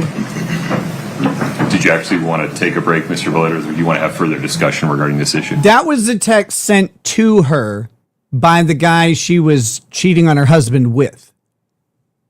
If that wasn't clear. That's the long text was from the home wrecking man. Both, Your Honor. Which order would you like to do it in? Perhaps discuss first, break second. Understood. Mr. Ramos. So we're talking specifically regarding 2-28D. And Scott, I don't have Eric control was of it, cheating so because you he can go might back have to had an page intimate one, feeling. Whatever zoom that in means. for me. Okay. Do we need to excuse the witness or are we good? He's an expert. I imagine the state's going to tell me the exclusionary rule won't apply to Brian him. but- Higgins. I'm a ton of fun. I'm a Guys, so I fun don't guy. think so. Yeah. If you need to use the restroom, that's one thing. I'm good. Okay. So the first green bubble in 228, I've already ruled is a present sense impression and is admissible. Bingo? Like, For what the am I going to record put on the there, bingo Mr. cards? Ramos. Who gets the bingo cards? Just me? That was early on. Yeah. I don't know how bingo works because I'm under 71. So keep scrolling, Scott. Then we have a blue Megan, bubble that can you explain it represents. to me, please? I need the second green bubble, please, Scott. Just the green ones. Oh, okay. Second green bubble, please, Scott. That's the first one. On the first page. There's your first page, there's only one green on the first. Oh, I'm sorry. Okay, can we go to the second page, please? And then the. No, we did that one. As No, we much didn't. as I It's want to okay. agree with you, Melonhead. So highlight that one for me, Scott. Wait, I Actually, a can see it. misnomer. Yeah, Latter-day I'm sorry. Saints do I'm so not sorry, Scott. Go back to embrace page 2. polygamy. Unzoomed. The Green polygamous bubble states, Mormons "Are you moved home?" down to a Any different objection, country. Mr. Ramos? No. Okay. Latter-day Third Saints bubble does says, not in embrace the it office, officially. I've been sleeping out here. That, I think, is also present sense impression that I've previously ruled on. Okay, go to page 3, Scott, if there's one. Green bubble. No, it's quiet out here. I think it's the same. She says you make your own card, then generate And then, it. Mr. Ramos, Share the link and I'm gonna everyone pause can if I play. use- Okay. And then get to You the just end call of this off the 228D, stuff when it Scott. happens. I mean, maybe. It's a total of 7 pages. This is the, Oh, I'm sorry. One page at a time. I just need to analyze each green bubble. this is the next set of green bubbles here. This one's good. You can go to the next one. The Yeah, three we're not words seeing were the same thing obviously Scott be is. Hold on a second. consult. Oh, we're not by seeing the what way. you're seeing. That's why. My apologies. Scott, if you'd unplug and plug back in for me, I'd appreciate it. I'm so excited, and I just can't hide it. I'm about to sit and soak, and I think I like it. I like it. I think we're on page 4. Page 4, Your Honor, didn't have Just- the green just bubble. blue. Understood. Let's go to page 5. Okay, wish you were here. How I wish. And then a question mark. Mr. I Ramos, any wish you were objection? here. No. Okay, go to page 6. Thanks for answering. Ask Lady Raggeds Any how much I objection? love bingo. It's my favorite. Okay. Bingo's page a ton 7. of fun. I can't read it. It's got a. Sorry, can you? Thank you, sir. We I are would watch you headed sing in in a there. Food crap is on the cover front seat band. of my That would truck. be so. That'd be so much fun. I would love doing that. Honestly. Any objection, Mr. Ramos? No. Okay, so with respect to 228D, there are no hearsay issues. We've Chris already Book admitted certain Hammer, exhibits. Ms. Sherman, I 5 think it's a fair gifted point. memberships, That sidebar thank will you. need to be a little bit precise about brings these us to going 30. forward. So we can just 30 slow of down those bad if there comes a time when you need to make a specific objection regarding a specific part of a conversation. Just say objection. May we approach? If we can go slow through them, and then I'll just. What would my set list be? I have no idea. Okay. We change all the Anything time. further on that, Ms. Sherman? Yes, Your Honor, only that, can you give the jury an instruction now that what you told them before? I didn't complete the thought. Man, but I can didn't know clear you it were up. that If you could just chaotic, clarify for criminally them confident. That Bingo. blanket rule Yeah, does I not can- apply to this exhibit. Whoa. Watch out. Well, no, and also I shouldn't call it a blanket rule. So that they may consider That's like both when you see sides of pictures of 228D tornadoes. for any purpose. Okay. Thank you. Thank you. What we'll do is We'll meet with them during this break real quick and see if I can just go through them. Walsh, I'm not a gambler. All right. Let's come back at, to allow you time to do that, 2:40. Thank you.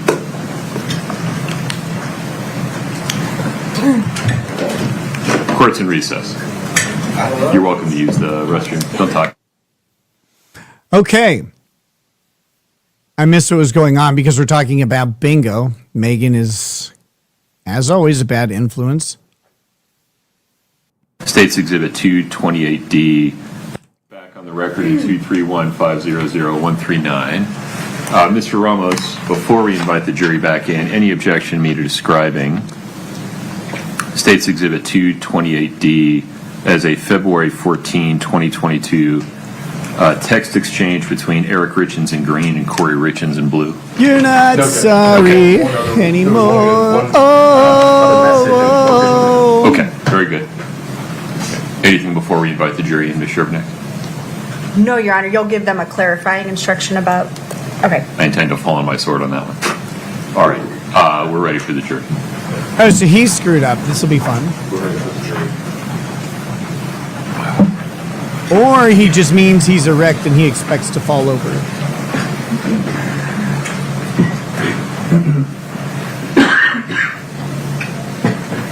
What? That tie and that shirt? No. God, awful. All rise to the jury.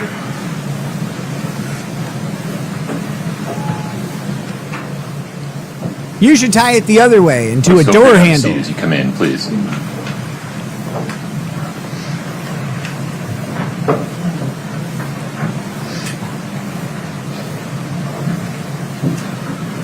Have a seat, please. Ladies and gentlemen of the jury, before we took a break, I misspoke and created some confusion. Let me clear that up now. State's Exhibit 2-28D, as in Delta, is a February 14, 2022 text exchange between Eric Richins, as depicted in the green bubbles, and Kouri Richins, as depicted in the blue bubbles. The jury may consider either and both sides of that conversation for any purpose. You may give either and both sides any weight you think they deserve. Ms. Shervnak, take it from there. Thank you, Judge. Whoa. I've never seen someone fall on a sword so hard. I don't know if he's going to make it. That was brutal. 228D up on the screen. I don't know if we got through the whole conversation before. I forget where we left off. So I'm going to have Scott go through this conversation for the jury with that new instruction in mind. Holy crap. Is he okay? That was unsafe.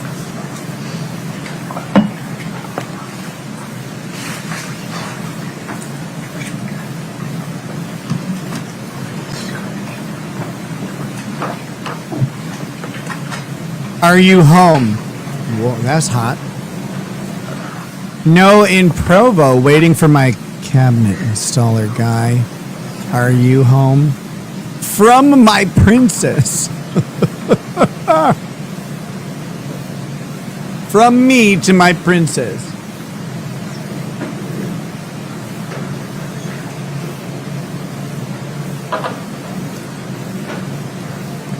It's quiet out here. It's quiet uptown. It will be quiet in there if you lock the door. You sleep through anything. Anaya? Anaya?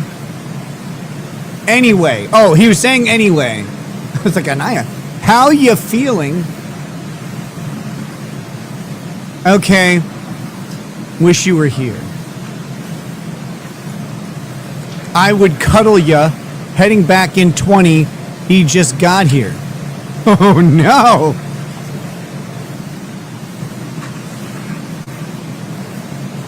He's gonna drill into her walls. Question, question mark.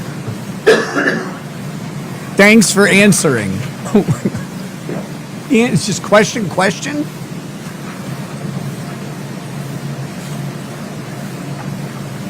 We're just two lost souls living in a fishbowl. We're headed in there. Food is on the front seat of my truck. In addition to these text messages, did you also analyze Eric Richins' device data, sensor data, I guess, for February 14th of 2022? Yes. If we could show Exhibit 314D, please. A cop in the ninja mask had like a Do you recognize giant this? under eye mole. I do. Is this an exhibit you helped create? Yes. Does Exhibit 3-14D accurately depict the raw data that you analyzed from Eric Richins' phone? Yes. Move to admit 3-14D. No objection. States 3-14D is admitted. If we could publish, please. Wouldn't it be great? When you text analyze messages the are just movement like, data from Eric "Hey, Richins' what that dick phone doing?" on Valentine's Day 2022, Just we're looking at a graph here. What does this graph depict? Just careful. The graph depicts travel, so in distance in blue, and in energy exertion basically in green, and the in frequency hour to hour on February 14th, 2022. Oh, he must have had There like a an gap Apple Watch. in Eric Richins' movement and the other data that you just referenced during the middle of that day. Yes. Is that denoted here in the blown up portion? What do we see? It is. There's a Oh, data set no. on the left-hand side for flights climbed, distance traveled, and steps. Depicting. So this is a portion. Well, actually, this is the 12 o'clock hour. And then on the right-hand side, there is Someone got a nooner. device activity for depicting steps and distance traveled at 1:32. And so from this data, we can tell that from approximately 12:05 to 1:32, there was no movement data recorded on Eric Richins' phone. Correct. Did you analyze his phone for similar types of movement on other days? Yes. And did you compare the data from Valentine's Day to those other days? I did. Was it unusual for Eric Richins to have an 87-minute gap in his activity in the middle of a workday? It wasn't typical, no.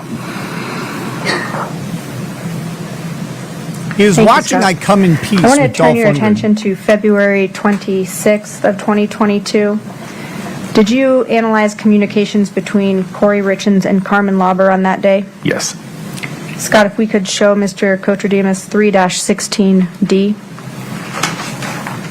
Do you recognize this? I do. Did you help Kevin, they create still this? use I did. those. Is this using the CDR data that you analyzed Just for now this you date? can Yes, this is You can also do Python essentially coding the on it. same type of exhibit that was created for February 11th. Does Exhibit 3-16D accurately depict the raw data that you viewed for February 26th? It does. Move to admit 3-16D, please, No objection. States 3-16D is admitted. and publish to the jury, please. So we saw an exhibit like this before for Yes. February 11th. Yes, we did. Are we looking at information now pertaining to February 26th? We are on this. This exhibit is text Two things communication haven't been between smashed so hard Ms. since Richins September and 11th. Ms. Lauber on that day. And similar map of the same area? Yes. Arrows denoting who sent the message? Yes. The times they were sent and received and direction, yes. Now, these pictures are kind of small, but similar to the last exhibit from February 11th, Ms. Richins is denoted with the red background, is that correct? Correct. She's on the left side there. And Ms. Lauber is denoted with the green background? Correct. And then we also see Robert Crozier on these exhibits, and he's in the yellow background, is that correct? Yes, he will come up. There he is. He'll come up on the map there on the left-hand side. And again, Scott, if we could move through this exhibit, and Mr. Kotradimus, if you could describe what we're seeing as we go through this. Sure. Sure. process for February 26th? Sure. On the right-hand side, similar to the other day, there was text communications between Ms. Richins and Ms. Lauber through the 2 o'clock hour. It picked back up in the 5 p.m. hour. And at some point during the 5 p.m. hour, Ms. Lauber's device started utilizing towers in those same locations from the previous day. Provo Canyon, Utah County area, traveling north until it finally stopped in the area of the southern end of Salt Lake County. Same thing with Mr. Crozier's device, beginning once again in Davis County and moving south and utilizing towers along the way. So Ms. Lauber is now on the left-hand side. You can see by 7 p.m. or so, she is utilizing towers back in Provo Canyon, heading back to the Heber Valley area where she ultimately ends up. Mr. Crozier has returned back into the general area of the Davis County area by 8 p.m. And then you saw all the communications between Ms. Richins and Ms. Lauber, 71 texts between 2:25 p.m. and 10:33 p.m. that day. And Mr. That's way better than the Crozier and 3 Ms. they Lauber, were. 65 texts and 3 phone calls. Now, similar to February 11th of 2022, did you look at the communications between Carmen Lauber and Robert Crozier for February 26th of 2022? Yes. If we could show Mr. Kotradimus 3-34D, please. Excuse me.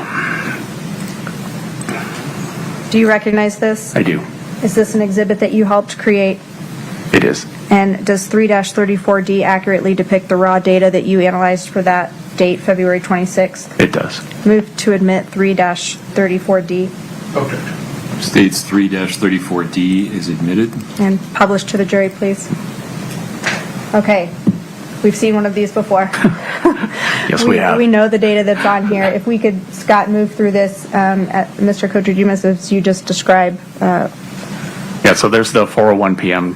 Call from the previous slide. Mr. Crozier is in Davis County. Ms. Lauber is in the Heber Valley area. To the right, those are the communications between the two. There's texts and some phone calls. You can see the date stamps next to those. Essentially, what this exhibit shows is the other side of that communication or that incident or event. Between Ms. Lauber and Ms. Crozier, Mr. Crozier and Ms. Lauber. Sorry. The two devices appear to travel in the same direction until they come to the same generalized location, utilizing those towers, and then return back to their respective starting points. And that location that they're meeting up at, same as February 11th, 2022? Yes, it's consistent with that, with the Draper area near that Maverick. Thank you, Scott. Did you analyze, moving now, to March 2nd of 2022, did you analyze CDR data for Kouri Richins' device from March 2nd, 2022? Yes. Scott, if we could show Mr. Kotradimus 3-17, please. Do you recognize this? I do. Is this the call detail records for Kouri Richins that has March 2nd? I've heard nothing but legendary stories, To Mary. admit 3-17. Especially about the bush trimmings. 317 is admitted. And if we could show the call from 10:22 a.m., please, from March 2nd. And 10:27 a.m. Is that the same number that we see from the call at 10:22 and the call at 10:27? It is the same number, yes. Are those- Ending in 1040. Are those outgoing phone calls from Miss Kouri Richins? Yes. Who was she calling at 10:22 and 10:27?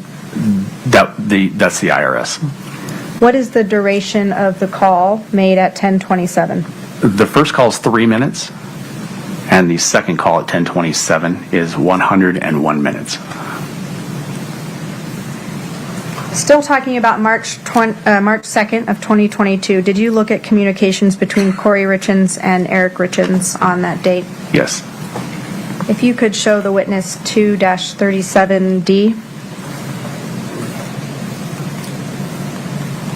Do you recognize this? I do. And is this an exhibit that you created? Yes. Is this a text message thread between Eric Richins and Kouri Richins? Yes. We will talk about the content of this exhibit at a later time. I just wanted to No, lay out the no, information it was that the you're only aware of what it is interesting and where it came thing. from. Okay.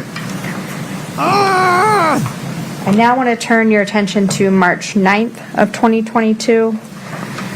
Same questions as February 11th and February 26th. Did you look at communications between Kouri Richins and Carmen Lauber for March 9th of 2022? Yes. We could show Mr. Kotradimus 3-35D. Do you recognize this? I do. Is this an exhibit that you helped create It is. using the CDR data that you just talked about? Correct. Does 3-35D accurately depict the raw data contained in that CDR information? Yes. We'll move to admit 3-35D States 3-35D is admitted. and publish to the jury, please. Okay, so we've seen these before. We have. We're looking at the same area of the Salt Lake Valley, and again, communications for March 9th, 2022 between Kouri Richins and Carmen Lauber. Is that correct? That's correct. Scott, if we could move through this exhibit, please. And this is just the same representation of those records. It shows essentially the same travel, and it depicts the conversations, text conversations or communications between Ms. Richins and Ms. Lauber's devices. We got 10 So o'clock this is hour, her 11 talking o'clock to a hour. housekeeper. Yeah, I want the spicy text back. Miss Lauber's moving. Tell me more about how She God moves is a little north glorified in this. in your if you want to glorious stop it right thigh. there, Scott, just for the 12-11, 12-13. She moves north out of the Heber Valley for this particular event. That tower at 12:11 p.m. is located very close to the Richins residence. It is your birthday. Other than This that, guy got murdered really close to that time. the travel is going to be depicted in a similar manner. Miss Lauber is going to travel same route through Provo Canyon into the south end of the Salt Lake County area, in an area consistent with being at or near the Draper, the Maverick and Draper. And Mr. Crozier is going to do the same thing. He's going to travel south, and his device is going to utilize towers in that direction as well. On the right-hand side, you're just seeing more communications between Miss Lauber and Miss Richins from that day.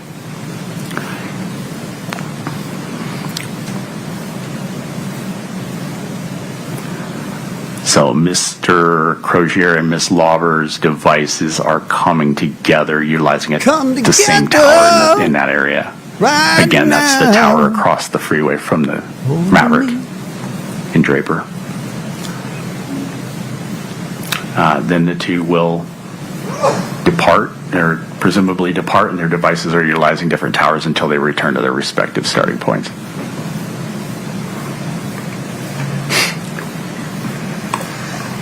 Did you look at communications between Carmen Lauber and Robert Crozier from March 9th, 2022?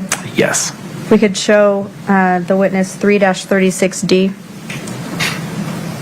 Do you recognize this? I do. Is this an exhibit that you helped create? It is. Is it using the raw data from March 9th, CDR data from March 9th, 2022? Yes. Does 3-36D accurately depict Jenny the raw data you just LJ? described? It does. 10 Move to memberships, admit thank you. 3-36D. 3-36D is admitted. Again, we've seen this before. I hope This you is people for who got a March 9th of 2022. and, wonderfully gifted member. This exhibit, who are the communications thankful you between grab a hold of in that this thing and exhibit? This is communications between Mr. Crozier and Miss Lauber for that day, March 9th. And Scott, if we could move through this exhibit, please. And you've essentially seen the map before on the previous slide between Miss Crozier and Miss Lauber. The thing that's different on this is the communications are just between Mr. Crozier and Miss Lauber, or Miss Richard, or excuse me, Mr. Crozier and Miss Lauber. Again, He thought that was 11 o'clock hour, 12 hilarious o'clock hour, too. Communicating. I want to do comedy in The front of this guy. devices He laughs essentially at come together everything. into the same general location, utilizing a tower there.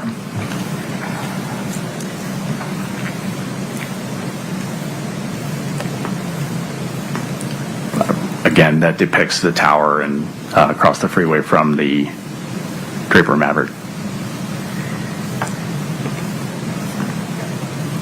Mary Lincoln's, I remember meeting you during the Laura Owens The two saga. parties continue How to many communicate. felonies now? For Laura Owens or for me? Until they return to the Heber Valley area and the Davis County area, respectively.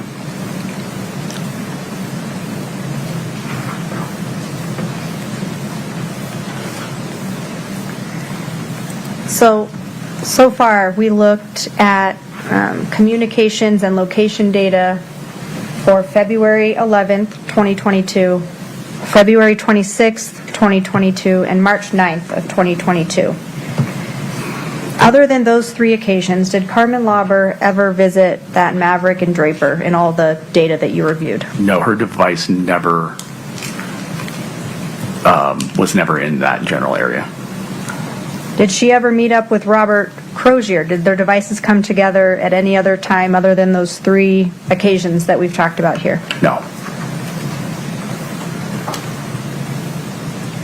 I want to turn your attention to March 3rd, 2022. Did you analyze data from Eric Richins' phone from the night he died? Yes. You looked at call records? Yes. And you looked at text messages and web searches? Yes. We could show the witness 3-39D. Well, I didn't meet Mary Lincoln's. Do you recognize this? I do. Is this an exhibit that you helped create? It is. Does it accurately depict the raw data that you reviewed from Eric Richins' phone? Yes. Move to admit 3-39D. 3-39D is admitted. You could publish this to the jury, please. So you might want to step down for this so we can just describe for the jury what we're looking at here.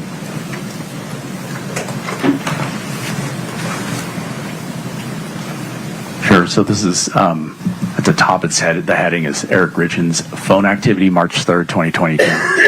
This is from 8:30 p.m. that evening until midnight. It's basically just a moving timeline, so you can see what Eric's device was doing during that time period, in context to text messaging and web searches, that type of thing. So at 8:30, there's a text to a contact named Pedro Sonora, and then there's a text from like 9 seconds later. Those continue. There's a few of those, and then there are texts between Eric Richins' device and a contact named Scott Wagner in that device. Those continue into and through 8:30. There is a discussion going on between Mr. Richins and Scott Wagner, kind of back and forth during that time. And then at 8:50 p.m. on that day, Scott Wagner calls Eric Richins, and they talk for 8 minutes and 32 seconds. At 9:45 p.m., a Google search is made from Eric Richins' device. There's a misspell in it, but it is basically searching how far is it from Scottsdale to Nogales. And then at 10:18 p.m., there's an incoming text from a contact titled Raul C&E. Thank you. For that last text message that's listed in the 10 o'clock or 10 p.m. hour, was there any indication that that message was opened by Eric Richins? No. During this time frame from 8:30 p.m. to 12 a.m. on March 3rd, how many phone calls were made on Eric Richins' device? One. That's the phone call that you talked about to Scott Wagner. Correct. No other phone calls made on that device that night? No, between 8:30 and midnight, no. Talking about Tom Nash Music. I same think time so. frame, the night of March 3rd, We'll see. 2022, did you look at Kouri Richins' phone for that same time frame? Yes. Did you analyze the data and device events for that phone? Yes. If we could show 3-18D1. Do you recognize this? I do. Is this an exhibit that He you said helped I create do. Yes. using the raw data from Kouri Richins' phone? Yes. Does 3-18D1 accurately depict the raw data that you reviewed? It does. I'll move to admit 3-18D1. No. 318D1 is admitted. If we could publish this, please. Similar to Eric Richins' device, I guess not showing communications, but what are we looking at here for this device data? So there's an activity sensor and device events for that device. When you say device events, what do you mean? So there are certain events that are captured in a device in the system files that detect various things. One of those things is locks and unlocks, meaning when you locked or unlocked your phone. The activity sensor is device movement. So there are accelerometers and gyroscopes and whatnot inside your device. And when it moves and it detects movements, it reports that to the system files and it retains that.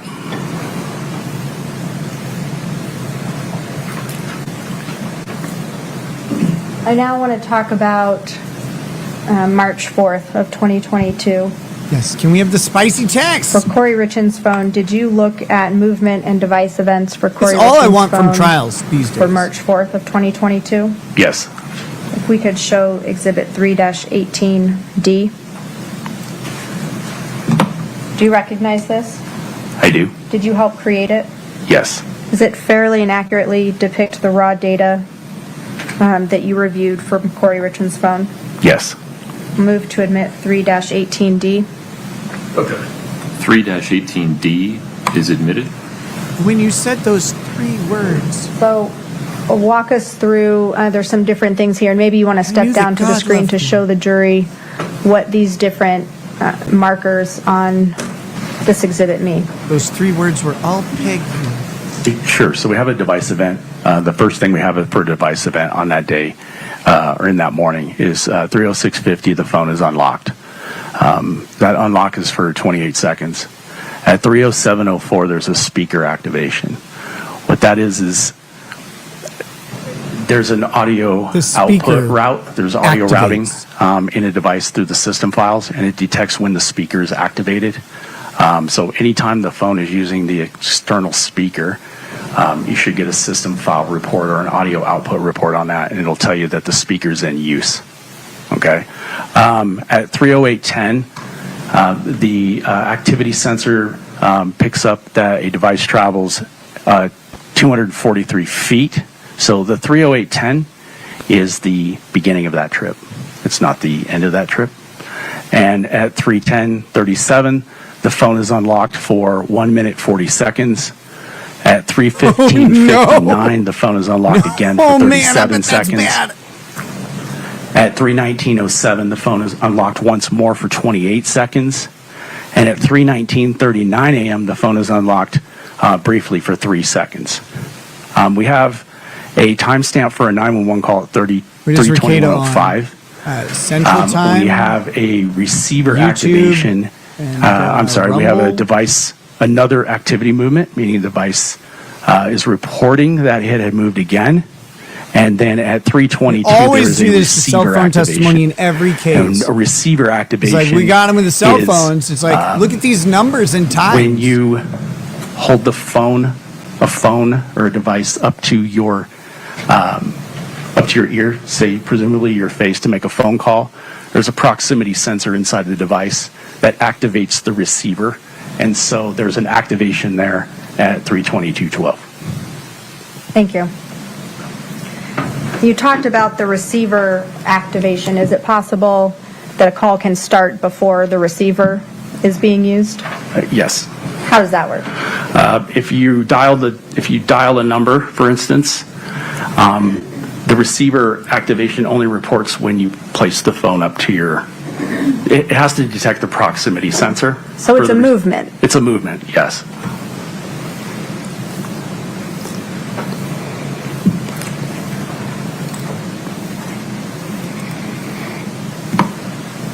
Did you also pull or look at data from Kouri Richins' phone from the morning of March 4th, 2022? Yes. We could show the witness exhibit 3-19.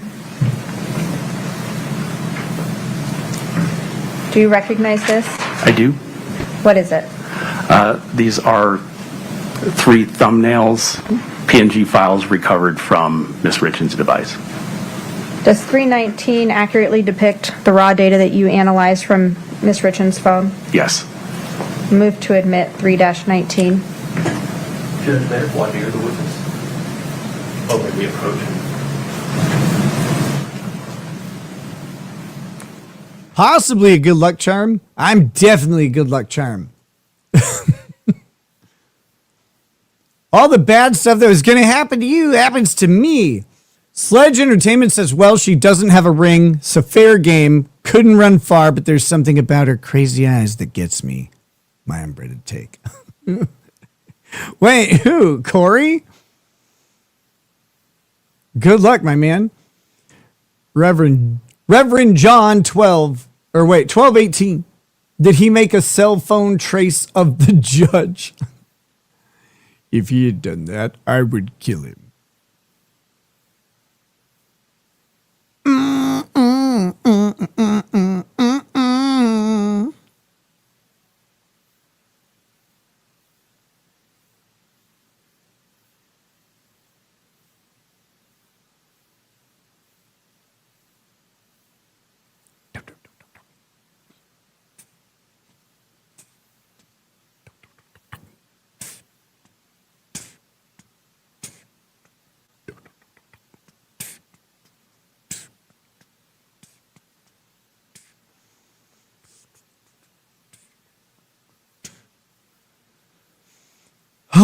Oh, wait, I can fast forward through this. In that analysis, specified these were looking at Ms. Sherman, please proceed. Looking at Exhibit 3-19, you testified these were located on or in the analysis of Kouri Richins' phone.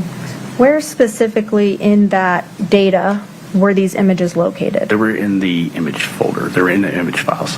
What does describe what the image file is? Is that a camera roll or just more description about what an image file is? So as it relates to these are PNG files.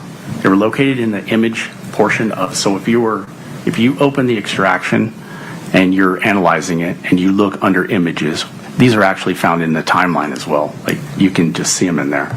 But when you click into those, there's information that's presented to you, and it will tell you the file path of where these belong, or where they were last seen by the device. And so in the image file, there's a pathway, and so these images were last seen in a SMS, so a text like an iMessage. Photo search section is the pathway for those, meaning it was related to the messaging system inside the device. Message last seen in a text. Oh. I'll move to admit 3-19. Mr. Ramos. I'm going to have to step away for a second and go to the bathroom. Which people in the text message chain indicated that they were in the... I'm not sure that's what he said, but...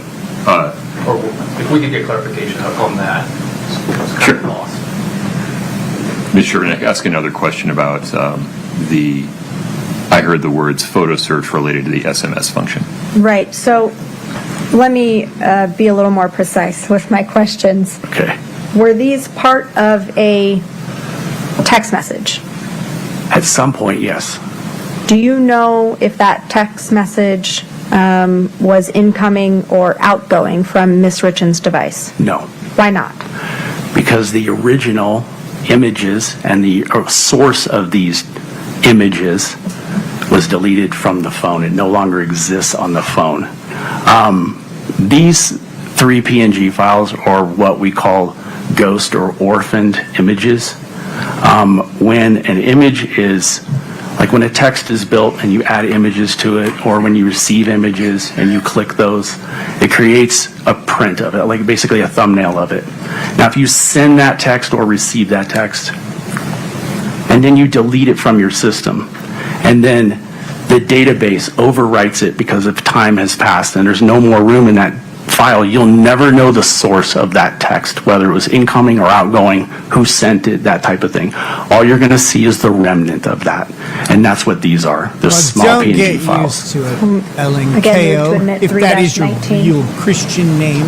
Judge, we were in your objection. At this point, it seems like it's what Mr. Cortadivas found, the remnant of something. I understand defendant's objection. It is respectfully overruled. You can explore these topics during cross-examination. State's Exhibit 3-19 is admitted. We could publish, please.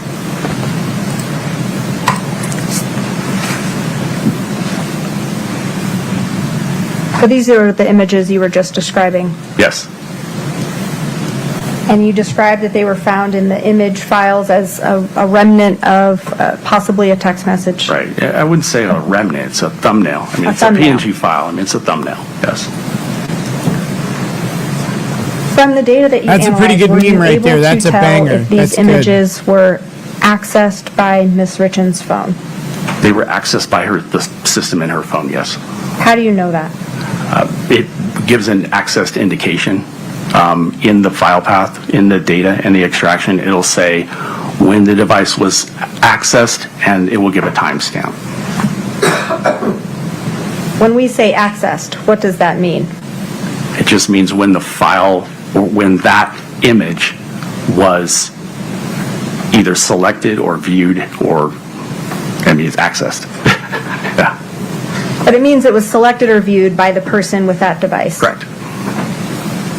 You mentioned there was a timestamp. When were these images accessed on Kouri Richins' phone? 8:29 a.m. on March 4th. Was the phone also manipulated in some way during that same time? There was activity on that device, yes. What do you mean activity? I'm with There you, was, Krabby Patty. Prior to that, at 8:28, there was an unlock event that lasted the duration of this access point. There was the device event log shows that the device was actually turned into portrait view, and then turned into landscape view, turned back into portrait view, until ultimately it was locked again. I think the lock was at 8:34, but I'm not 100% sure on the time. So those, the turning of the phone, the unlocking of the phone, those correlate with the time that these images were accessed. Around the same time, Wow, yeah, during the same unlock women's event. initials KR.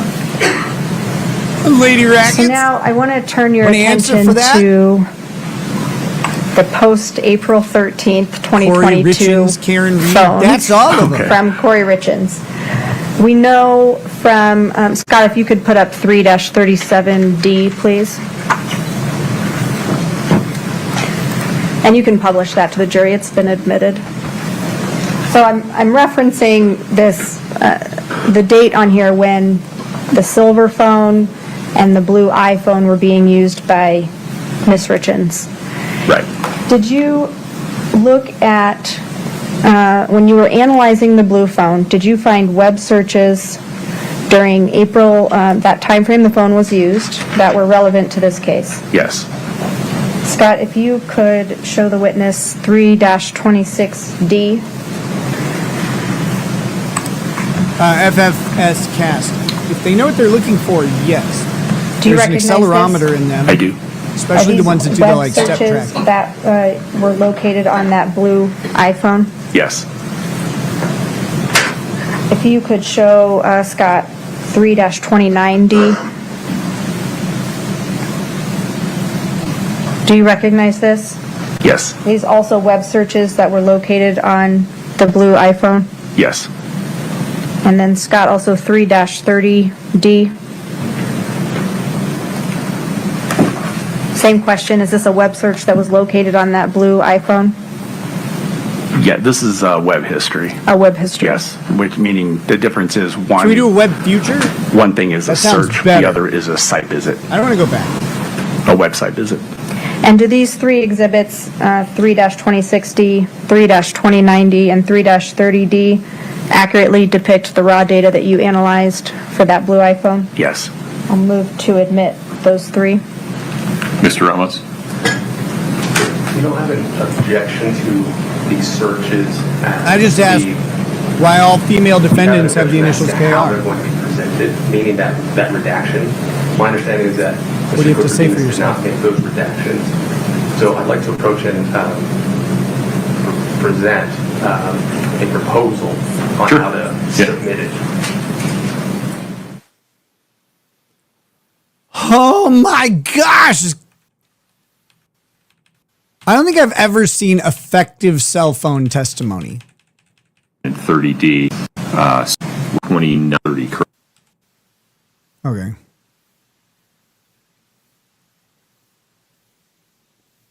So it was 26, 29, and 30, correct, Ms. Sherbanek? Yes. States 3-26D, 29D, and 30D are admitted. We're going to publish those. I have an instruction for the jury. Scott, could you go to 26 Kyle for Rittenhouse. a moment? Ladies and gentlemen, as you look at 26, 29, and 30D, you'll see these Oh no, the search histories. blue blobs that have no text These are behind the them. worst. Those are intentional redactions of information that has What to no do when you relevance stab your to best this friend in the case. eyes? Please do not speculate about what was behind the blue bob. It's irrelevant. Just ignore it. Ms. Sherbanek, please continue. But if I hypothetically killed my So friend by as we stuffing were a talking monogrammed about handkerchief these down her three throat. exhibits that we will go through in turn, They know you it's me. mentioned web searches versus site visits. What Yes. are we looking at here? These are web searches. What's the difference? So when you One of them's type talking to a search person, into and your the other one device is talking to the and, government. to presumably search for something on the internet, when you type it in and you hit send to search, it logs the search that you had typed into your device.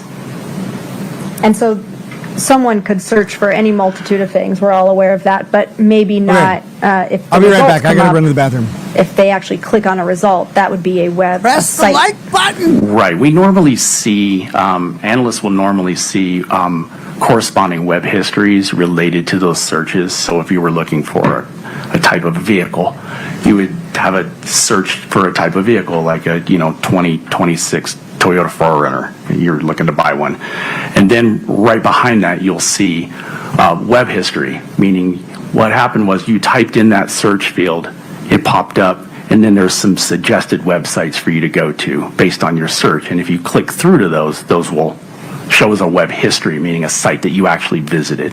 And so what are we looking at here? Right here, we're just looking at the search function. These are just searches that were inputted into the device. And this is in that blue iPhone, right? In the blue iPhone, yes. Scott, if we could do the same expanding for each page of 2-26D so the jury can see the different entries.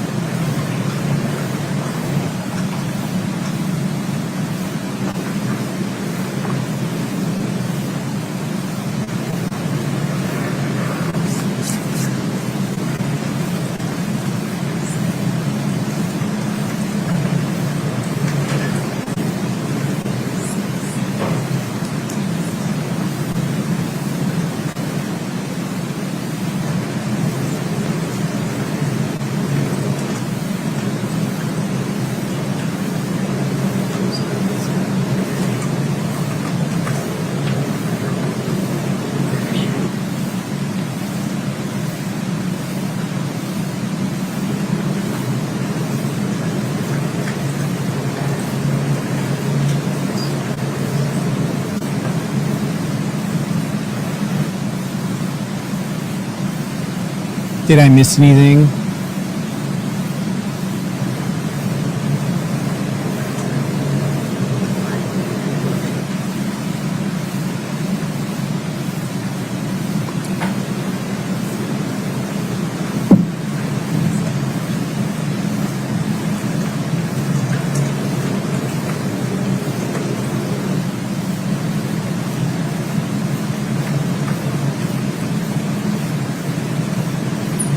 What does FBI do with electronics for searches? Oh no!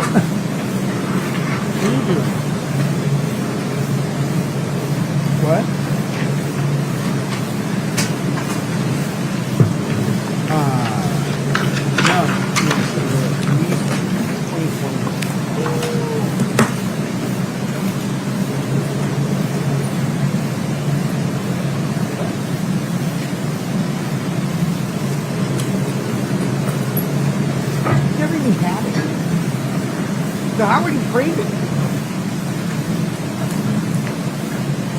Don't listen to TikTok, because I keep getting my content taken down.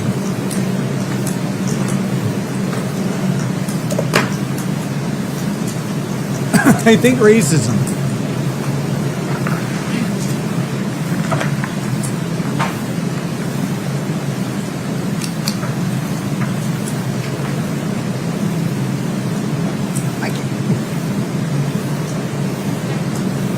It will not.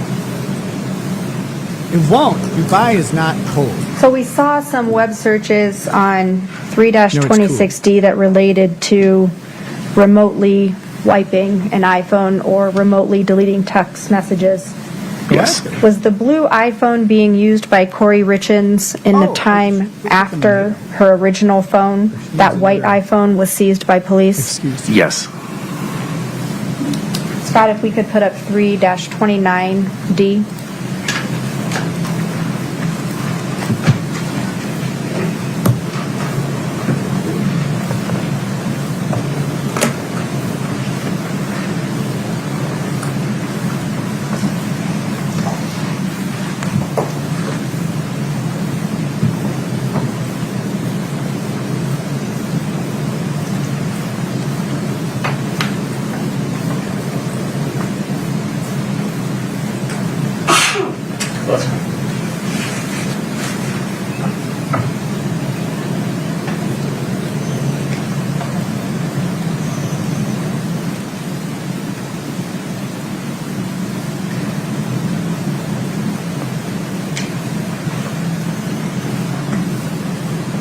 Oh. 5 things you need to know about the new prison facility.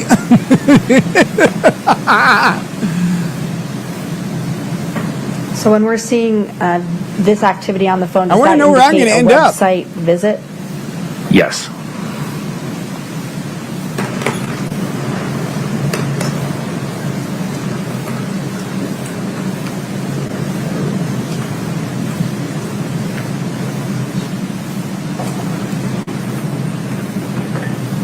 Wait, what is this? You're wondering how Emily Baker dealt with the undercover rackets. Apparently she got an email prior from the court giving a heads up and skipped it. Court TV must have missed that one.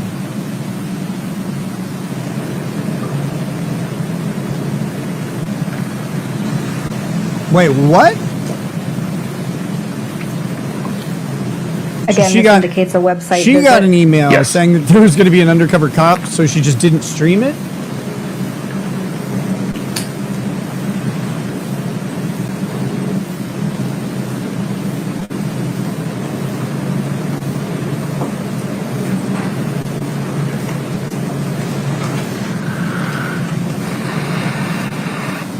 I'm not on their mailing list.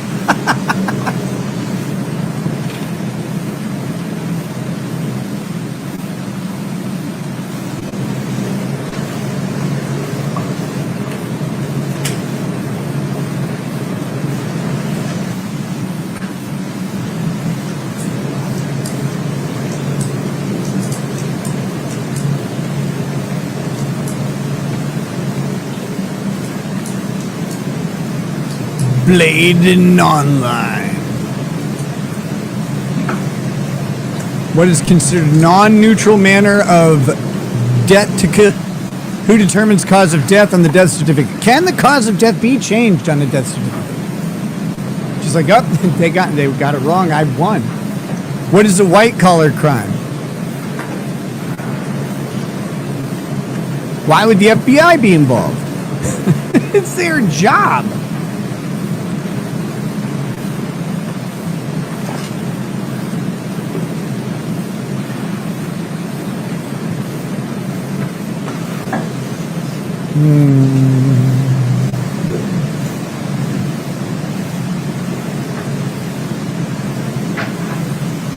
She runs on a multi-hour delay? Was she just too good for the morning?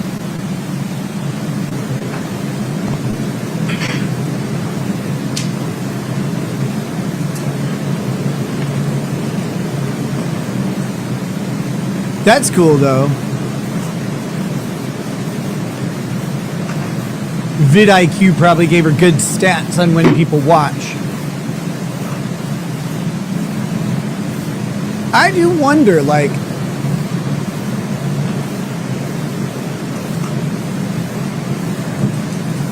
would people care if I start, like, if I did, hypothetically, if let's say I decided to start all the trial streams at noon, and everybody knew, and that's what it was going to be, so every day would be like today. Because I'm always so, like, annoyed having to get, especially with different time zones, if it's Eastern time, it's so early.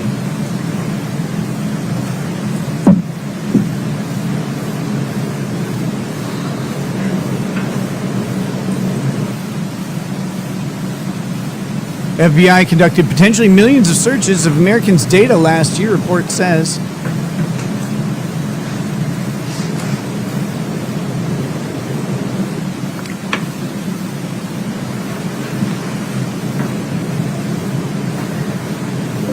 Yeah, I mean, it gets a little bit much sitting for like 8 or 9 hours, you know? When you could sit for 6 or 4. And Scott, if we could move to 3-30D. Chris Bookhammer, I mean, today I started at noon Central Time.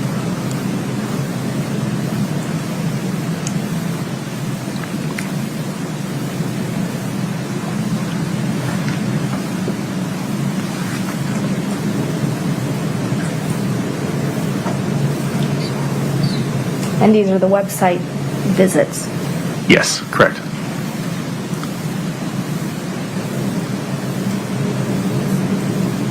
Skips all the breaks, yet takes way longer to stream due to all her pausing and commentary.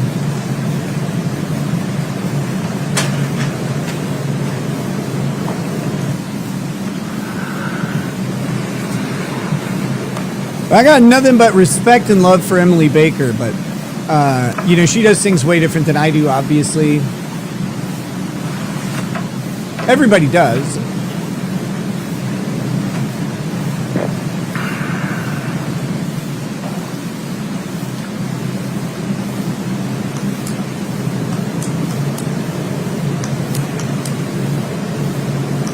Like, I don't even want to... I was going to muse about some stuff. It wouldn't be about her specifically because I don't watch... You know, I don't really watch her show and haven't for a long time because I was busy. But like, I don't want to say something and have people like take it as I'm implied talking to her or talking about her because I wouldn't be. But maybe I'll just talk about it some other time. Sir, those are all my questions for you at the moment. I think the defense may have some as well. Thank you. Still have some water? Need some more? I need a little more. That'd be great. Thank you, sir. Zach, can we get a refill for the witness, please? Thank you, sir.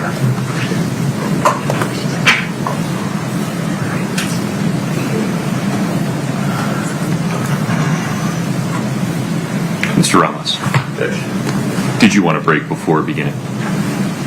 fewer dick jokes from Emily? I take a break, I'll gather my thoughts, and we'll get out of here on time.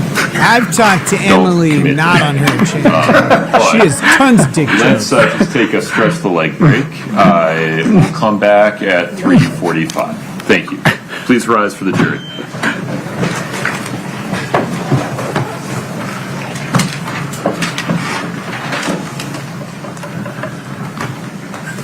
I'll think about it, Treasure Island.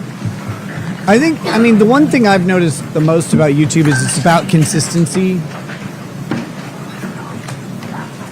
I just assumed, dumbly, that everybody wanted to watch from the moment court starts. All right, folks, we'll be in recess until 3:45. Mr. Cocktrine, if you want to stretch your legs, use And the the other rest thing I of found- Don't talk to anybody. Yes, sir. Understood. Thank you. Possibly have 10.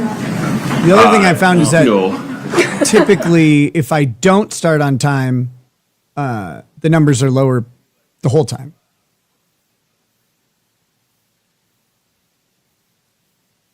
That's what we like to hear, Lolita Smiles.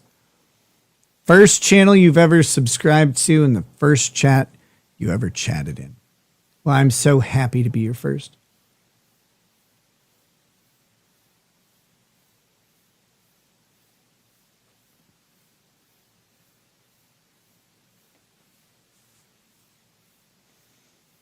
The gift of showing you corruption is a better understanding of your own purity, Danger Toast. Accept the lesson!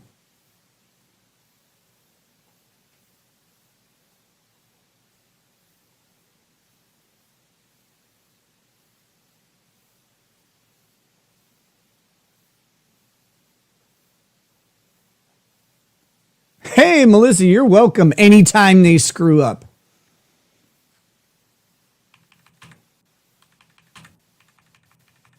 Oh, it's like 10-minute break, isn't it?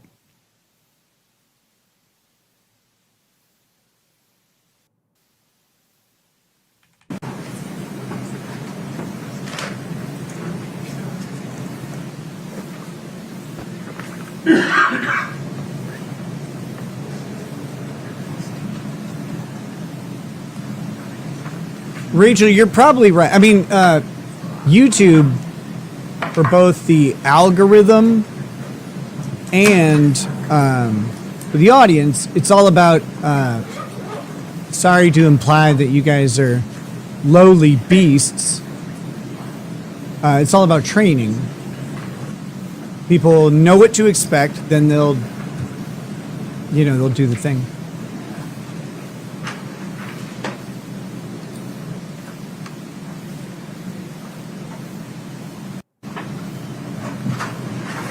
Bentogel actual court, which we are behind on still, ends in 12 minutes. Go ahead and have a seat, folks. Thank you. But we're an hour behind.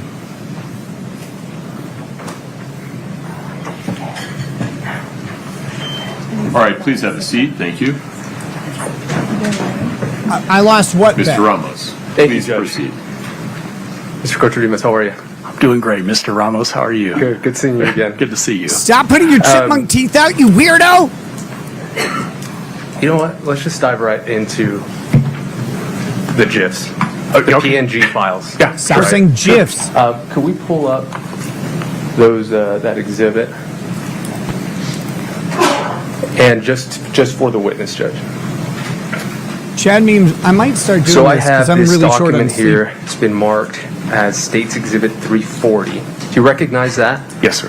Now, when you were testifying earlier, you informed the jury that it was all the image files that you received, correct? Well, just for this representation is just for that, for the fourth. Correct. Yeah. Yes. So what we're looking at are It's part of that. Yes. Wait, how did I lose the data bet? files You're for still that getting- day. Specifically, though, I think there was a range. It was for the March 4th, correct? Was there like a time limit? Now, in that, there were 39 images, right? Whoa, Correct. whoa. Now, Listen of here, those homo. images, obviously, we've seen The three of them. reason I didn't think you were talking about that So I want to is 'cause focus you're on gay. those, okay? Okay. All right, so what I'm going to do is I'm going to pull up those three images that you've seen, okay?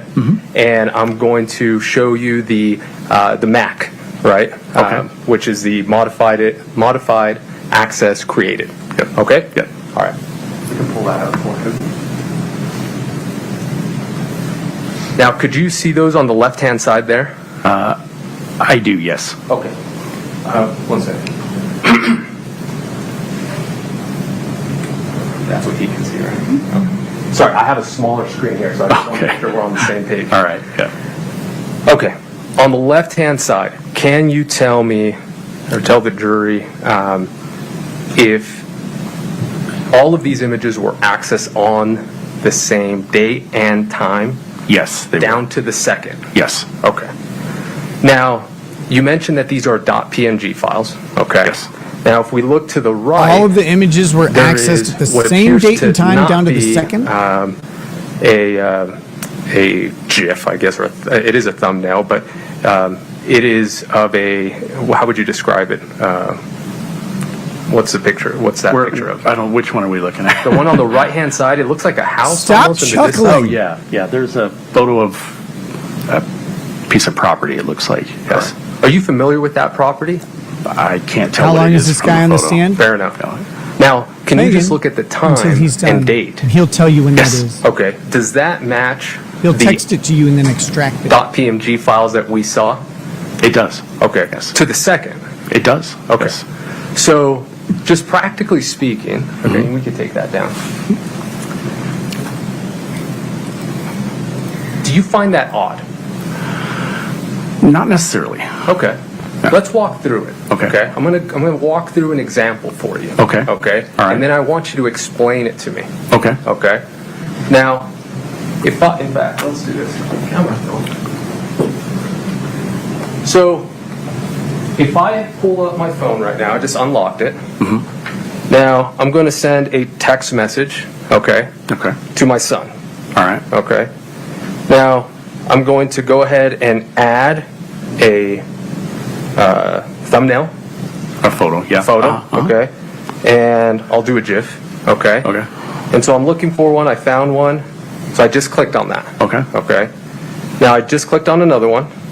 Okay. And I just clicked on another one. Yes. Okay. Now I'm going to add also a picture, okay, just from my folder.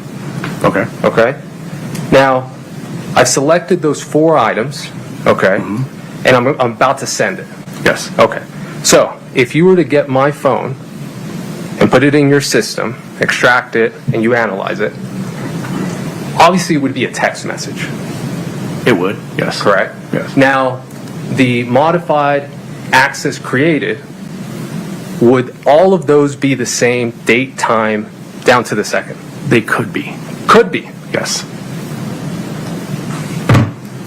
There's a lot of reasons for that. Yes. Okay? For example, the type of iOS I have. That could affect it. Yes. The type of extraction that's done. I don't know if the extraction type would determine that or not. Logical versus physical. I still don't think in the way these images were in the database. Okay. I don't think that would be. I don't think that would be accurate. So then let's look What at do the you database. think would be Okay. accurate? Where exactly were these images? So they were in the database.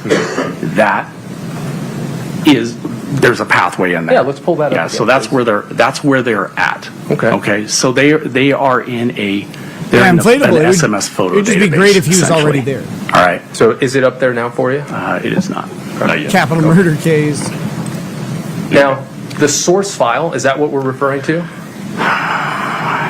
Yes. Okay. Yep. So I see here has a bunch of numbers, underscore files, full.zip, right? Yeah. Private var, mobile, library, cache. Why is he laughing at Yes. that? Right? Yep. Okay. Talk to me about cache. All right. So caches or folders. They're just places where the system stores data. Cash Okay. money. Yeah. And Cash money. if I were to go to my phone right now, I could find those .png files, that image I just sent, right? If I go directly to my text message, correct? You could. Yes. Yep. Right, because I just sent it. Uh-huh. Okay. Now, here, in this file, this doesn't lead you straight to a text message. Correct. Okay. And so it is, and I think what you said in your direct, I think it was the system, I think is the word. You're very Chris specific. Kotradimos. The system in her phone, I logged it. Is that correct? Yes. Okay. Those are databases. Correct. Yeah, yes. Okay. So fair to say, and you indicated in your testimony early, so I think I'm right, that there are certain things in our phones that are there, but we can't necessarily I say access trim them. the bushes now while it's still we have cold. we need a process to go kind of below the surface. Megan, I'm taking that out of context. Now, in this case, these .pngs, you had 39 of them, correct? Yes. Okay. Now, you only selected 3. Yes. Okay. Did you select those? I shouldn't put... I provided what I provided. I provided the entire extraction report, and then I provided the part of the extraction report for that day. Okay, so you provided the full 39? Yes. Okay, understood. Do you guys notice he has I want to go back to that other extraction image. report? Okay. Okay. Now, these have the exact same date, the exact same time, down to the second. Okay. Are they tied together? I don't know that. You don't? No. In fact, what do you it's know? impossible to know. It really is. Now, in what you do, there is, we heard the word a lot, analysis, right? Yes. You analyze. Right. Okay. Now, we know that you can, we get the information from GrayKey, it's extracted, then we put it in Celebrite. The analysis comes in reviewing the report, correct? Correct. Okay.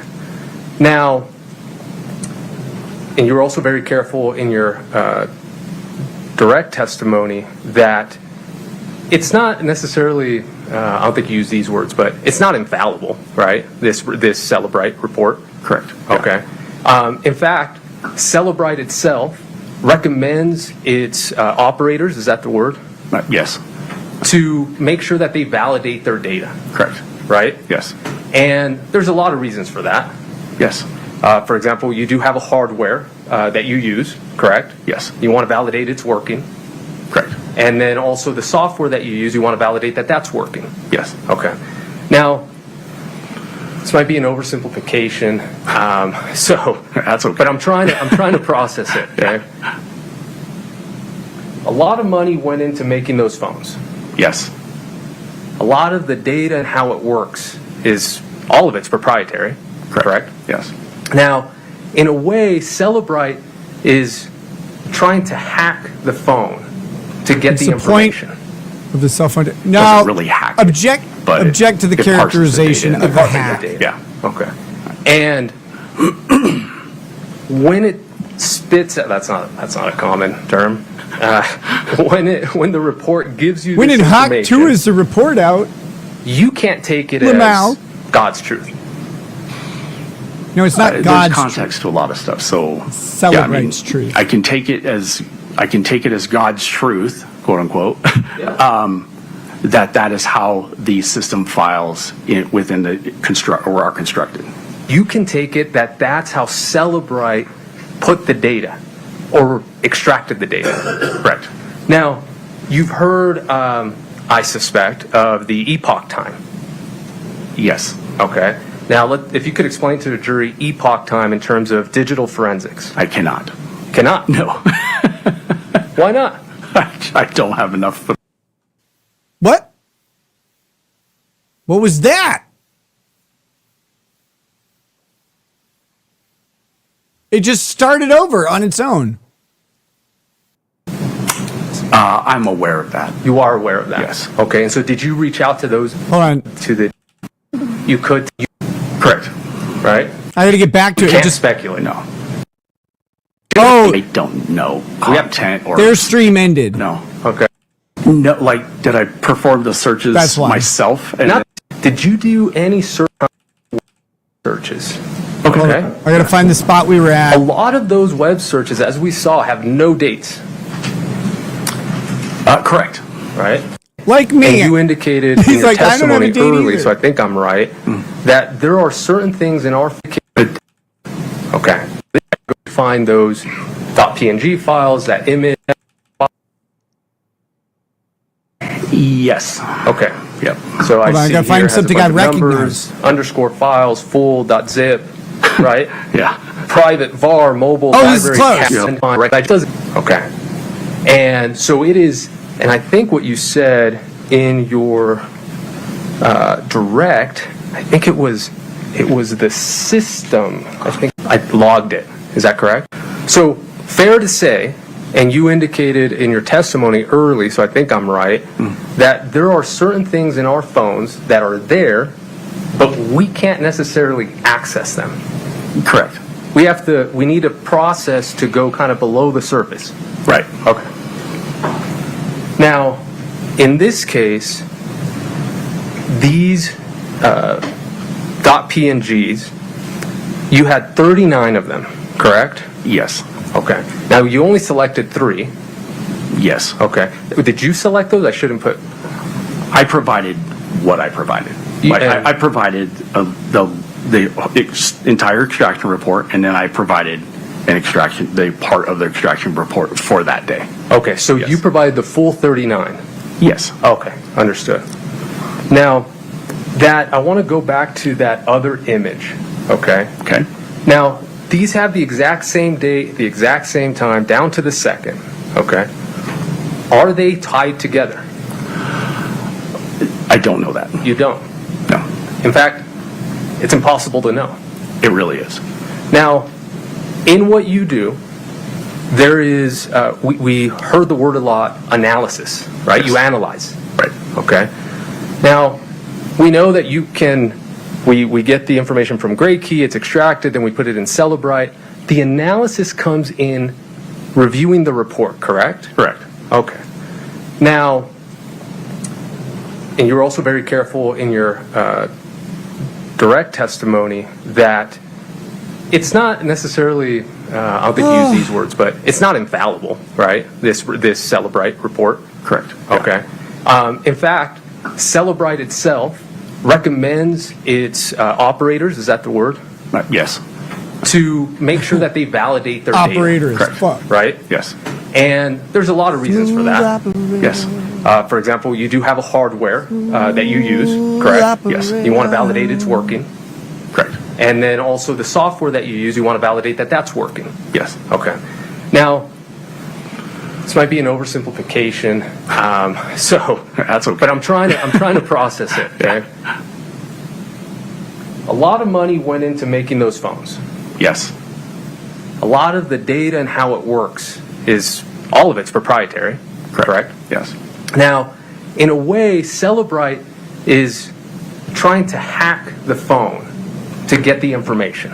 Oh, we're back to here. Oh my Doesn't God. really hack it, but it parses the data in there. It parses But the data. Yeah. Okay. And Hacking and parsing are way different. when it spits out, that's not a common term. When the report gives you this information, you can't take it as God's truth. There's context to a lot of stuff. So, yeah, I mean, I can take it as God's truth, quote unquote. Yeah. That is how the system files within the are constructed. You can take it that that's how Celebrite put the data or extracted the data.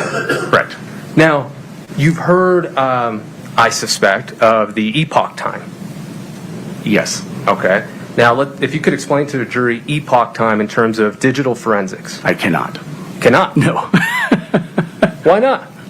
I don't have enough familiarization with it. I just don't. Okay. Not on the stand. All right. Well, is it fair to say that, let's look at this created and modified and accessed, that date and time. Okay. Are you aware that that time isn't actually how it's stored on the phones?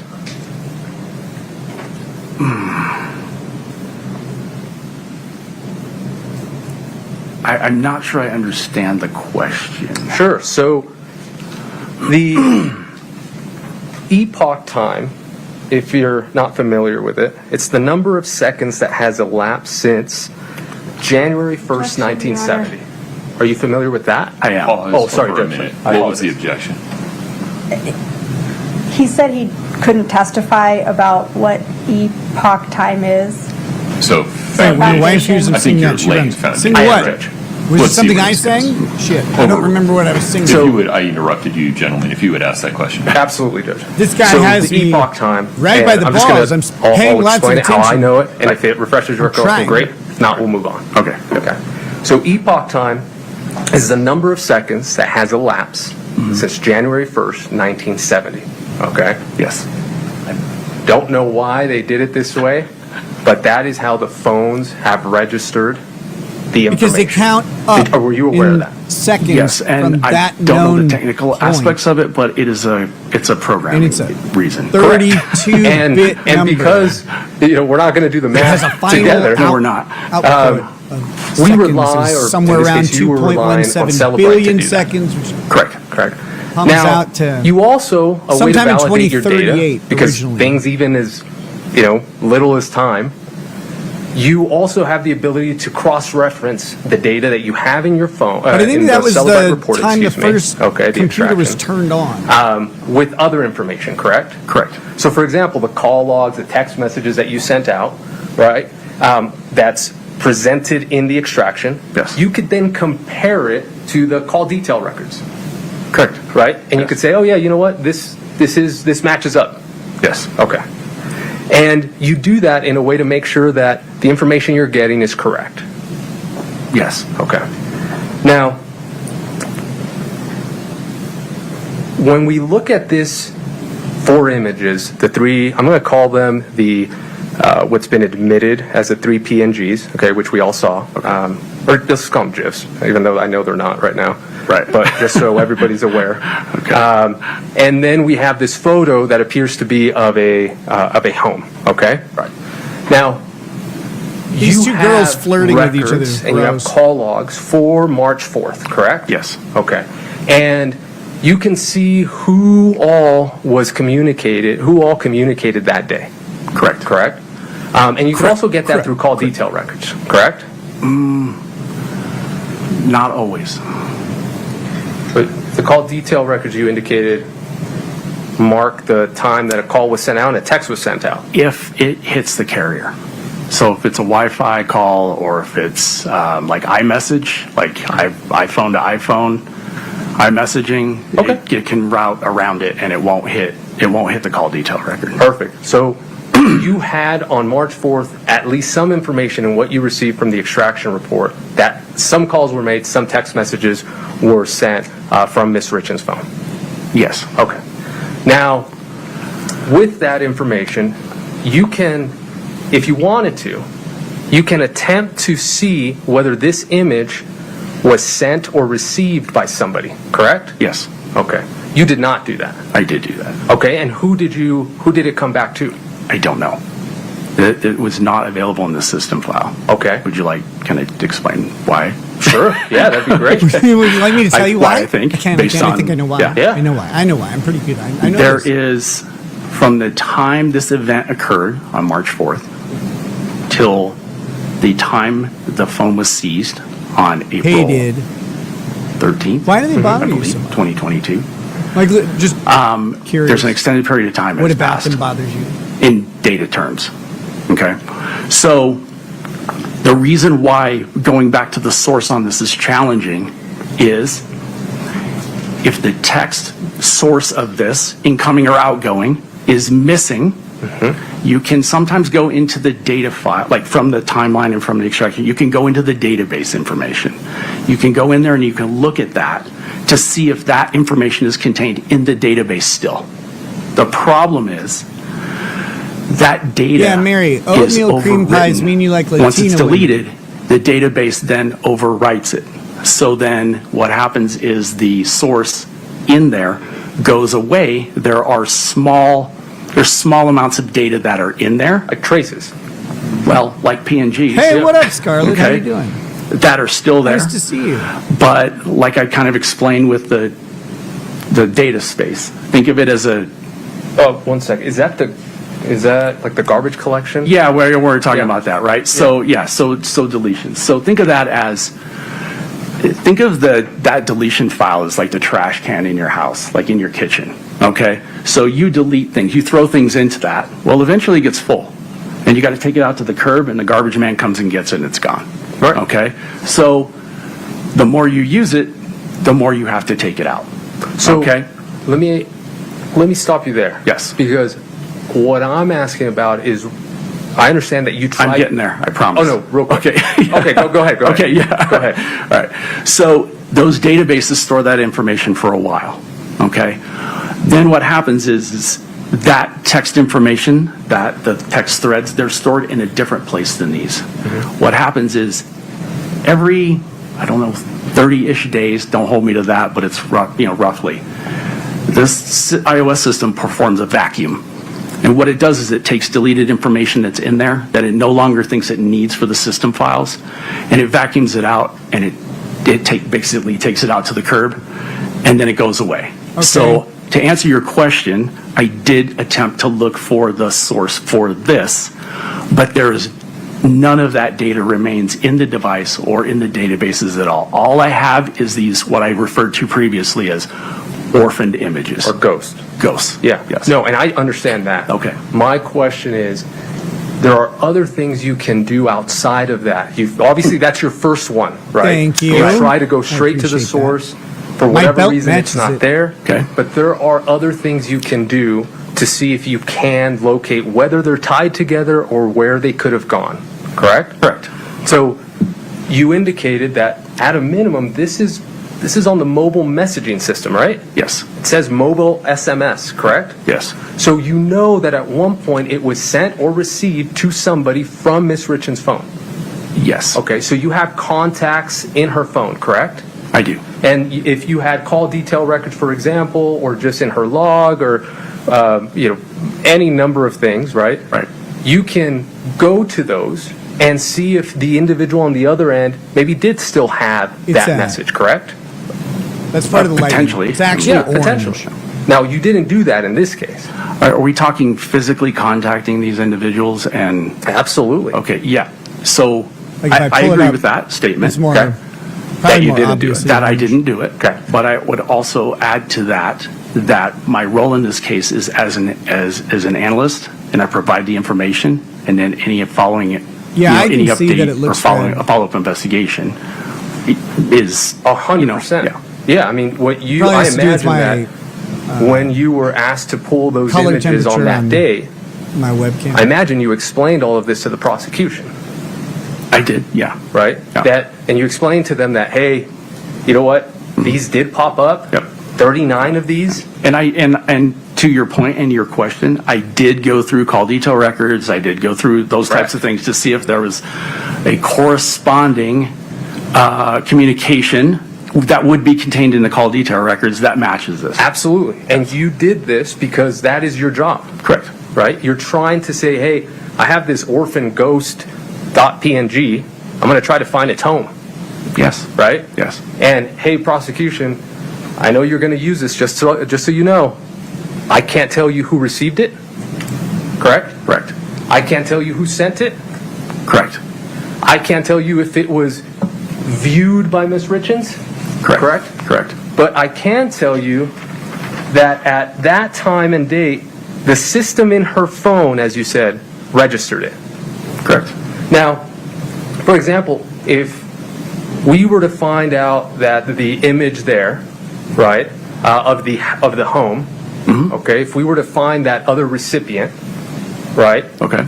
and in that recipient's cell phone, it had the day prior, okay, so March 3rd, Okay. say around 5 o'clock, okay, and that individual sent the image, okay, Okay. and then Miss Richins opened her text message with that home there, okay, and maybe those GIFs or those .png, those thumbnails were attached. It could have been that the computer registered as it accessed it as it was opening up, correct? Correct, because it would Okay. create a thumbnail. Correct. Yes. Now, like you said, we don't know that, right? Correct. We don't. Okay. Correct. Correct. Correct. Correct. Correct. Correct. Now, I'd like to move on to the web searches. Okay? Yes. A lot of those web searches, as we saw, have no dates. Correct. Right? Yes. I will not be And gaslit into getting an ear We in do the see some of them when they were searched, correct? Yes. Okay. Are you familiar with, I think it's called like lifestyle analysis? Uh-oh. Okay. Did you perform any searches around the time on those that you can see on the web searches, that you can see the date that they were searched? Okay. Did you do any searches on Google or any found any validation to particular see what, if anything, was day to be relevant to better what or was being worse. pulled up? They're always like behind. No, like, did I perform So they've the always got new searches stuff, like myself? every day. and Not then- not the searches. So, for example, are you familiar with a certain Real Housewife in Salt Lake City? Recently? In Yes. April 2022? Oh, no. What was that? Are you Stop being a aware weirdo. of somebody maybe being sentenced around that time? No. Okay. And now that I already would had provide my time in the context to sun you, of the correct? hearings, Megan. Don't worry about it. I could. Yeah. I have no Because desire to right have them now, ever just as done. we see the searches, we don't know why that would be a search, correct? I don't know content or can't speculate on anything. You can't speculate. No. You shouldn't speculate. No.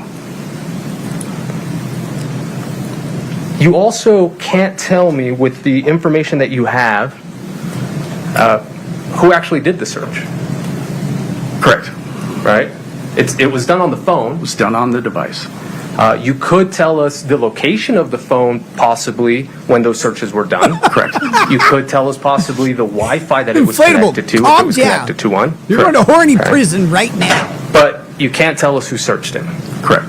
Now, you can't tell us if we were at, I've if only this ever happened on worn the eyeliner 4th. for Let's go theater back productions. to the GIF images, okay?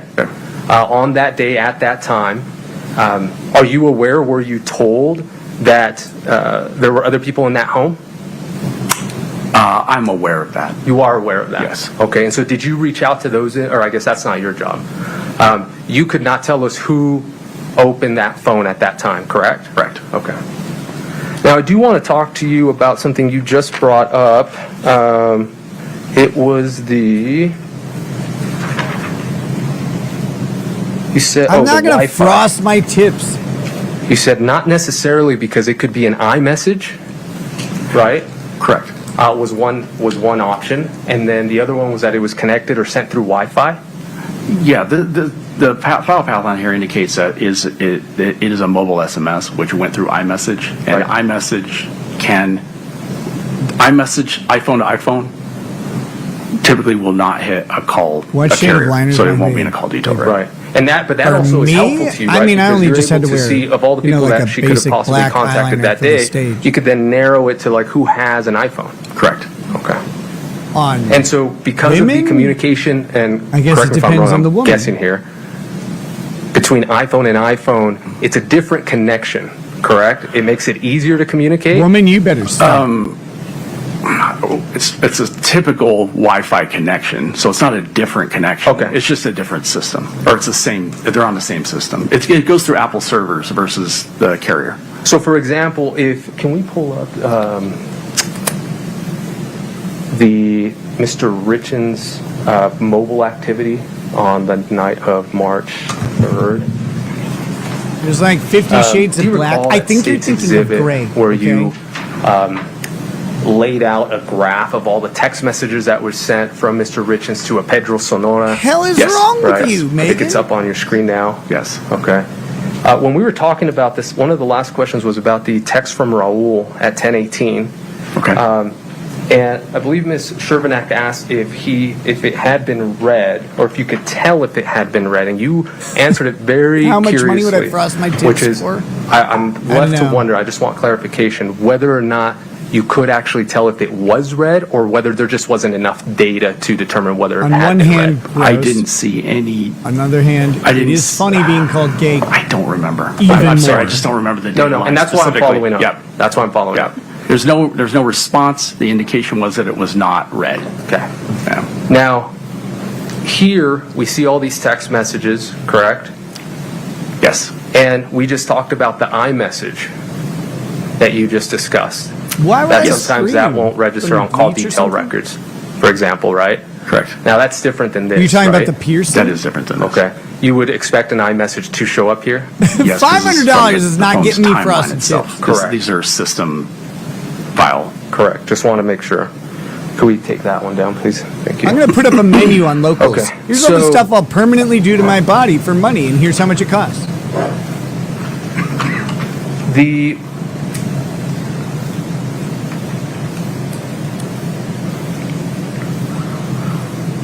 Wait a minute. The Are you movement saying if I of the frost the tips iPhone. of my hair, I'll get Let's my own start Kill with Tony Eric's. show or whatever? You had indicated Okay.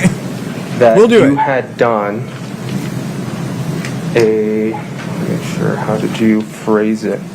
You had actually compared it. It said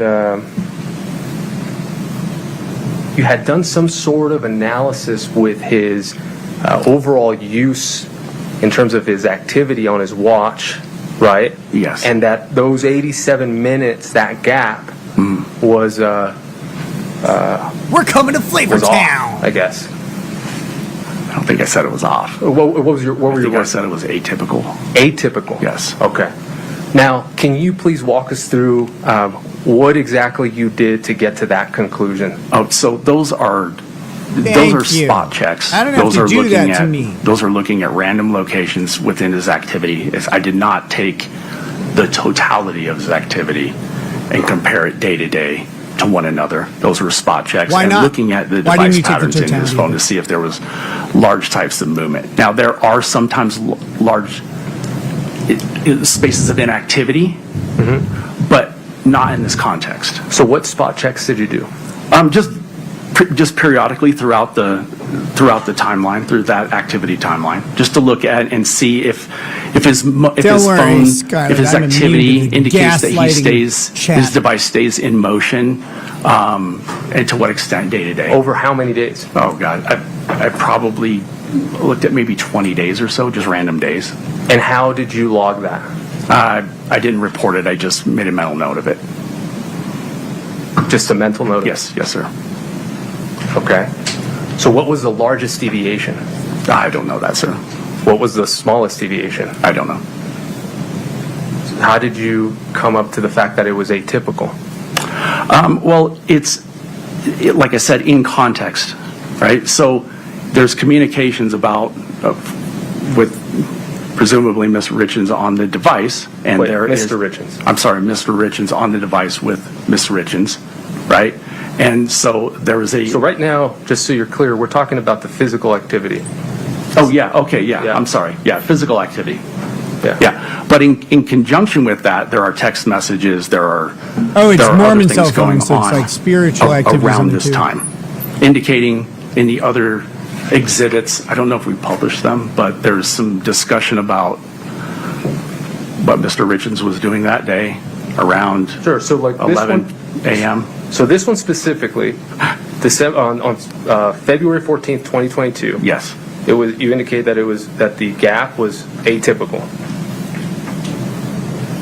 Yes, and maybe I didn't put that in good context. Sure, put it in But in context. context with what was going on at the time, it is not typical, based on what I looked at, for Mr. Richins to lay down and take a nap, for instance, in the middle of the day.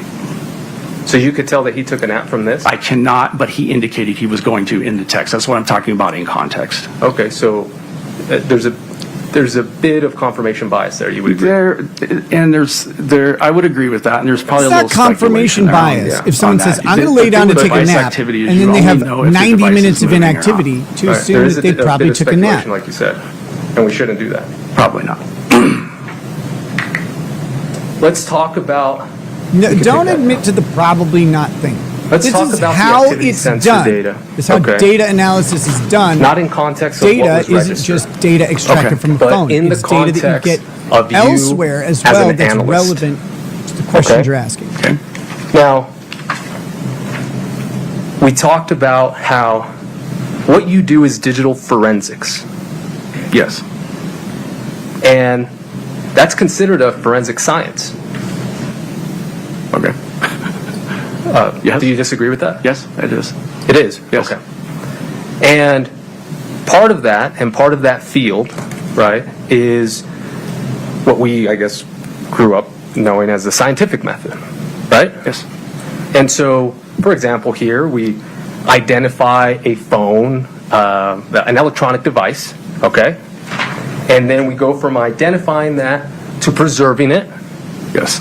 Right? Yes. And we either put it in a Faraday bag or we plug it in and we make sure that the hash values and the hex code and everything matches. Correct. And we do that so that when you get the information, you know that it's the cleanest version possible. Correct? Correct. Okay. And then once we preserve it, we then collect the information, which would be the extraction. Yes. Right? And then we examine it. Okay? Yes. And then we get into the analysis. Yes. Okay. So we examined it, and I'm going to go off of the activity sensors. Okay. Activity monitors. Yeah. So we identified it, we collected it, we examined it. Now let's talk about the analysis of it. Okay. Okay.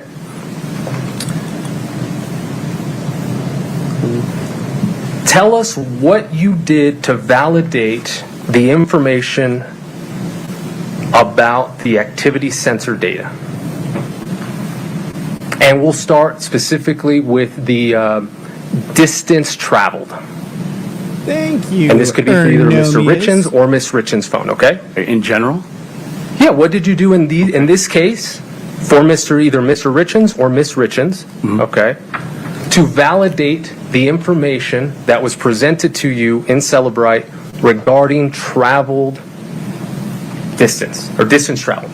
So the distance travel is just reported Megan, by I'm the about device 30 based minutes on the behind the sensors screen. that are contained within the device. Correct. Yeah. So then what did you do to validate that that information was correct? Remember, you were here. I'm not sure I and pointed understand the out question. that the stream I did nothing to validate that information, like outside of that. Okay, so for example, that information that was there Treasure indicates, Island, I would wager let's pull up Miss Richins if A lot you of wouldn't times, mind. people who end up the, questioning experts State's exhibit where it shows. question all the experts. Yeah, this one right here. Because they're really Okay. good Okay. at like So, can we publish this one, Judge? absorbing It's and been a minute. organizing knowledge even outside So of their let's field look and in at the that experts field. 3:08:10 a.m. And they have a manner of questioning Now, the 74.14 and, meters, that comes straight from the extraction communication report, correct? style Okay. that throws And off experts. the 243 feet, I imagine that's something that you converted? Yes. Okay. And using what? Just a Google conversion. Google conversion. Yeah. Okay. And in this device travels, we know that it was 74.14 meters that was registered on the device. Correct. Okay. Now, what kind of iPhone was this? I believe it was an iPhone 12. Okay. And do you recall what iOS system it had? I do not. Okay.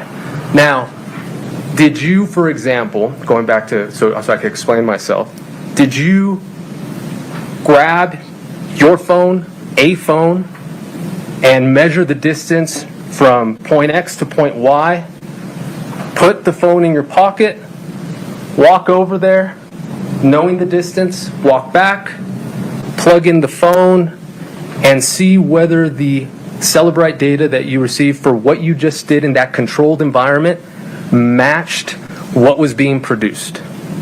Can you talk Okay.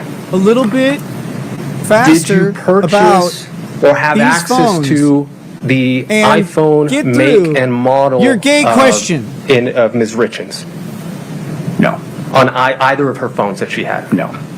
Did you have access to Mr. Richins' iPhone Cindy, I don't know if maker I'm going model? to start at noon. It might be earlier. Okay. Noon is too And you did not do any late. tests, correct? Correct.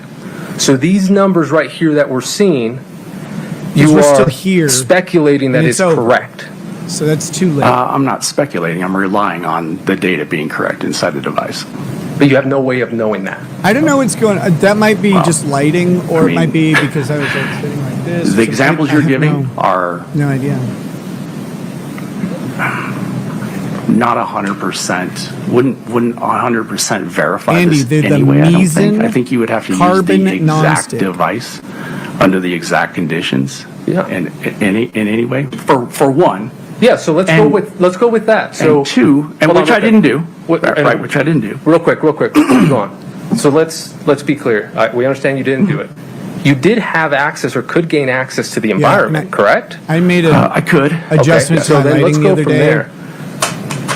For There a are body specific cams thing in this and case. have Were you aware of turned it that? back. Yes. Okay. Have you been to the Richins home? No. Okay. Have you seen those body cams? I've seen some images of the body cams. Yeah. Okay. Have you seen videos of the body cams? Very few. Okay. Do you recall a video where one of Miss Richins' phones is handed from one of the EMS to an officer, and then the officer walks over all the way to where Miss Richins is to provide her the phone? No. Okay. Had you been aware of that, or had that, rather, I'll be fair to you, had that been told to you by the prosecutors or law enforcement? Having that controlled environment, having this data, having access to the same phone, downloading the same iOS, could you have run a test to see if it was similar? And specifically referring to the 41 meters that's indicated there.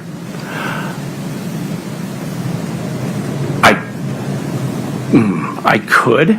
Okay. But I mean, your statement just actually opened up why there's a device movement later on. My questions sometimes tend to do that. Okay, so now let's talk about even the phone unlock. You don't get to be queen of the toilet paper aisle. Okay. Without taking a foot That in seems the pretty face, man. intuitive. You know that. Yeah, the locking. The locking and unlocking. Yes. So, for example, when we look at the 319, I'm sorry, can we go back to the other one? I don't know if it was me. Thank you. At 319.39 at the bottom, phone unlocked 3 seconds. Mm-hmm. So it was unlocked 3 seconds. Does that mean it was locked at 3 seconds? Yes. Okay. And then, to be honest, this is just out of curiosity. Why don't we show an unlock before the 321? Oh no, because that 39 that. Oh, I don't know. Sometimes just things happen, right? I don't know. Yeah. Sometimes things happen. These two are going on a date that one later. down.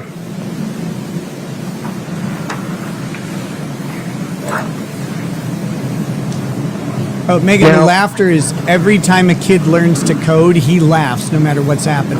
It's a weird. Going back to the web searches. Okay, just briefly. This was all after, to your knowledge, I imagine you're aware that this was all after, all these searches were done after Miss Richins knew she was under investigation, correct? Yes. Okay. And I imagine Walmart at will that have, point, like, and if not, you've probably been made aware of garbage it and the now. most surprising And great we've all things. seen during that January to March time frame that you mentioned that there was a massive deletions between in her phone, correct? You remember that? Yes. As well as Miss Lauber's phone? Yes. You know that they were purchasing oxys, correct? Objection, Your Honor. Lack of foundation. Are you aware Of what they were purchasing? of what Miss Richins was doing during that time, either then or now? Yes. Okay. You just told me, saying then or Yes. now. Okay. Do you ever deal in narcotics? No. Okay. You You're ever aware do of any them? drugs? I am. Okay. You're aware of purchases? I am. You're aware of the criminal mind, perhaps? This guy's being And you're a aware big that time dick most right now. individuals dealing in drugs might want to delete their information? Yes.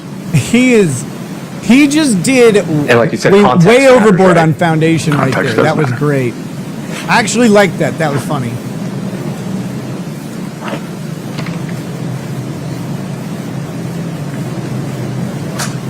Bear with me. Oh, don't tell me what to do. I'm gonna bear with you. Bear without you.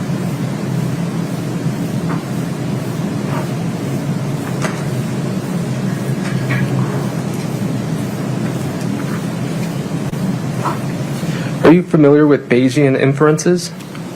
No. Okay. I am. Or probability statements? No.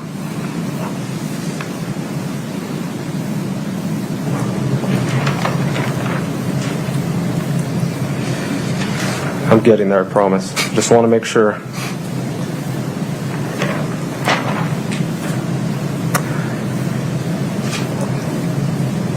I bet that's what you tell all the boys who sit in front of you. Oh, can we pull up the call record for Miss Richins? I think it was the 101, 110 minute one, please.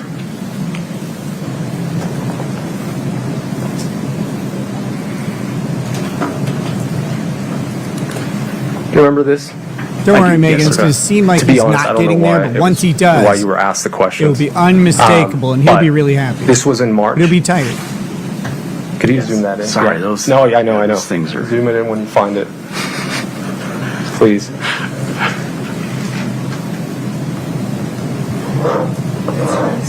Oh, don't worry about it. It's fine. We remember. You remember what we're discussing, right? I think I do. Yes. Yeah. If you can find the date, that'd be great. I believe it was March 4th or 8th. And, Your Honor, this exhibit on the screen is not marked. If I remember right, Bayesian inferences It says February 11th. It's taking, 3-6, whatever. basically taking large data March. sets and finding commonalities of fact within them, and then making inferences based on So let's be clear. For the record, the jury can't see what you and the witness. No, we understand. I'm just want to make Here's sure one. that Katie finds it first, Okay. and then we'll. Let me know when you're ready. Is that it? So a computer looking at data Yeah, that's about it. Yes, if we could publish sidewalks. it, and we could see Doesn't 101 know minutes. that rain Now, makes a sidewalk wet. The date is March 2nd, correct? Correct. And it can't know why a And sidewalk is wet You on indicated any that particular you time. reached out and you found out that But that it was the can IRS. figure out that every Yeah, I time Google the searched sidewalk number. is I wet, know the number. Yeah. the weather Well, report it's- is that it there ends was in rain 1040. I mean, that day. it's- It will, So and the Bayesian inference and it's a would month be that before sidewalks are wet tax season. because of Yeah, rain. correct. so context-wise, Okay. not unusual, right? Not unusual. Yeah. We could take that down. It's different from Boolean statements, which are literally I do wanna pairing make data sure up intentionally. Did you come on in May? Bayesian inferences are 2020 useful. When were you brought when on? you have more I was retained processing in May of power. 2023. May of Because they're able 2023. to Yes, sir. make Now better you guesses indicated by that going through larger data sets. Verizon holds locations only for 12 months. Correct. Now, Ms. Richins' phone was seized on April 12th, correct? Bayesian inferences were like I'm a sorry, precursor April, to language 2022. models. Yeah, April 13th, I think. Yeah, of 2022. Of 2022. Correct. Now, so by the time you had come on, that information Sorry, I was had no to longer remember. I had to remember that available. article I read. The records were still in Popular available, Mechanics. but records with location data were not. Back like Data. 2008. Correct, yes, okay. And to your knowledge, that's never been obtained, correct? Correct. Okay. We went through a lot of those PowerPoints indicating where Ms. Lauber was, and the communication she had, I think, with Kouri on the right-hand side, and then kind of following. Yes. I think you made it clear. Those aren't their actual GPS locations, correct? Correct. Okay, those are cell towers. Those are the tower locations, yes. Right. So every time that the jury sees that little image going with Mr. Crozier, right, those are all cell towers. Right. You're seeing the tower that device is communicating with. Correct. At that time.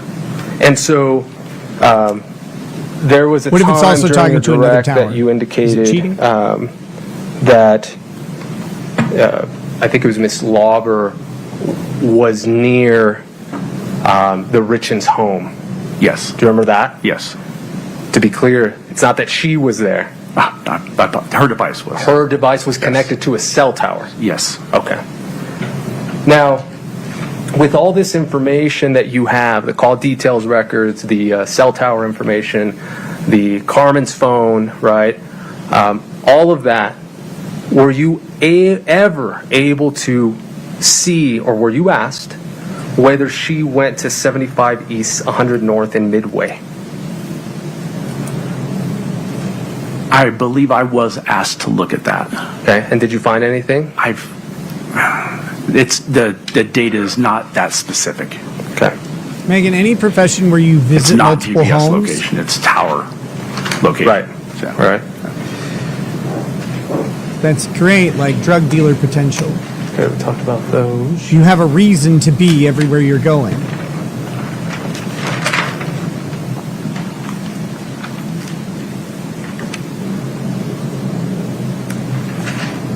Wait, why am I annoying you? Okay, I think I'm almost done. I think I am done. Oh! Two things. Biometric data. Okay, let's go back to the activity sensor data. Did you a whole new line of questions. Into anywhere in the extraction to locate the height Miss Richins put in her phone? I don't recall seeing that. Whether her weight? I don't recall seeing that either. The stride? I don't recall seeing that. Did you do that or recall seeing that in Mr. Richins? No. Okay.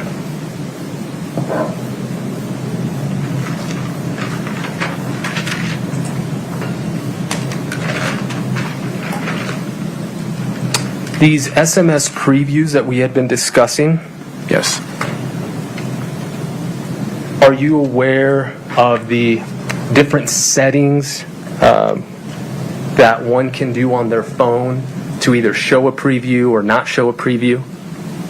No. You're not familiar with those? I don't think so. Okay. Do you have an iPhone? I don't. Okay. We disagree on a lot of things then. Fair. So you wouldn't have done anything there to check, or did you do anything to check her settings? I did not. Okay. No. So you don't know if on her settings in her iPhone there was an automatic play previews? No. Okay.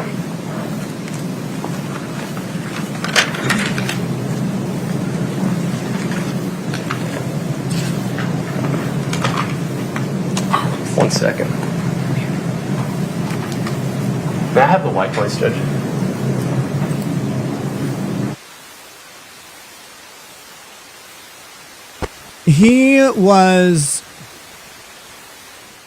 His indignance that you saw was a firm way of handling Kotradimos over here, the giggler. The digital giggler. He giggles when he touches you with his digits. There's his way of handling him. This guy is got some level of nervousness, but he is an expert. He knows there's holes in some of his analysis because there necessarily are. It's the method of digital analysis involves an extraction and then an interpretation. Your interpretation is yours. It's based on data that you have. It's based on inferences that you make. It's based on what people tell you. It's based on luck and gut sometimes. And that analysis is subject to attack. Whereas with other forensics, not so much, right? Like the interpretation, I should say, isn't always subject to attack. Maybe you interpret the meaning of a number, but there's a general idea that there's some level of number that is low, medium, high, and fatal in a lot of these things. With his thing, there's not. Okay. For clarification purposes. Okay. It's his firmness. Because as I was talking about the web searches, I did not specify, and I want to make sure we get it clear. Those came from the blue phone. Correct. Okay. So those were after the April 13th, April 12th, when the white phone was seized, correct? Correct. After Ms. Richins obviously had been under investigation.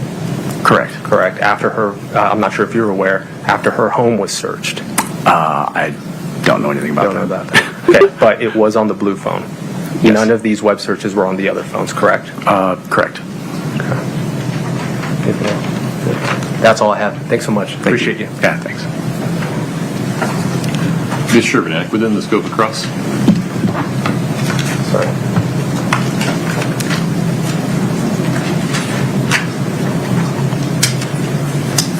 These guys cute little posters. Okay, so the firmness was to effectively take over the nerd. Not meaning to put it that way. Things I want to follow up with you on. But that's you what it's talked a little bit about CDR data and Wi-Fi, maybe why things wouldn't show up on Wi-Fi. Sure. What type of messaging can happen over Wi-Fi? Most app messaging happens over Wi-Fi. So third-party apps like WhatsApp, Kik, Signal, those types of apps. But also, again, iMessage. And so when talking about those 3 image files located on Ms. Richins' phone from March 4th, 2022 at 8:29 a.m. We don't know all of the information about those because it was deleted. Correct. If it hadn't been deleted, we'd know more. We might. Talking about the web searches on the blue phone, when you looked through and analyzed that blue phone, nothing indicated to you that that blue phone was being used by someone else. Correct. She's I wanna talk sitting next to the about- blueberry, Megan, Exhibit 3-14D. to the left of Nestor there. Wendy Lewis. And this is the device, Scott, if we could put that one She's up. been an attorney for like 35 years. One moment, please.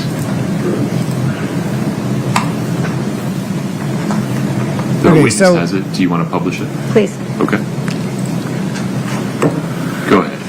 Now, you made this exhibit in conjunction with the context of what was happening during this time frame. Is that correct? Correct. Meaning that you looked at messages between Kouri Richins and Eric Richins during this time frame. Yes. And in those messages, What's up, Jarvis? Kouri Richins was telling Eric Richins to go take a nap. Yes. And based on what you've created with this exhibit, does this movement in context indicate to you that during this time frame, Mr. Richins could have been laying down or Yes. not moving? Yes. I want to talk about this activity sensor data. That data is proprietary to Apple. Yes. And tell me if I'm wrong, but Apple probably puts a lot of money into making that data. I'm sure they do. They want it to be correct for Yes. their users, Yes. and they would want it to be accurate for their users. Yes. Because their users want that activity data to reflect what they're actually doing. Yes.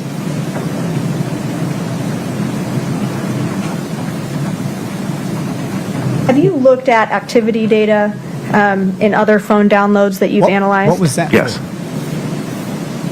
And looking at phone activity data for other hundreds, maybe thousands of phones that you've analyzed, have you been able to tell if that data can be checked in other cases? Meaning that if somebody said, hey, I went for a 1 mile walk today, giving you a hypothetical, and then you could look at their phone and say that they went for a 1 mile walk. Have you been able to look at that type of data in other phones and verify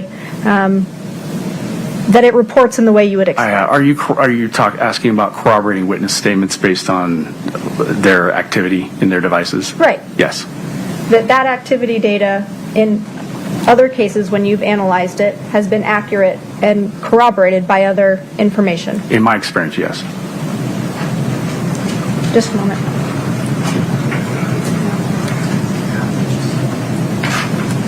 That's all I've got for you, sir. Thank you. Thank you. Mr. Ramos, within the scope of redirect? Yes, of course. Thank you, Judge.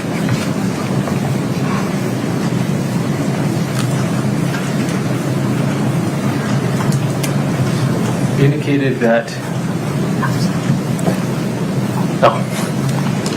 that the Ms. Sherbanek was talking about the information that was deleted. Yes. Regarding those thumbnails, GIFs. Ms. Jessica, this message is hilarious. Certainly, it would have been better for all of us. It would have. Does that file path and the information tell you who deleted it? No.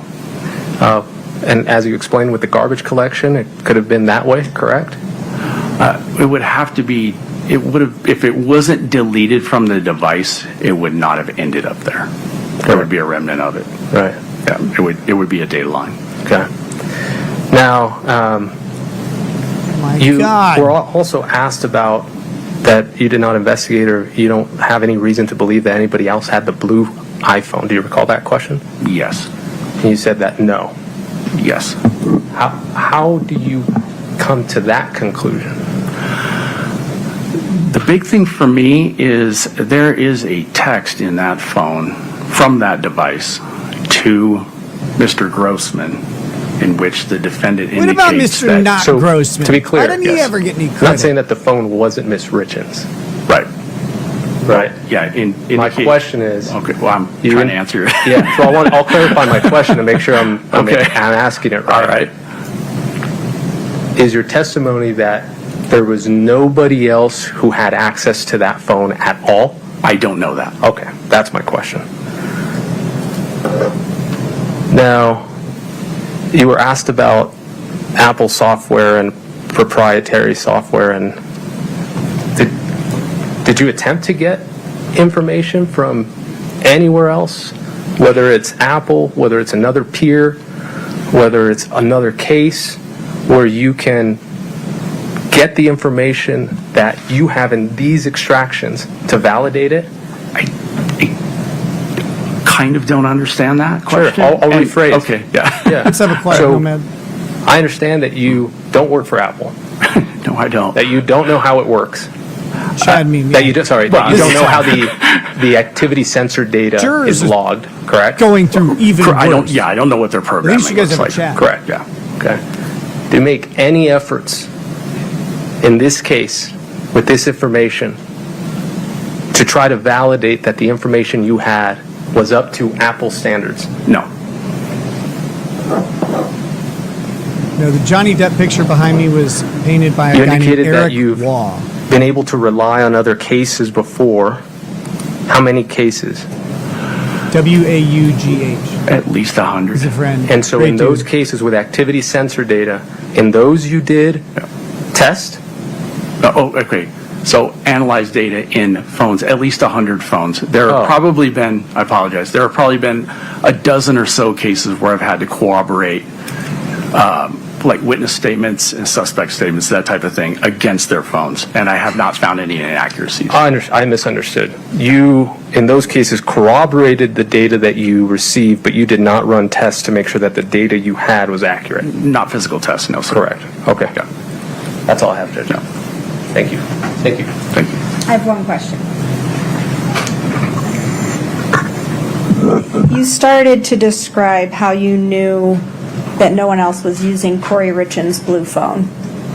Yes. There was a text message that indicated to you how you know that. Yes. How did that message indicate it to you?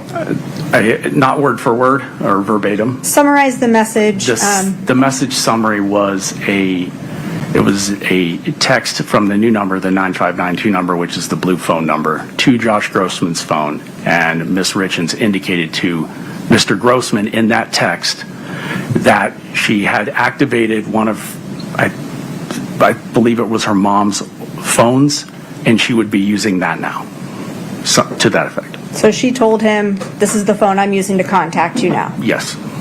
That's all my question. No. May we release this witness, counsel? Subject to rebuttal if we need him. I think this witness has been releasing the whole time. You are still subject to subpoena. That's why he giggles that so means much. you can't, well, he's an expert, so the exclusionary rule does not apply to him, correct, Mr. Ramos? Okay. Maybe we'll see you in the future. You're free to go today. All right, thank you for sir. your time. Thank you, I appreciate it. Okay. Now it's a good time to recess for the day, Ms. Shervnek, yes? Yes, sure. Mr. Ramos? That'd be on time. Very well. Ladies and gentlemen, we are going to recess until 8:30 tomorrow morning. As always, please affirmatively avoid talking about or listening to anything about this case. Avoid any person that's trying to talk to you about the case. Please do not read, watch, or listen to any report about the case at all. No online or other research about the case. Please travel safely. Enjoy your evening. Please rise for the jury.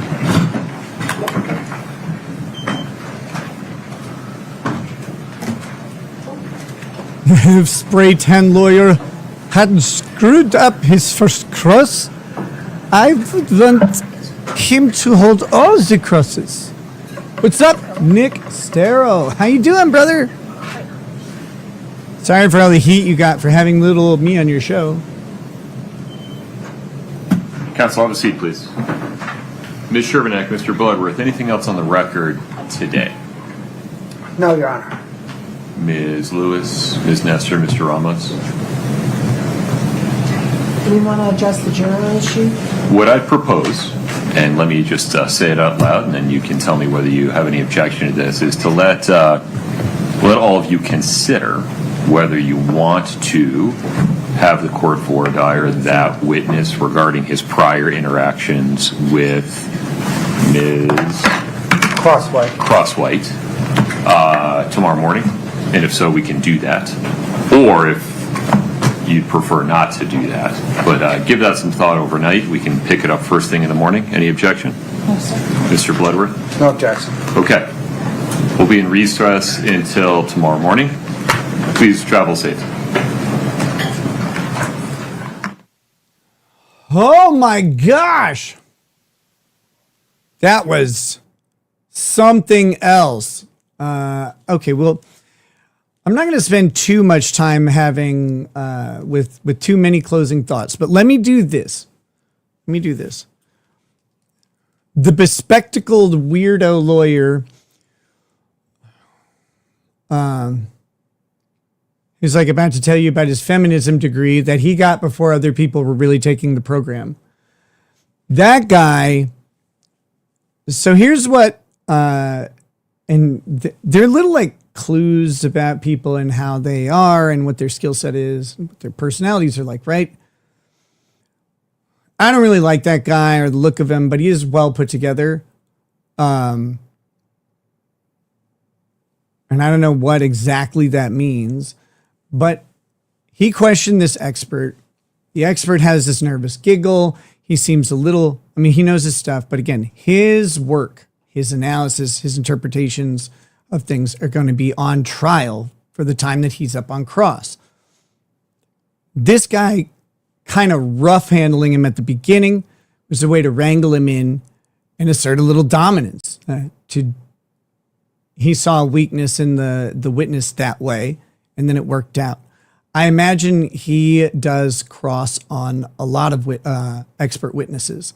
A lot of offices, law firms and county offices will have an expert killer. That's their job, is to be ready to rip apart the expert, to out-expert the expert for the day. You don't have to do it tomorrow, but today you have to win.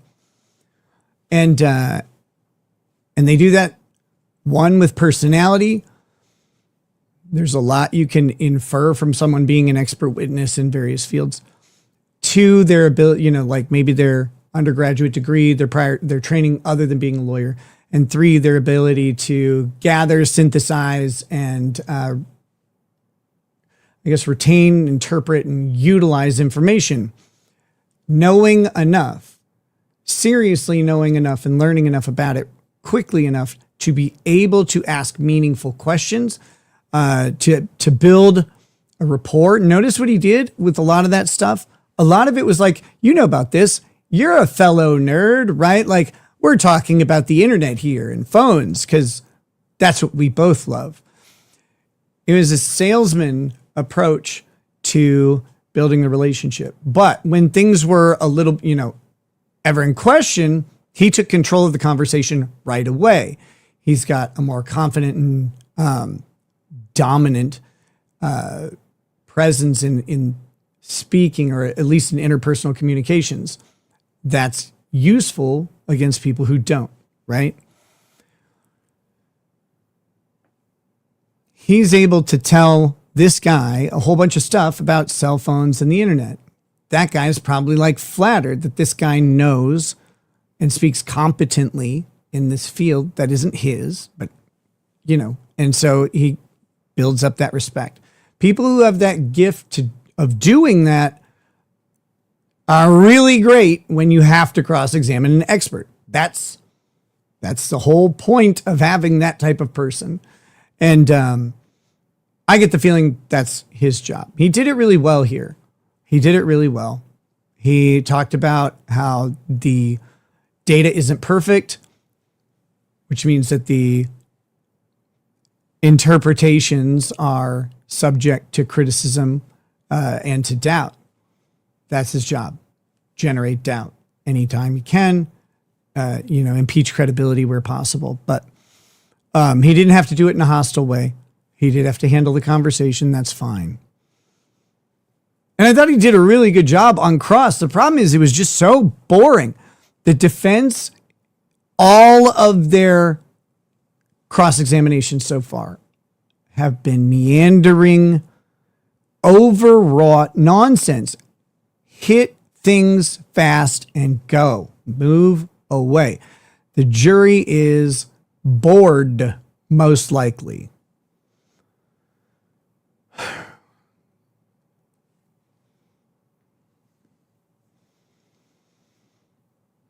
Inflatable says, it's fun to laugh about the dumb memes, but you got the actual analysis.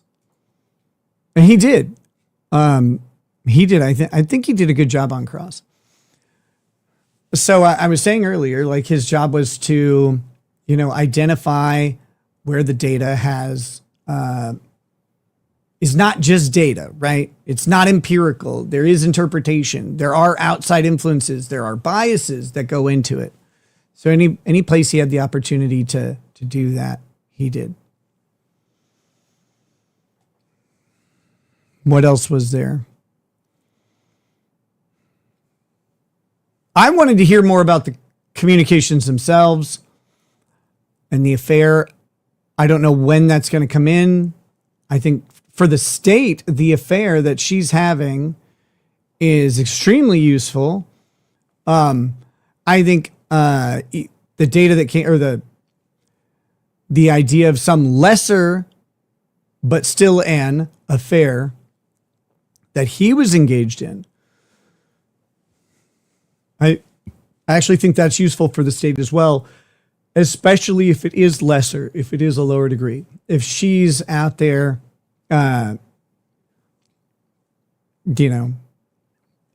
if she's getting Dakota Access pipelined by some other guy who's giving her the glory of God that showered upon him, I hope they clean up afterwards.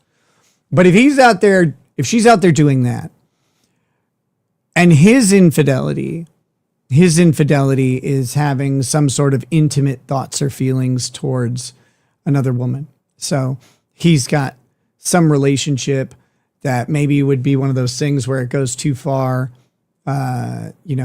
Feelings are there, but he never actually crosses the conventional societal boundaries of infidelity. It's a type of like Catholic guilt or Mormon guilt infidelity. Like everybody else is like, no one needs to even know about this or care, but the person tears himself up. And if she is sleeping around while he is having feelings and she's treating those the same way, it lends into this idea that she's angry, that she's going to take the opportunity to cast off the thing that's no longer useful to her. And that would be one of those motives she would have. Oh, well, he's also cheating on me. He doesn't even love me anymore.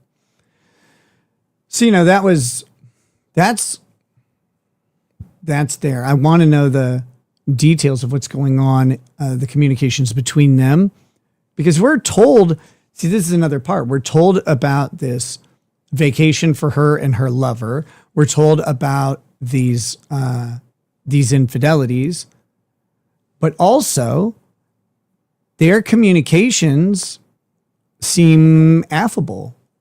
Like, hey, what are you up to? I got another 20 minutes and I can come home. How are you? They were friendly. They're not romantically intense, but this is a married couple. So, you have your utility communication along with your sonnets that you write and send to your husband, Lady Rackets. But you have all of that wrapped in to that conversation. The other conversation might be a little bit more focused because they don't have the day-to-day stuff. But either way, don't you want to know? Like, what if they had these infidelities, but what if they had decided on a working relationship with it for whatever reason? Maybe it was utilitarian that they stay together. If that's established, that, maybe they had contemplated divorce, but they're going to stay together and there's utility there. Well, her motive goes down then, because as long as they're together, they have access to each other's resources, and just because they may not have the fire doesn't mean there's not something there for them to enjoy and appreciate in a different way. So like that would take down the motive. So I want to know what it is. I want to know what they have and how they're looking at it. And we didn't really get that. We got these random and the Google searches. It's like, look at all the things without saying it. Look at all the things she Google searched. And it's like, okay, thanks for showing us these things, but this gets kind of boring. And I don't know. I don't know that the jury at this point in the day, especially, can sit and absorb that stuff. Trying to fight you. No, I'm trying to get a sonnet out of you.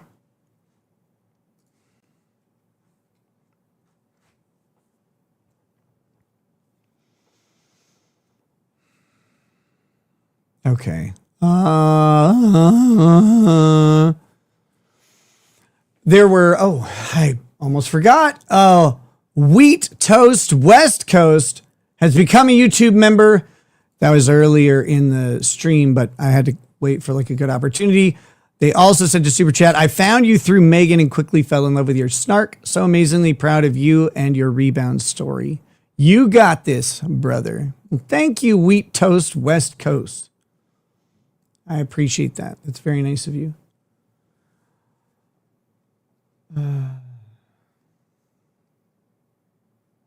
Hey, what's up, Tamara?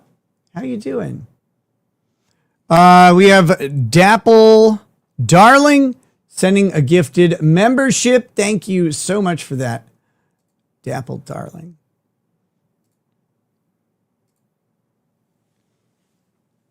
Tonight's homework from teacher Rickay to send a cringe wall of text to your significant other. Please do, and then share it with the chat tomorrow. That'd be at least something entertaining. Let's see. There was one other thing. Oh, yes, the Bayesian inferences. I really don't know why he brought up Bayesian inferences, but yeah, those are like precursors to large language models, and they're Bayesian inferences. Once we started looking at data sets with those inferences rather than, I think it's a Boolean. I don't know what the label is that follows, but you have Boolean analysis and then Bayesian analysis, basically. But the Bayesian ones, this is when we started to really identify different diseases, both communicable and genetic diseases, because computers started looking at large data sets about large populations and finding similarities that we aren't always self-reported. And so it was kind of, like I said, it's kind of the precursor to large language models and how they work and how they analyze data. And, by matching up individual points that they notice over and over and over in certain events. And the bigger your data set is, so I had the hypothetical example of a sidewalk. And when the sidewalk gets wet, we don't know why it's wet. But what we do know is that every time, or almost every time the sidewalk is wet, it rains. Maybe, or it's rained at the same time. Now, the computer doesn't know that rain makes things wet. It just knows that this event occurred and this condition occurred. And they occur at the same time or one after another. But then there are other times where it wouldn't rain and the sidewalk is still wet. And so you might have 85% of the times that the sidewalk is wet being caused by rain, 15% more. Some systems of data analysis can't tell that 85% means that rain makes it wet. They won't figure that out. Bayesian inferences do that. The other side might be you watered the grass, some kid fell out of a plane and splattered, who knows? But all right. I think that's about it. Stay tuned for the announcement of when we're going to start tomorrow. Oh, wait. I do want to show one thing.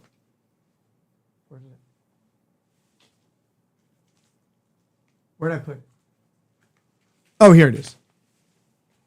I don't know if Megan's still here, but check this out, guys. I do have the Shock It Rocket tie now. This is the tie that Randy the Rocket Shockett wore while deposing Lynette Preston in the Jeremy Hales case. So I have it now, and we'll find a good stream to wear that on.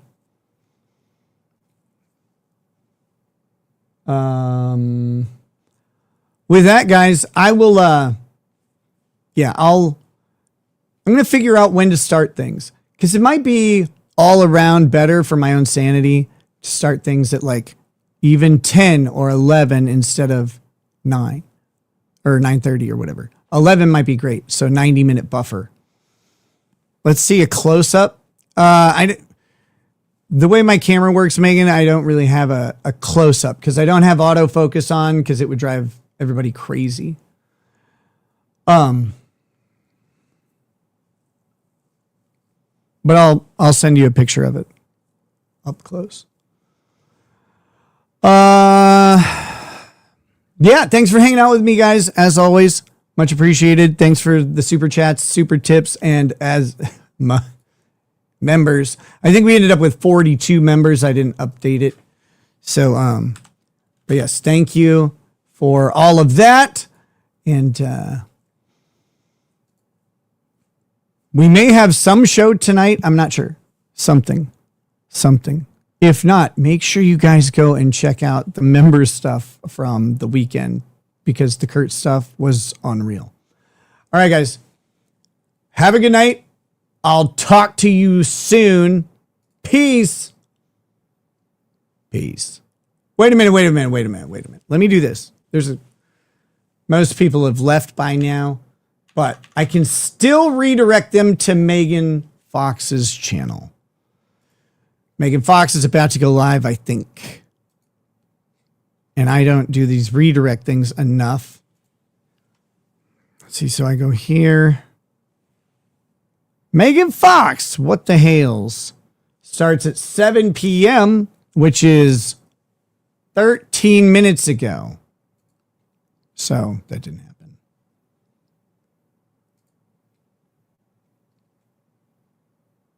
All right. There we go. I'll see you guys later. Peace. Peace. So pour out an odd bag of bow, more of that bright. Spirits flow as the ones who get unemployed. So pour out a glass for the tea, post on Twitter as we hear lost planning tonight. From the wide shores of Nairn to the hills of Glenlivet, there's no one who's